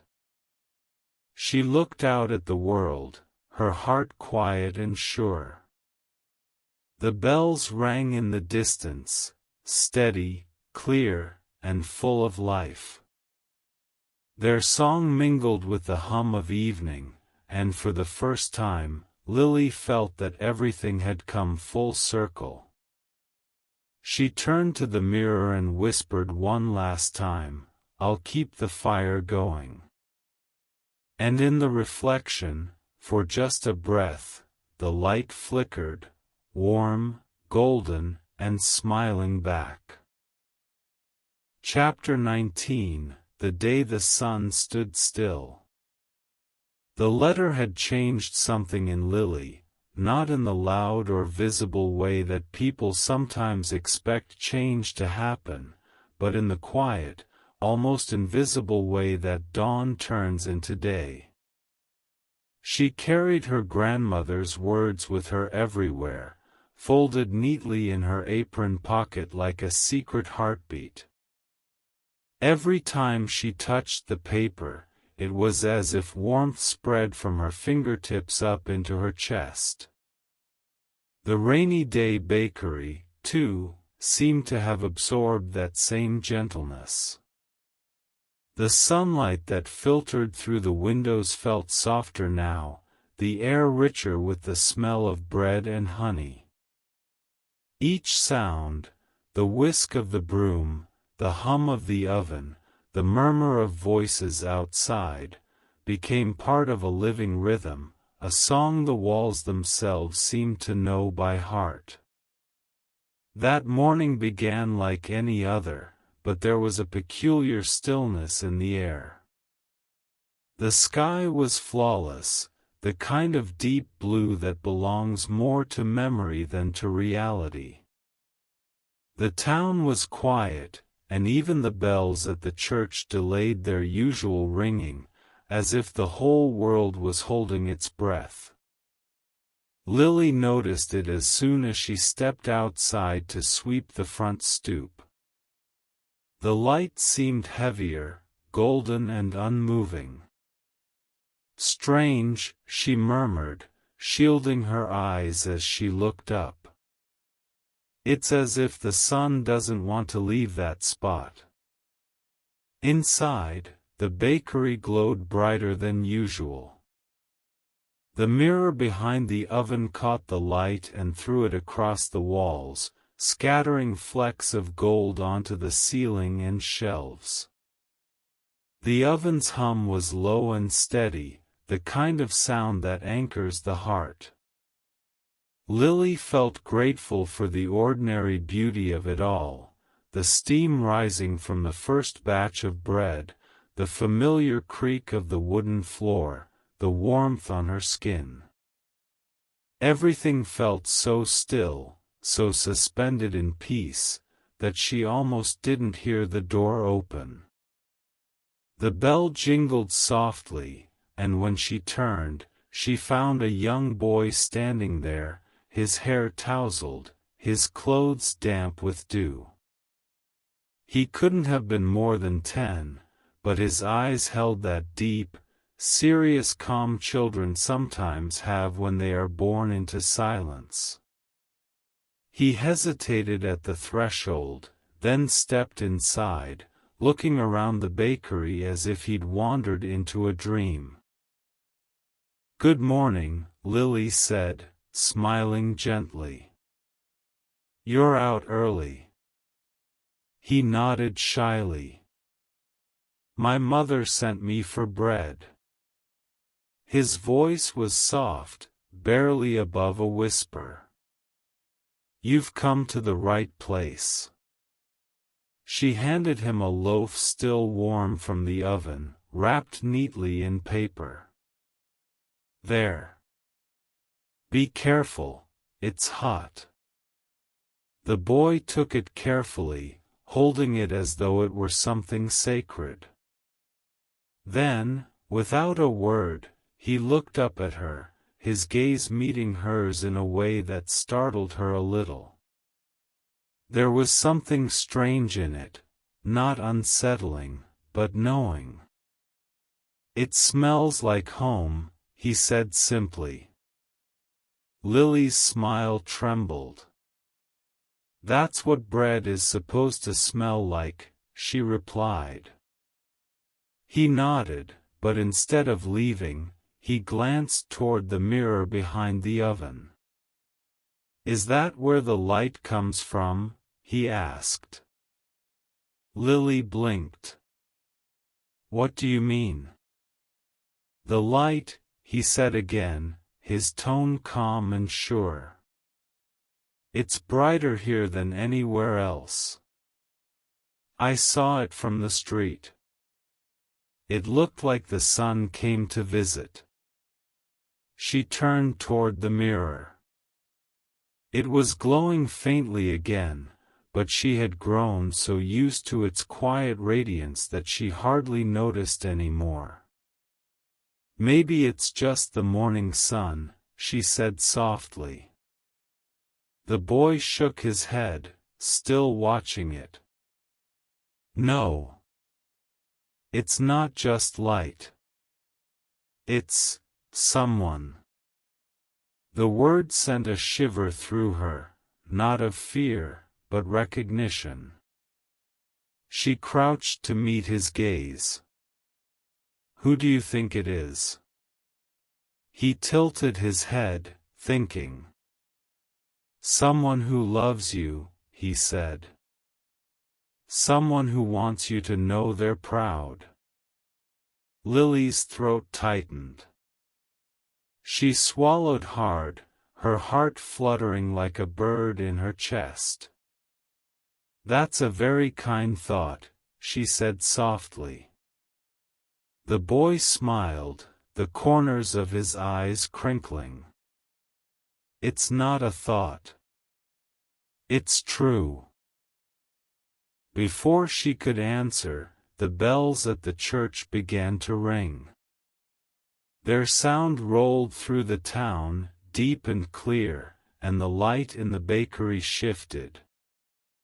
The golden glow from the mirror seemed to expand, filling the air with warmth so soft it was almost tangible. For a heartbeat, or maybe longer, everything stopped. The air shimmered like the space between dreaming and waking. Lily felt it wash over her, through her, as though the whole world was breathing in unison. When the sound faded, the boy turned back to her, his expression calm and untroubled. "You don't have to be afraid anymore," he said. "The sun will stay as long as you keep your fire lit." Lily's eyes widened, but before she could speak, he smiled once more, turned, and walked toward the door. The bell jingled as he left, and when she looked outside, he was gone. The street was empty, the world bathed in stillness again. Only the faint scent of fresh bread lingered, warm and alive. She stood there for a long moment, her pulse steadying, her breath slow. The sunlight in the bakery didn't fade, it remained, golden and unmoving, as though the day itself had decided to pause. She moved closer to the mirror, her reflection haloed in the glow. "Was that you?" she whispered. "Or someone you sent?" The mirror shimmered faintly, the light pulsing once, as if in answer. She smiled through the tears that had begun to fall. "All right," she said softly. "Then I'll keep the fire going." The rest of the day passed in that same dreamlike stillness. Rose stopped by in the afternoon, carrying a bouquet of lilies, laughing as she said, "I don't know what's happening with the weather today. It's like time forgot how to move." Lily smiled, arranging the flowers in a vase. "Maybe the world just wanted a rest." Rose laughed, unaware of the weight of Lily's words. "If only it could always be like this." "Maybe," Lily said, "it already is. We just don't notice." That evening, as the last customers left and the golden light began to soften into dusk, Lily sat by the window, her grandmother's letter resting in her lap. The sun still hovered in the same position it had held since morning, refusing to set. It wasn't bright or harsh anymore, just warm, tender, alive. The air shimmered faintly, and in its glow, she thought she could almost see the outline of her grandmother again, standing beside the oven, her hands folded, smiling as if to say, "See? The light never leaves." Lily wiped her eyes and whispered, "Thank you." Then she stood, crossed the room, and placed the letter gently beside the mirror. The oven's flame flickered, steady and sure. Outside, the bells began to ring once more, their notes golden, echoing through the still air. And for the first time, Lily didn't just listen, she sang softly along. Her voice blended with their melody, rising and falling like sunlight caught in a breeze. When the song faded, she looked one last time toward the mirror. The glow within it shimmered and then, finally, began to dim. The day was ending at last. But the warmth remained, lingering in the air, on the walls, in her heart. The sun sank below the horizon, and the rainy day bakery glowed in the soft light of evening, a place where time had once paused, where love had found its reflection, and where one woman, her hands dusted with flour, had learned that even when the sun moves on, its light never truly leaves.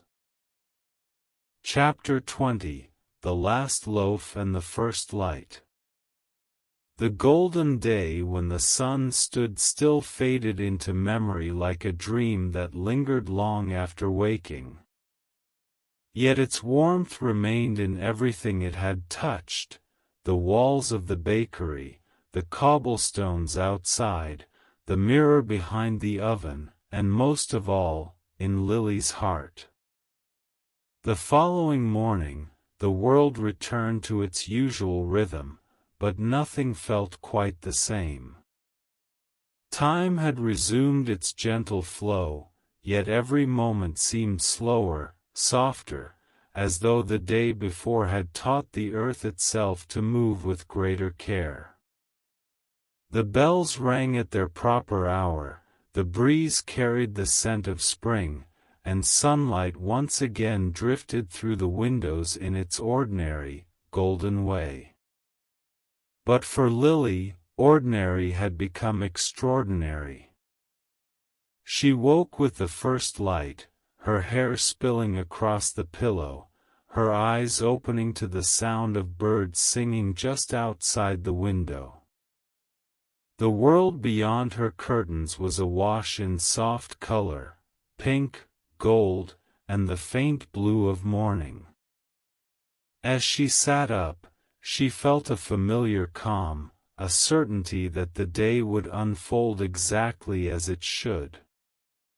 She made her tea and stood for a moment by the window, letting the warmth of the cup seep into her hands. The garden behind the bakery was alive with promise. Tiny shoots of green had multiplied overnight, their fragile stems glistening with dew. The bulbs she and Rose had planted months ago were beginning to bloom, tulips, daffodils, and wild violets forming a quiet hymn of color. When she descended the stairs, the bakery greeted her like an old friend. The mirror caught the morning light and sent it dancing across the floor. The air smelled faintly of yeast and honey, though she hadn't even started baking yet. "Good morning," she whispered, brushing her fingers along the wooden counter. "It's a good day for bread." She began her work as she always did, measuring, mixing, kneading, but today there was a rhythm in her movements that felt almost like prayer. Each turn of her hands, each press of the dough, seemed to echo something greater, something ancient. She thought of her grandmother's letter, now kept safely in the drawer beside the mirror, and smiled. Its words still pulsed quietly in her mind: "Keep the fire steady. Keep your kindness gentle." The fire in the oven glowed brighter than usual, and as the dough began to rise, the room filled with warmth. She hummed softly under her breath, a tune she didn't recognize, yet somehow knew. The bakery, once a simple place of work, now felt like a living heart, its pulse in harmony with her own. As the morning passed, familiar faces came and went. Rose stopped by to bring fresh flowers for the tables, lavender and lilies this time, their fragrance light and soothing. Seamus arrived with his newspaper, his laughter carrying across the room. Even the young teacher, who had grown fond of the bakery since her first visit, came in for tea, her eyes bright with gratitude. They all seemed lighter, happier, as if something invisible but kind had settled over the town. When the last customer left and the street outside quieted again, Lily sat by the window for a moment, sipping her tea. The mirror reflected her image softly, the fire's glow painting her face with gold. She realized then that this peace, the warmth, the laughter, the simple rhythm of it all, was the life she had always been meant to live.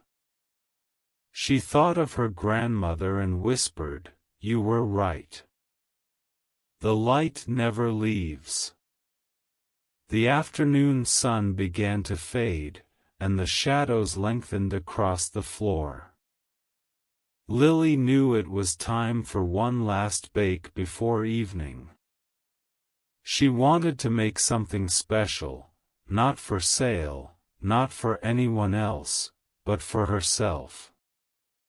She reached for her grandmother's old recipe book, its cover worn smooth by years of use.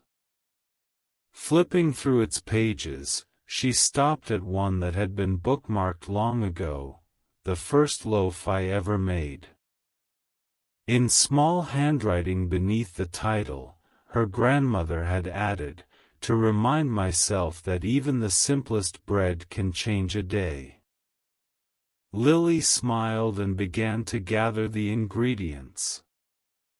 Flour, water, salt, yeast, honey, nothing complicated, just the elements of life transformed by care and patience. She mixed them together, her hands steady, her breath even. The dough was smooth and elastic beneath her palms, soft and alive. She shaped it carefully, her fingers moving with quiet reverence. As she placed it into the pan, she said softly, "One last loaf, for the journey ahead." While it baked, she tidied the shop, humming again. The mirror glowed faintly in the dimming light, the oven's reflection flickering across its surface. The scent of bread filled the air, rich and sweet. She could feel something shifting, the sense that an ending and a beginning were sharing the same breath. When the loaf was finished, she set it on the counter to cool. It was golden and perfect, its crust crackling as it settled. The light from the setting sun touched it gently, turning it almost luminous. Lily leaned against the counter and closed her eyes. In that moment, she felt her grandmother's presence as clearly as if she were standing beside her. The same warmth she had felt in every storm, every silence, every sunrise flowed through her again. She opened her eyes and glanced at the mirror. For a moment, it shimmered, not brightly, not with the supernatural glow of other days, but softly, like a sigh of light. And in that tender reflection, she saw not just her grandmother's face, but her own beside it. The two of them standing together, side by side, both smiling. The image faded quickly, but its peace remained. As twilight deepened, Rose returned with a lantern to walk Lily home. But when she entered the bakery, she found Lily sitting quietly by the window, her chin resting in her hand, the last loaf beside her. "You look like someone who's seen heaven," Rose said with a soft laugh. "Maybe I have," Lily replied, smiling. "Or maybe heaven's been here all along." They shared tea and laughter until the stars began to appear. The world outside was wrapped in silver light, the streets quiet except for the distant song of the river. When it was time to close, Lily stood and blew out the lamps, one by one, leaving only the glow of the oven behind. She turned to Rose and said, "I think I'll leave the fire burning tonight. Just a little while longer." Rose nodded, her eyes warm. "It feels right." When Lily was alone again, she stood in the center of the bakery and looked around, the tables, the shelves, the jars, the mirror, all bathed in the gentle light of the fire. Every object held a story, a memory, a fragment of love. She touched the counter where her grandmother's hands had once rested and whispered, "Thank you for teaching me how to turn light into bread." The bells began to ring in the distance, their notes soft and familiar. Lily closed her eyes and listened, letting their sound wash over her. The mirror reflected the fire's glow one last time, brightening for a brief moment before fading into quiet peace.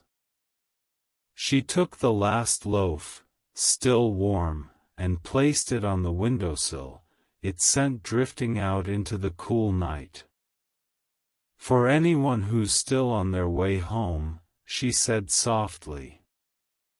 Outside, the moon rose high, and the stars shimmered like sugar scattered across the heavens.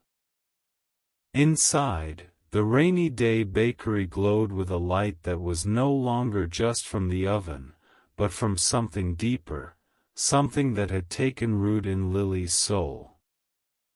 And when she finally whispered her familiar promise, "I'll keep the fire going," it wasn't just for the bakery, or for her grandmother, or even for the light in the mirror.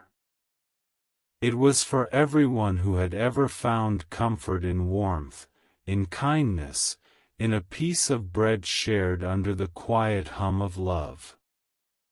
The world outside slept peacefully, the bells fell silent, and the little bakery by the corner of the street shone softly into the night, a place of gentle miracles, of endless mornings, of light that would never fade. And so, in the quiet heart of that little town, the rainy day bakery remained, not just as a place of bread and warmth, but as a living memory of everything love can become when tended gently over time. People would pass by and catch the faint scent of honey and cinnamon on the air, not knowing that what they were breathing was something far greater, the kindness that lingers, the faith that endures, the light that never burns out. And though the years would come and go, those who entered that humble shop would always feel the same soft peace, as if someone unseen had already whispered to their hearts, "You are home."